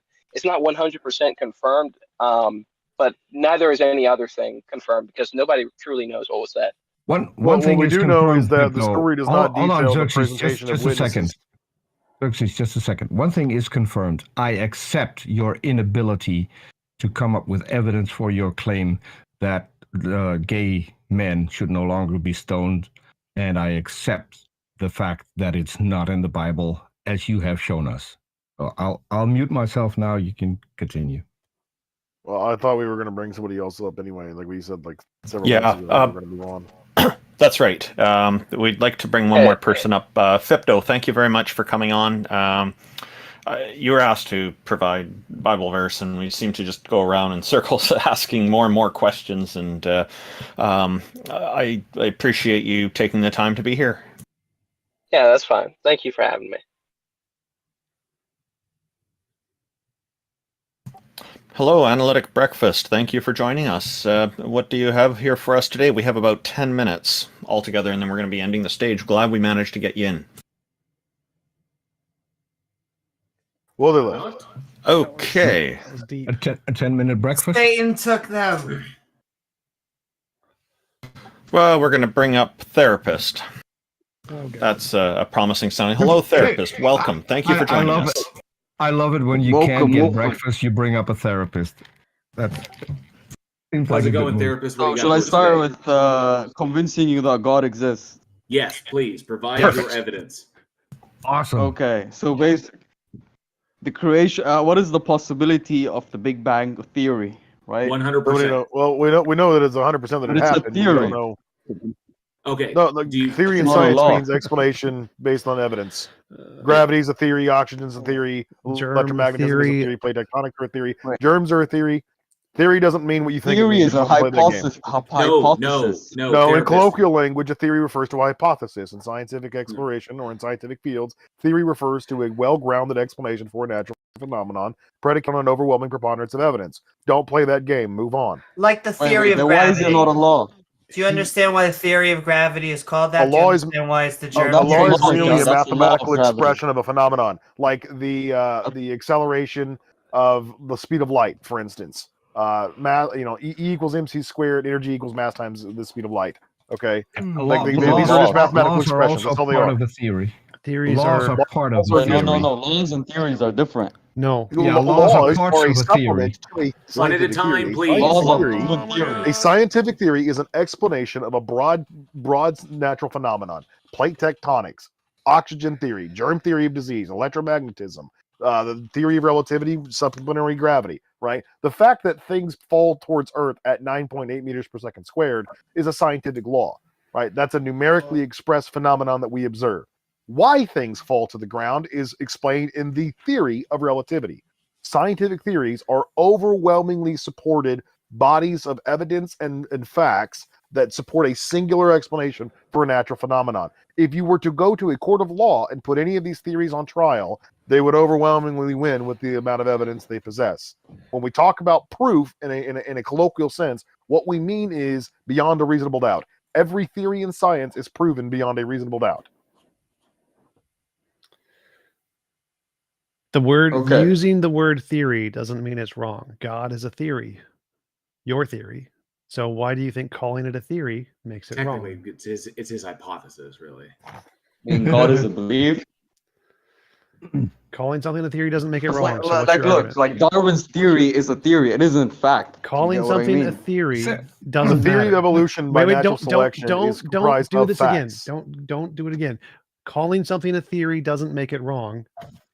Yeah. So what's your argument? Since we're short on time, Therapist, Peter, the one at a word theory time. does not describe the veracity of the idea. The idea is established based on the evidence that supports it. Theory just means explanation in science. Stop using the word theory as some sort of derogatory muse for evolution And or we anything cut else. this short because he came on and he said he wanted to What is your convince evidence that us a God exists. exists? If you want to convince us that a God exists, the one thing you do not need to do is try and convince us that what we currently believe to be true is false. You need to convince us that what you currently believe is actually true. So we can let the whole theory thing go because it's irrelevant to your evidence for your God. So, therapist, the best way The thing is, it's not true though. It's not proven. Therapist, the best way I to don't look at Get rid of this fuck. Hang He's on a not second. listening. Peter, therapist, the best way to come at this, a hypothesis. This is the easiest way to think about these terms. A hypothesis and hypothesis is an educated guess. A theory is an explanatory model. Oh my God, we need to stop. Okay? Stop. It's Don't- really, don't- really simple. stop, So- stop. It doesn't matter. He's Don't being define obtuse it. on purpose. He's not listening. You're right. It doesn't matter. It doesn't matter if it's Backup. proven. Doesn't matter if it's proven. We don't need to prove it. The fact that science isn't proven isn't evidence of a God. What's your evidence of a God? Okay. Basically, atoms have half-lives, right? Yeah. They basically decay over time. No. Some of and them then don't. they Atoms transform don't have into energy. half-lives. Some of them do. Atoms don't have half-lives. Isotopes have half-lives. Some of them do. So what? So atoms have half-lives. Then so what? Basically, after years, what happens to everything that has been created? Basically, just disappears. That's not what radioactive decay is. So what? So what if stuff So you disappears? What don't is the- understand. What is? I don't. you Don't understand basic science. Stop. Don't One at a time, nitpick. please. Don't nitpick every wrong thing he says. That will make no progress. What is your argument for God? So what if uranium atoms decay? So what? How does atomic decay prove a God or demonstrate a God? Exactly. Okay. It turns out, JL. It turns out he had a half-life. Can we try with analytic because they cut out before they were able to come up on stage and talk. Yeah, the first half was trying to shoot holes in what we believe, and when it comes to shooting holes in what he believes, that's where the half-life kicks in. Oh, it doesn't look like there's anybody up here who can even invite people on stages anymore. Yeah, Randolph can. Oh. Yeah, I'm just bringing up Analytic Breakfast again. They told me that they're having some Discord issues. It looks like it's all sorted now. Welcome. Hey, Analytic, what you got for us today? And this is our last call. Quick. We've got Sorry. less than 10 minutes, so we'll try to make it quick, and then we have to end the stage. Yeah, sounds good. So, when we look at the world and we make knowledge You're claims in muted, terms about Analytic. You need to ethics or unmute yourself. metaphysics, there's no, all he's not. kinds of Yeah, I can hear him. preconditions that are necessary and have to be the case for those knowledge claims to be possible. So I'm not talking about any specific knowledge claim in this case. I'm talking about a higher level, a meta level claim about the possibility of knowledge claims. So these preconditions are things like epistemic norms, universals, abstract concepts, the status of objects, the identity of objects over time, the principle of induction, the external world having a mind-independent reality to it, that there's a self that Okay, underlies all of our perceptions. therefore- all of these things are not reducible to matter. It would lead to a reductio ad absurdum to reduce all of these preconditions to matter. And so therefore, they do not have the same ontological existence. And we can demonstrate this through mental states being non-propositional and brain states being propositional. You can't show any logical entailment. We don't have a lot of time. How is this evidence for a God? J. Dyer Yeah, that's why I had this person locally muted. And TJump we don't have a was lot of appealing time. to authority the whole debate. I just watched it. It was hilarious. TJump took a massive Analytic, we don't have a lot of time. How is this evidence for a God?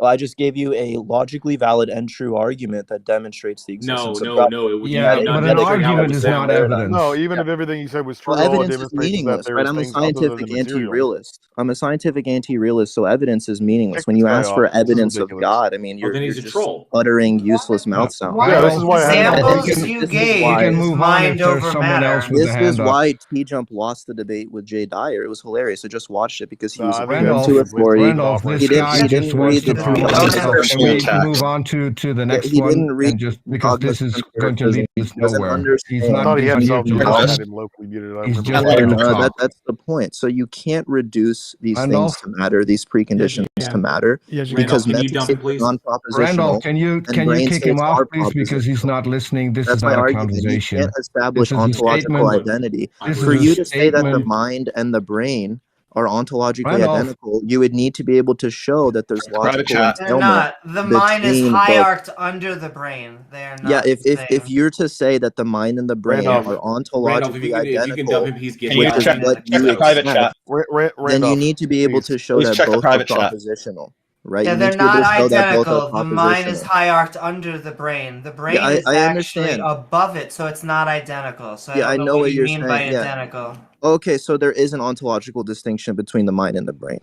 Yes, the mind Oh, is the okay, so operating so you're not a system. The brain materialist is then. the hardware. No, I'm a You're not a material. physicalist, rather. I don't understand that. Are you I saying just that want to clarify that. I can't hear you. I've been deafened. Okay, I guess my point would be the mind needs to run off a physical brain, and that everything that we see in the universe is either matter and This is energy, what and atheists matter do. and This is energy what can't TJump be did in his created debate with Jay Dyer. or And he destroyed. lost terribly. Randolph, you're not He didn't intelligent. You're like understand one of the that dumbest we're people I've ever working met. You within just use big words to a sound smart. paradigmatic, You haven't actually made a positive case for why these things metaconceptual can be level. reducible to We're matter. talking You just about asserted that these and sorts. expected that everybody else would accept what you said. Analytic breakfast. But you haven't made a positive case He for it can't whatsoever. hear you. You know, he's deafened. Somebody's server deafened him, so he can't hear any of us. I muted him on my end, so I can't hear him either. But yeah, he can't hear any of us. Why is he not being kicked off? Wait, he's not muted. Randolph- Mike is muted. Headphones. Yeah, That's why. I he can muted. still talk. Yeah. So He I muted. can't be, I just he can't be muted him on removed my because end. there's no one on the stage that can remove him. Yeah. So you can mute him. You can just mute him on your end and All right. deafen him. And that's about Well, it. how The do we thing get your is- stage then? It still goes into the stream and all that. Analytic breakfast. We have run out of time, and we're going to need to continue this another time. I guess he can't hear us. Yeah, he can't hear us. But that is our time for the day. So thanks, guys. See you later. So thank you everybody for tuning in. We seem to be running into some issues with Discord here. It would be nice if everything worked really smoothly, but we did manage to get a whole show in today, a whole 4 hours and 22 minutes. So did anybody have any final thoughts you wanted to share real quick before we close the stage? I just wanted to point out that the fact that our mind may be independent of matter, as in our mind actually just may be an energy network from our neurons that are sending real physical signals, does not point towards a god, and so still not convinced. How about you, TJump? Any thoughts? I don't know. Not really. Potato. Okay, JL Warren, thoughts for the show today? So it was a good one. There was some a little bit of trolling going on, but I think this one went a little bit better than in the past. I think the time limits work. So the changes we made, I think, are going to work in the long term once we get used to them. But yeah, otherwise, some decent conversations, but still, nothing that was brought up that was convincing at all. So. A special thanks goes to the Politics Discord for hosting this. JL Warren, you have a contest that you're in, and oh yeah. I posted links to it. Yeah, so obviously I have my own two things. I have my own YouTube channel. You can check me out. It's Bridge the Divide. The link has been provided. You can check it out if you like to hear these kinds of conversations or like the debates that I've had or the content that I've made. You can check that out by checking out my channel. And of course, I'm also because I have a horror film podcast. I'm currently up for this contest called Face of Horror, which is has some pretty solid prizes for it that I'm currently being voted for.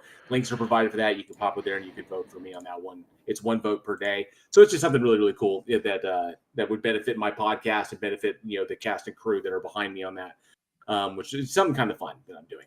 But yeah, feel free to check that out. Links are provided. Thank you, TJump. Peter, did you have any final thoughts? Just make it real quick, and we can wait a minute. Move on to King Xerxes after you. Wait a minute. That's not TJump. Sorry, what happened?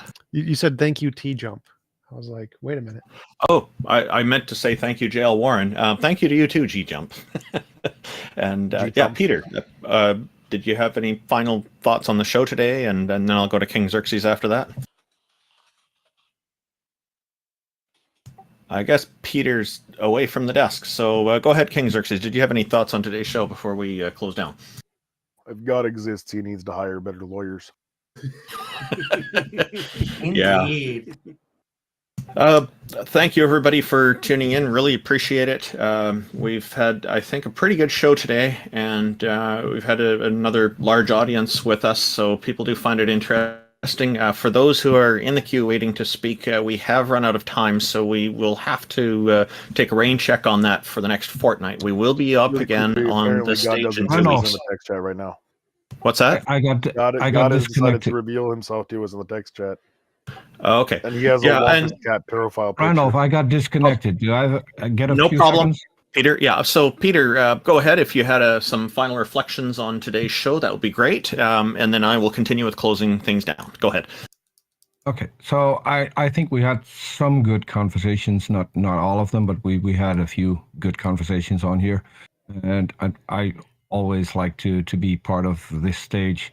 I also want to take a few seconds of my time to promote someone else, in this case, Jackson Wheat. If you haven't checked out his channel, I'm a co-host on the Thursday shows so far. We just finished reading Creationist book from 1967, which has all the cutting-edge arguments that are still in use today. And so we went through all of that, and we're now coming up with a new series where we're going to watch theist videos and comment on those. So if you want to check that out, subscribe to Jackson Wheat, and you can find him on Twitter as well. So if you've got a good video that you want us to review, please contact either Jackson Wheat or me. I'm on Twitter, YTGGFI.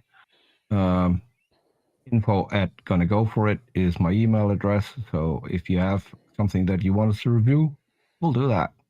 Thank you.